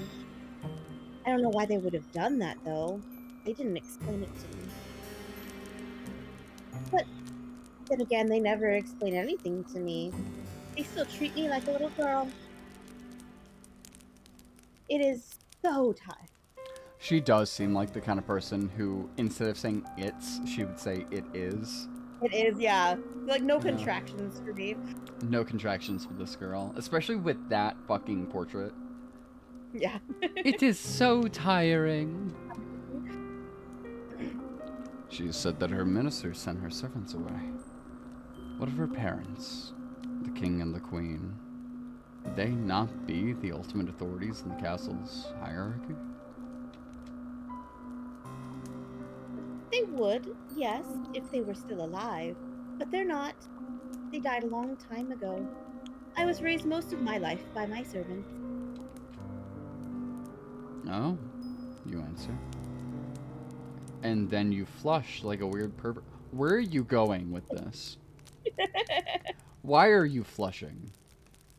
Dead parents, man. What the fuck? What, do you think that's hot? Like, no one in the real world just has dead parents unless you're real fucking lucky, I guess. In terms of this person. Oh my god. Blonde, teeth, and dead parents? Oh my god. And like issues with her ministers? Oh my god. And issues with the ministers? You hadn't known. Thank you for not taking that in a weird direction, I hope. Yeah, no, just embarrassment. Got it. That's fine. It's all right. You don't need to apologize. I'm just happy that I have you now. Well, I can bend over the fucking... I'm not even gonna finish. I was getting sick and tired of only having my dolls to speak to. They are not the best conversation partner. Yes, thank you. Hey. This is exactly what I said earlier. Yeah. I am so happy. She was just bored. You can imagine so. Yes. You doubt any doll. I'm going Western now. Even one made by a talented artisan. intelligent face, indistinguishable from a human's. Would be very good at answering back. Unless it's haunted. Oh no, they aren't. They're hopeless at it, really. They're just so stony lipped. You note that they're made out of ceramic. You've no idea how much of a relief it is to see you. This castle is so big, and without any of my servants, it feels so very empty. I'm sorry, I must share this. You didn't hear her previous line of dialogue because you were thinking about how stony-lipped the dolls are. God. And how funny that is. Hey, it's the title of the game! I shoot you, Shell, then I shoot my shelf. My shelf. Yes, my shelf. Only to shoot my shelf. It gets so lonely.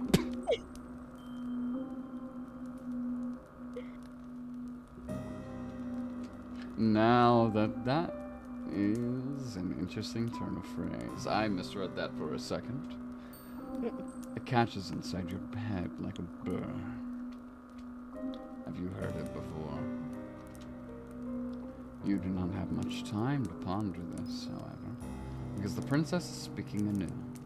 In that curiously conversational manner of hers, which doesn't seem particularly princessy. I use my contractions. I'm the fucking narrator. Maybe she'll learn how to speak from her servants. She's a little too casual, if you will. That would explain Not why posh at all. That would explain why her consonants are so unrefined. Or she's a faker. A dirty, dirty faker. Like your dirty dress and its torn hem. In this voice, things are much easier to say straight. I'm gonna be honest. Oh, but listen to me yammering on again. It's a bad habit. I really must put a stop to it. You're probably tired, dear one, from your travels. Would you like me to show you to your room? Yes. The princess announces, before you can say anything in reply. I think I'll do just that. I might show you a bit around the castle first, though. It's a bit like a maze in here, and I wouldn't want you getting lost.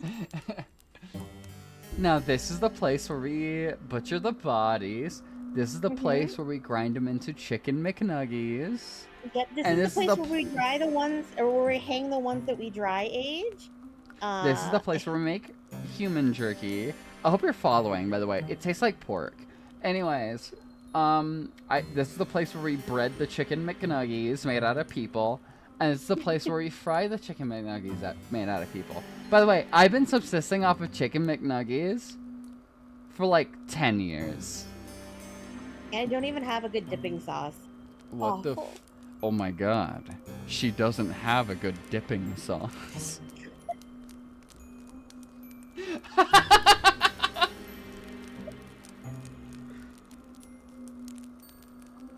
Who left us alone together?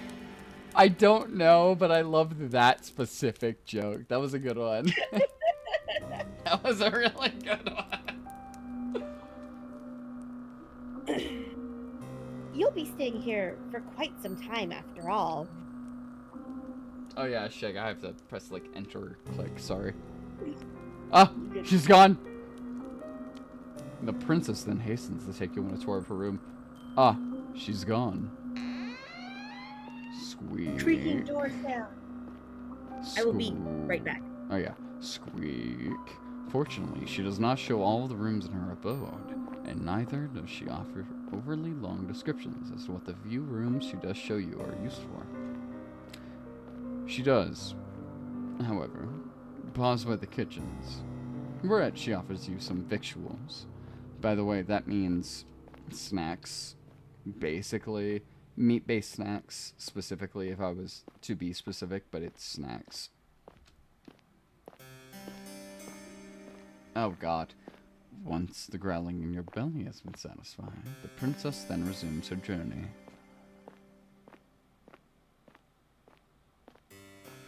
She leads you down a dark, twisting hallway, and up a series of equally dark, twisting steps until she arrives, at long last, before a door. Ah, hello, I had to explain victuals to people, which is meat-based snacks. Mm. Did you know that? I did know that, but then again, I read a lot of weird fantasy books. So Okay, I figured you of all people. Honestly, if I did have to pick anybody out of here, I would pick you to know what victuals are. I have to pronounce the C, my bad. But victuals, yeah. I would expect you would know out of anybody here. Or Jared. Because Jared also yeah, knows no, that, that's like, fair. that kind of stuff. Yeah.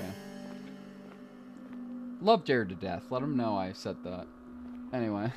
I will. Hell yeah, man. Thus permitting you entrance to a small, humble bedchamber. This chamber is not half so opulent as the grand bedroom in which the princess resides, with its resplendent forward poster and its richly patterned wallpaper. The poster, of course, having a woman with her full pussy out. I don't know how else to say it. A resplendent full pussy out. This room's ceiling is not as high, and the singular bed shoved against the wall is thin and narrow. The walls are an unassuming beige, and the floor beneath your soles is of warped wood. There's a malodorous scent, too, which hangs in the air. One of disuse and general decay. I might order some food in a second. You get the feeling that nobody slept in this room for quite some time. That might explain why it feels so very cold in here. Though, if the princess's tour of her castle taught you anything, it is that it is cold in every room in her abode. Now, here we are, the final stop on our tour. This will be your room, dear one. I hope it's to your liking. And if I come in here in the middle of the night, just don't question a thing. It's fine. Just ignore it, it's fine, it's normal. I might sneak under the covers. I might lick your pussy. I might, like, take a chomp out of your thigh. It's fine. It's really just In- kind of up to you. In that order. The princess, despite her exalted status, looks somewhat uneasy as she observes you.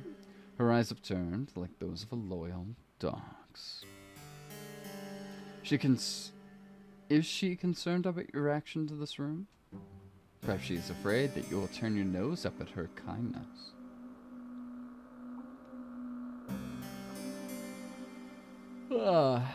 Hello, Shell. Welcome to the Curse of David. I yawn when I read a lot.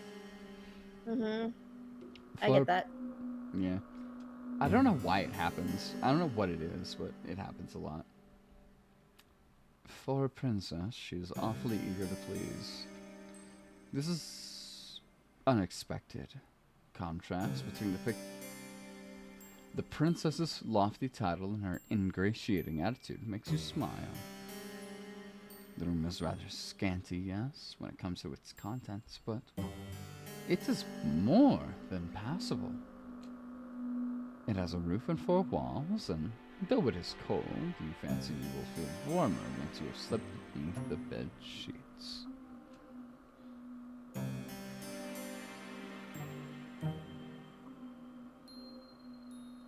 Oh. The room is not quite so fancy as a dormitory of the conservatoire. Conservatoire? Either way. Conservatoire. Alright. I'm not French, I'm sorry. Even though I actually am possibly French. Don't worry about it. And neither is it so large. But it does have one glaring improvement over your previous lodgings. You will not be expected to share it with anybody else. What the fuck happened to you in the woods? Yeah, hey, girl. Hey, come here. Give me a hug. Okay. Yeah. What the fuck happened? I know I'm like clutching you in a hug right now because you need it. What the fuck happened? Are you good? Yeah. What the fuck? There is only one bed in this room, and this bed is to belong to you. That's some translation weirdness. Yeah, that was weirdly phrased. You think that the peace and quiet will do you a world of good. That's also weirdly phrased, but it's also more understandable. You tell the princess as much, and she smiles. That's good. I was worried you wouldn't like it. I know it isn't much to look at, but it's one of the nicest servants' room we have in the castle. Most of the maids sleep beneath the roof in this teeny tiny room, which is all cramped. There's 10 beds up there, and they're so close together there's barely any room to pass between them. I thought it was perfectly ghastly when I saw it the last time I went up there. Not that I was supposed to be up there. It was a rainy day, and I couldn't go outdoors, so I was doing a bit of exploring. If the housekeeper had known I'd been skulking around, I don't think she would have been best pleased. Well, in any case, nobody sleeps there anymore. The scullery maids are all gone now. I couldn't put you up there, though, in the attic. With all those empty beds, I don't think it would be very cheery. You're not just a scullery maid, you're my lady's maid. That means you deserve good lodgings. It'd be an insult to offer you anything less than this. And as a lady's maid, it's time for your first service to the princess. Now, it's getting late. You'll have to forgive me for rabbiting on. I've heard it's something I tend to do. It's a bad habit, one that's unbecoming for a lady. Hey, girly. Hey, girly. As long as you don't fucking, you know, have that doll, I think we're good. I'm gonna be honest. I think we're fine. The doll was really your biggest negative, so Honestly, yeah. the housekeepers warned me enough. Like, hey, I know your teeth is your big design thing. Even your hair kind of is teethy. But, like, no dolls. I'm sorry. You reassure the princess to the contrary, reminding her that there are no dolls allowed in the bedroom, smiling as you do. You do not mind if she talks too much. That's So long as there are no dolls. exactly. That is better than not talking at all. Her affable nature makes it easier to spend time with her. Manners be damned. You were always scolded, too, back in the conservatoire, for your behavior. You know full well how aggravating it can be to be upbraided. Not for any particular misdemeanor, but for being yourself. A lesbian. You fucking lesbian piece of dirty, dressed, torn hem filth. No, a horny lesbian at that. I hate that somebody could possibly jerk off to this audio. Anyways, by jerking off, I mean probably flick the bean, but like you know what I mean. I hate it. Well, I'm glad you understand. At least you get me, princess. That somebody could do this to me. The princess answers with a giggle. I really should be off, though. It's bad manners to keep you, especially when you look so sleepy. Tired ass bitch. You look awful. Get some rest. We can talk more tomorrow, if you don't mind my ceaseless prattle. I'm glad you seem to appreciate it at least. So you said you look awful, and I looked as you started the next line. I looked up, and that was the fucking portrait that showed up, and I was like, "Damn, yeah, this bitch would say that." Huh? Yeah. Though, I'm sure you'll get tired of it eventually. All of my old maids did.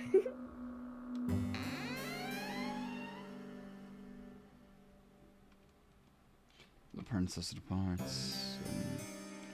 And in her absence, you take a seat upon the bed. Your new bed. You'll die here. You cannot help but think that this is all happening very quickly. It doesn't seem like a very long... Oh, shit. It doesn't seem like very long ago that you were still in the forest, running for your life amongst the tall, imposing trees with their gnarled, dirty, grasping branches. Bitch, that was like a couple hours ago. Yeah, a couple hours in our time, but like merely an hour in this girl's time. It was not that long. We're terrible enough to make this girl go in like double time. Like the Yeah. clock moves slower for this girl Ow. because we're bad people. Yeah. The forest might as well be a distant memory now, though. You are indoors. I'm yawning. Inside a castle, no less. And you have been given a room in which to sleep and clothes that you might wear, so you can get out of that dirty skirt. It was Torn skirt. hem. I just remembered it's skirt with the torn hem. And your mud-caked boots. I think my brain genuinely censored skirt, which is why I've been saying dress this whole time, because saying dirty skirt sounds so much grosser than saying dirty dress. Yeah, kinda does. It kind of does, right? It seems premature, still, to declare you're out of the woods and that dirty skirt. In a metaphorical sense. I mean. You're But things... really metaphorically out of that skirt, girl. You're not metaphorically out of that skirt, though. You're still in your soul in that dirty skirt. But things could certainly be worse. You force yourself to stand on legs which feel too weary to support you. You change into the night clothes hanging in the wardrobe.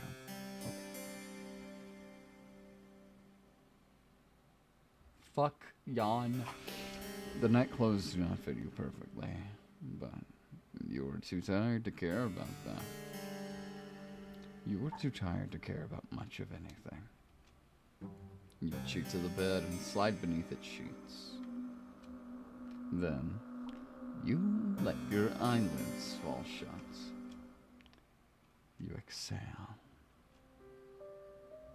And, lulled by the breeze which blows outdoors. Hey, stop jerking off right now. You fall asleep. You are so very tired. Your sleep is a deep, dark one. Hey, what did I say? Darker, even. In the furthest abysses of the nighttime. Like the nighttime sky, however, which shimmers with stars. Your sleep is not devoid of those prismatic fragments humans call dreams. What did I just fucking say? Though, in this case, I'm glad you keep laughing every time I do it. It makes me think the joke is still funny, you know. Hey, hush. Hey, Fen. Hey, Curly. I don't think you met me, but how are you doing? Yeah, I know. I get it. Though, in this case, I rather think your nocturnal imaginings are worth rather more than that. They're not dreams, are they? To which you slumbering... God, I fully butchered that. They're not dreams, are they? To which your slumbering mind is subjected.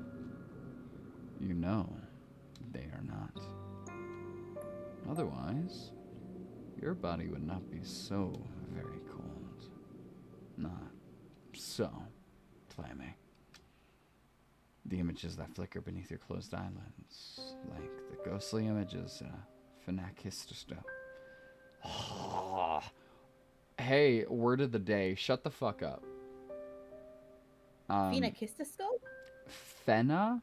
I think it's fen. Phenakistoscope.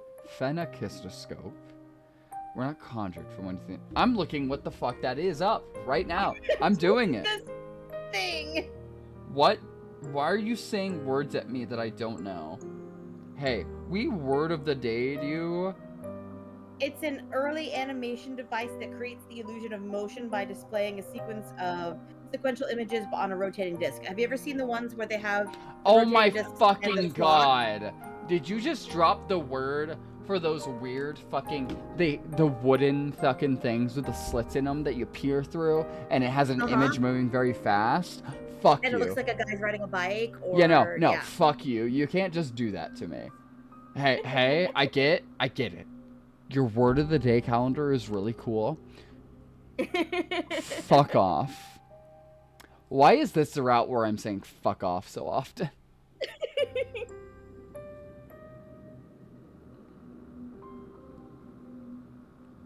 I wish to be back in the mermaid's embrace. That's all I'm saying. Were not conjured from within your mind. They were instead taken from your memories. I'm almost Texan. I'm not quite there. You are not merely dreaming. You are remembering. You remember the girls who slept in your dormitory.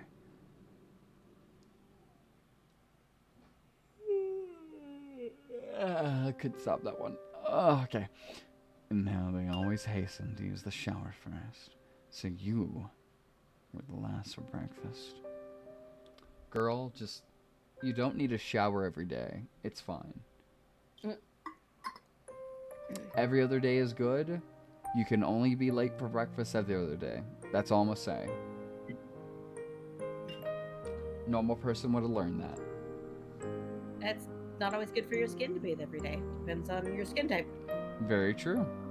I have thick skin, so I'm fine, but not everyone's adjusted to that sort of shit. Not everyone has calluses the size of the Roman Empire. You remember how, when you finally did arrive at the dining hall, the most desirable morsels had already been snaffled up by the girl. What the fuck is this? What? I don't know. Hey, this is my tortured background. I'm about to get eaten. Where you were like snaffled.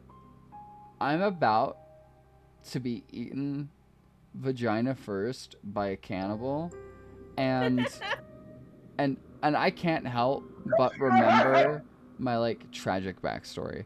I'm sorry, Fenris, that I was talking about this fictional woman's tragic backstory, but you must understand the truth, Fenris. No, that's okay. She's just wrestling with her brother. Stop trying to bite my hand. Not playing. I can't wait to meet Fen. She's a good girl. She seems like a good girl. She's loud, but she's a good girl. Yeah. You struggled too to find a seat once you finally did get your hands on some food, because nobody ever wanted to sit with you. The other girls all acted like you were a leper, save for when they wanted favors, which you never cashed in on, girl. Dumb fuck. You want something from me, you're gonna give me something in return. Hey. Yeah, that's how it should work. Like, I hate to be that person, but like, if everybody already treats you like shit, you should be that person. Yes, absolutely. If people treat you with kindness, yeah, just give them a favor for free. If they don't, though, no, They fuck gotta earn it. them. They Yep. gotta earn it. Yeah, exactly. God damn. They never asked for these favors, mind.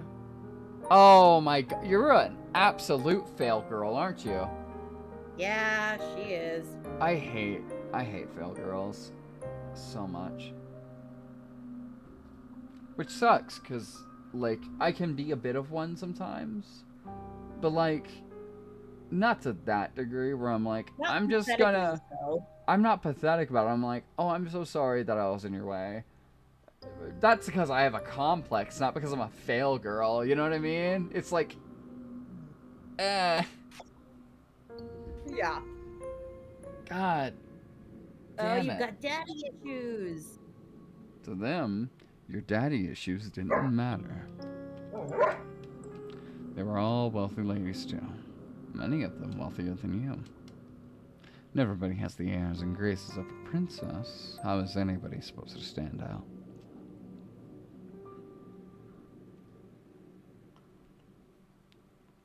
You stood out the least in your class.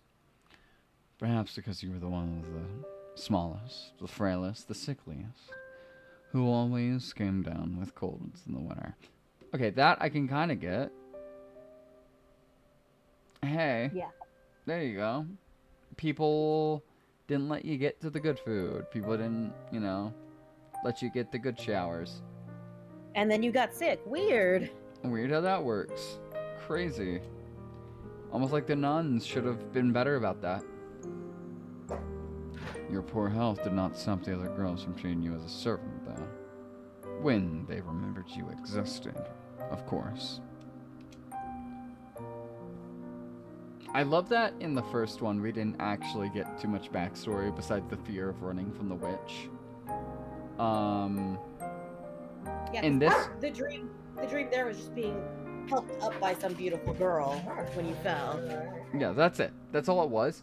In this one, it's a full memory relapse for some fucking reason. They're like, yeah, people are gonna go to the castle last. No.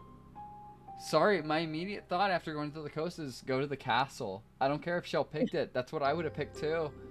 I sat there and I was like, village or the castle? Which one's more dramatic? The fucking castle. Let's go. Yeah, like, what are we gonna find in the village? Some, like... Was that our, like... Some, like, nice shepherd lass that used to be in a bad relationship with a mermaid that now just wants to find somebody to settle down with? And thinks that the princess in the castle is crazy? True neutral route. Like, what the fuck? It was your lot in life as you dwelt within the stone walls of the conservatoire to carry school bags across the field like a pack mule. Then come the evenings. Hey, put it away. Okay, good, thank you. The girls in your dormitory had you sewing missing buttons and ironing out the creases and wrinkles in their uniforms. Bailey is checking to see if we're still online. Yeah, we're still doing this, Bailey. If there was an odd job that needed performing, you would always be asked. But these girls did not ask you, you fucking loser. You absolute bitch. Fucking beta female. I guess. I don't know, I'm applying male astrology to women now. And I don't like it. I'm gonna be honest. That would have been too civilized. They ordered you instead. And as they ordered you, they laughed at you. This game is so written for 13-year-olds. I'm so sorry. Yeah. I can respect This is their emo phase in life. Oh my god, Bailey's here. Hey, dude. Hey, You're back.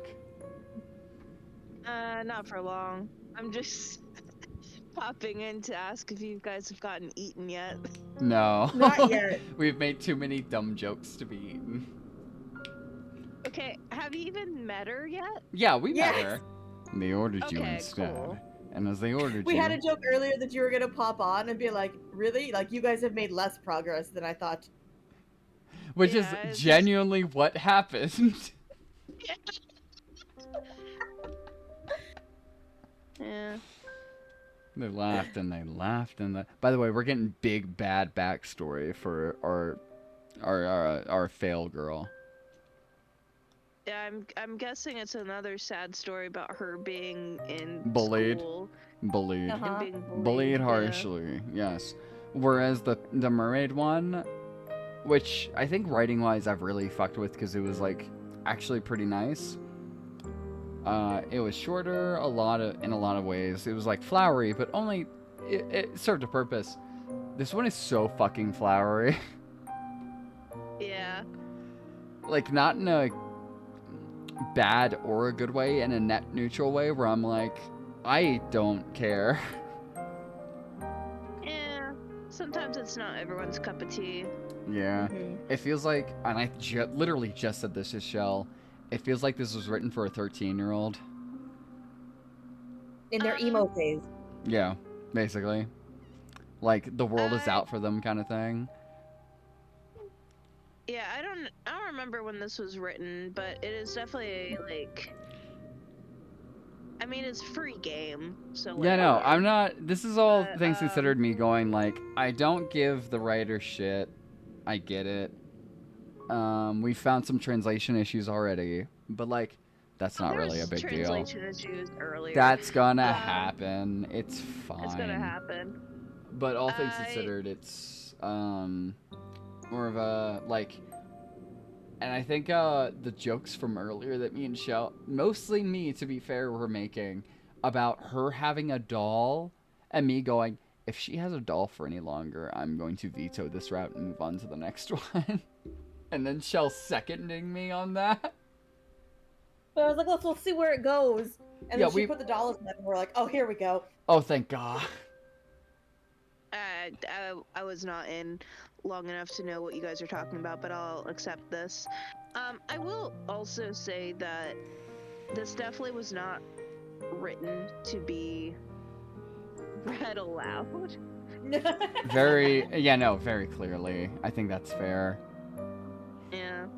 I honestly kind of dipped because I was like, damn, when I'm not reading, this is kind of a bit of a mess to listen to. That's Laughter when you have to hurt. make inappropriate jokes. But it hurt considerably Yeah. less than the kicks did. And the slaps and the pinches. Once, during an embroidery lesson, one of your classmates had an accident with her sewing scissors.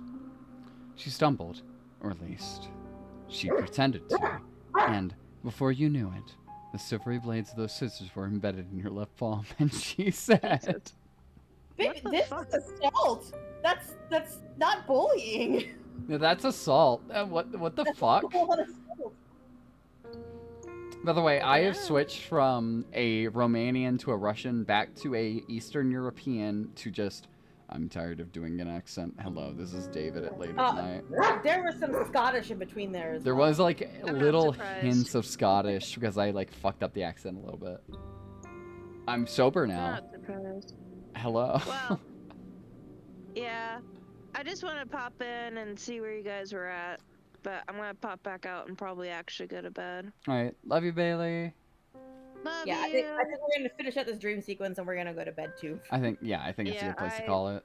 Yeah. We'll It's pick like this up next time. midnight. It's just us three. Yeah. Yeah. Bye. I love you. Bye. Love ya.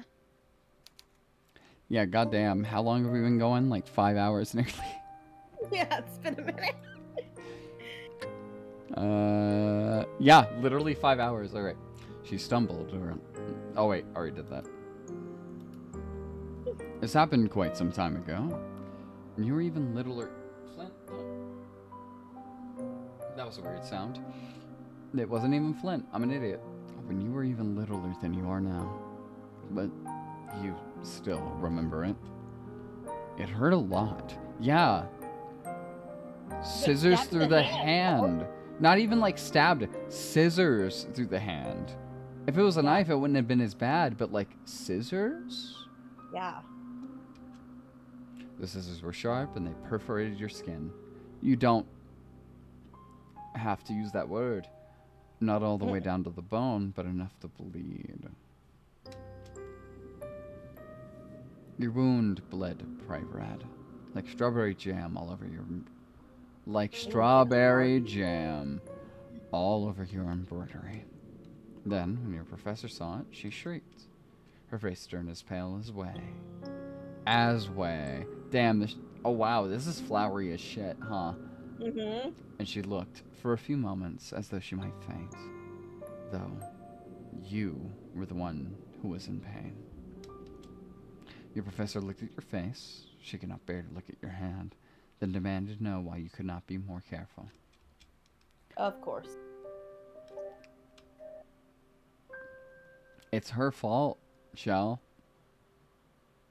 Shell, it's Why was she sitting there in the way of the scissors? Shell. Shut the fuck up. It's her fault. Yeah, I obviously. love that you just agreed with me, but I still went, shut the fuck up. It's her fault. Almost as if you had stabbed yourself in the hand with your scissors to goad her. The pain Yep. in your hand hurt, but the giggles of your persecutors hurt all the more. They never were punished for that. Fuck off. That's what's up. That might be the point. This might be girl edge. Yeah. Oh no, is this les edge? Oh I don't know. no. So we were all concerned about like the princess and the mermaid eating the main character, and now I'm wondering if the main character isn't getting revenge on all of the mean schoolgirls, and They're she's gonna gonna fucking like murder this mermaid and kill this princess and eat her. they're gonna get revenge by like recruiting the mermaid or the princess and be like, hey, we're gonna scissor and then we're gonna go back to my school and we're gonna eat everyone. And it's like, Yeah. alright. You know, that'd be a fun twist. That would be a fun twist. Perhaps your professor did not care enough to punish them. Perhaps she, like everyone else, thought it was all your fault. You stood in the way of those scissors, you dumb fuck. Didn't you, Bitch. bitch? What were you wearing? Did it look like you wanted to be stabbed in the hand with scissors? Don't be saying that. Oh my god. That's how stupid that argument is. Yeah, I love having like formed myself into a feminist because I kind of have to at this point. It's like if I wasn't before, it's like, wow, huh, really? But yeah, no, I hate the look at what she was wearing. You know, Yeah. you're There's wearing a actually a tank whole- top and shorts that show your balls. What the fuck are you going on about, buddy? Yeah, there's actually a whole museum display. I don't remember what it was called, but I think it was just in the gist of what we were wearing, because all the displays just had a clothing item and a story. And so one was like my wedding dress, and my new husband and all of his friends right after we were married, kind of a deal. The And it's the just a museum I hate to display make this of joke, Go but ahead. the exhibition is just called "What She Was Wearing." Hey, stop. Hush. Fenris, it's fine. No, she's fine. She's playing with her brother. Fenris, you don't need to growl at your brother. Come on. That's him growling at her. Spectre. Spectre, you met me. You can't be doing that. Yeah, you haven't met her. She's annoying. Yeah, but she seems sweet. Fenris? Hey, no, come back here. Give me that. Nope. The wound. You're not. When you're not all stealing- was said and done, Thank you. wasn't too deep. You didn't even need stitches. Healed well enough in time, on its own, but still left a scar. A white, raised thing. Like a crescent moon. I am the chosen one. Well, if that is not a witch's mark. You still have that scar. You do not know how much blood you lost. Seems like a lot back in the classroom. You could smell it in the air. Damn, girl, you could smell it in the air? It's a lot of blood. That's a lot of blood. Sharp as iron. But it could not have been that much, evidently. Wrong, If you it could was smell scar- it. If it was enough to scar and enough to smell, like 100%, you should have gotten stitches. And it was that bad. Yeah. Especially if you were smelling iron in the air. Yeah. What? Do you know how much blood that is? It's a lot. It's a lot of blood to just unless you're actively sniffing the blood, like, to smell blood in the air is so much blood. It is like multiple people worth of blood. Ow, ow, ow, ow. This girl slaps roof, can hold so much fucking blood in her. God. Just in the hand. Just in her hand. She has so much blood just in her hand. They had to actually, it was good for her because she would have exploded if they hadn't. Excessive blood. Yeah, she had too much blood. That was her problem. She has like reverse anemia. She has a great time during periods, actually. Too much iron in her blood. Just so much iron in her blood. If your wound had been more serious. That is an actual affliction, but normally it happens in men, not women. Yeah. So. Obviously, it happens more often in men because Jesus. But perhaps your professor might have cared.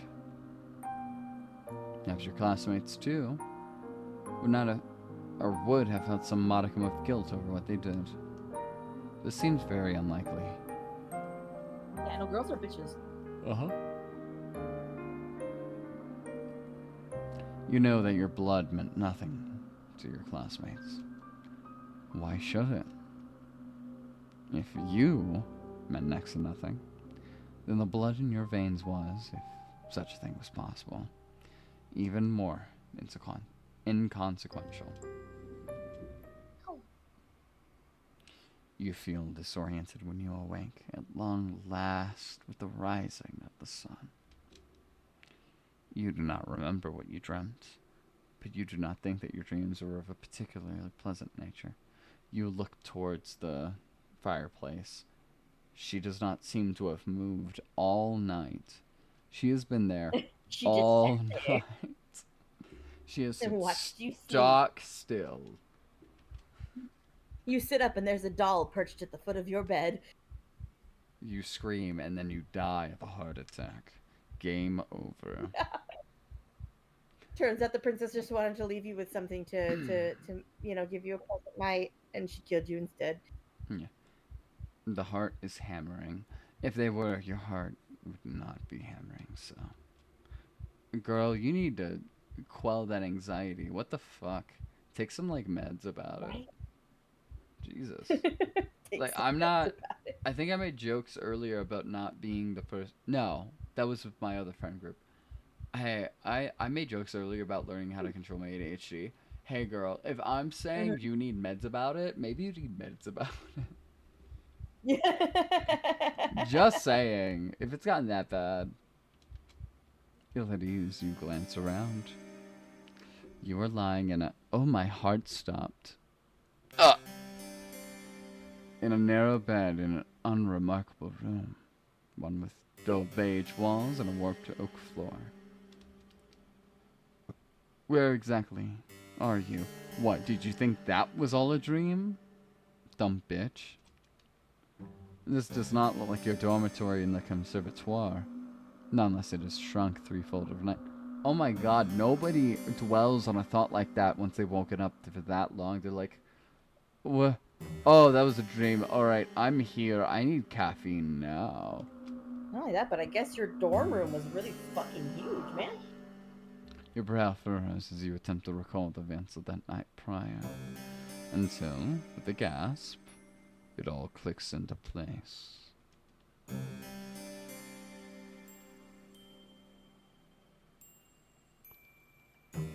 Oh, excuse me.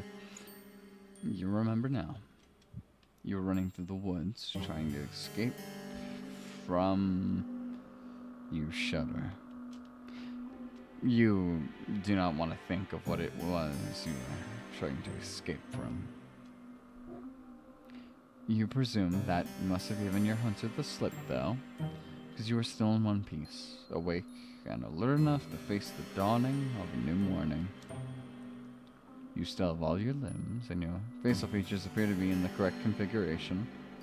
Your mouth is underneath your jaw. Yes, okay, good. Your eyes, yep, they poke out of your ears. Yes, okay. Good. Yep, on either side of your head. Yep, good, good. Out of like the very tips of your ears, you're like a llama now. And your nose, oh boy, how it is up to your hairline, girly. That is right where it should be, Right, though. like a, like a majestic unicorn. You, you go back over your features. Yes, you are the majestic unicorn you remember yourself to be. You wonder, is the princess a virgin? Then I may let her ride upon my back. That is more than enough to be getting along with. You look to the foot of your bed. The foot, you know. The foot of your bed. Then blink, bemused at your discovery. You can see, lying upon the sheets, a garment, 2 garments actually, of black and white, folded into a neat, night square. White square, fuck, yes, it's late. We're gonna try Not the to... doll. It's not the doll, it's a bunch of things that I can't pronounce apparently. What could that be? A naiad's outfit? No, it's a maid's outfit, dumb fuck. If so, it would not be too surprising.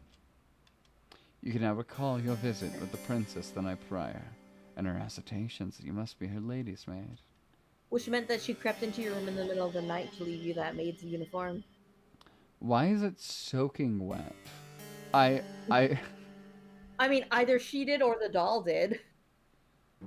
The, the doll left the maid's uniform soaking wet. That is horrifying. I think that's scarier than the girl running around with the doll, I'm gonna be honest. The doll can come and she comes buckets. And she likes to watch. Oh no, don't say that. Oh god. It is far preferable to the other role you played last night. That of a startled quarry running from its pursuer. You press your fingers against the humble maid's attire. It feels surprisingly soft to the touch, not coarse like you expected. These clothes are rather fine. Did the princess put them here? If so, all the more reason to wear them.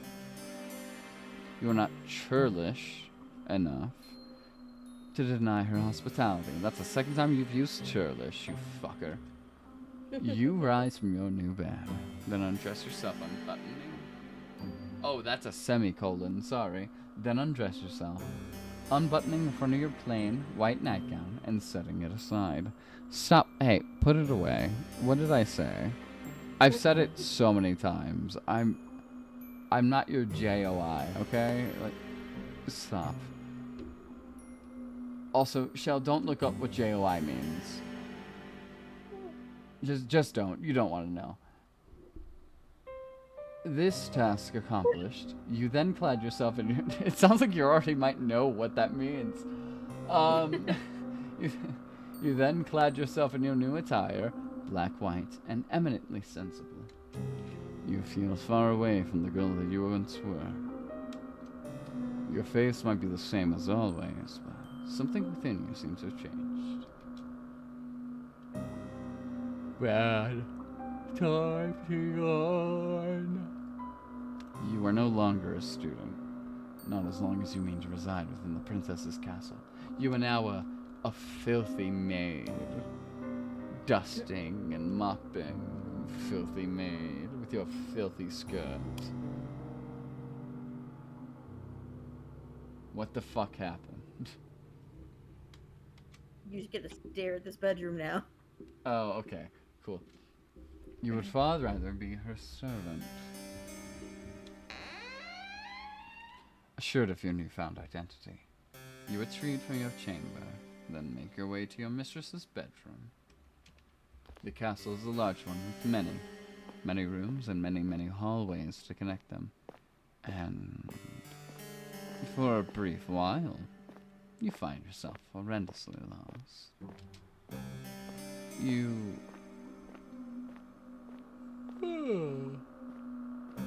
Oh, we're almost done, I promise. Oh my god. You cannot remember where the princess's bedroom is. You are beginning to feel rather disoriented when, to your relief, your eyes snag upon a stairwell which looks rather familiar. Could this be the way? Okay, there we go. I think that's a good place to stop. Yeah. Could this be the way? 1931, 1946.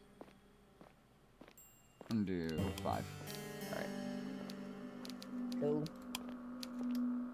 Could this be the way? Find out next time. When we get murdered by one, possibly two different women. Yes. Attractive women, you little lesbian with your dirty skirt and your ripped heel.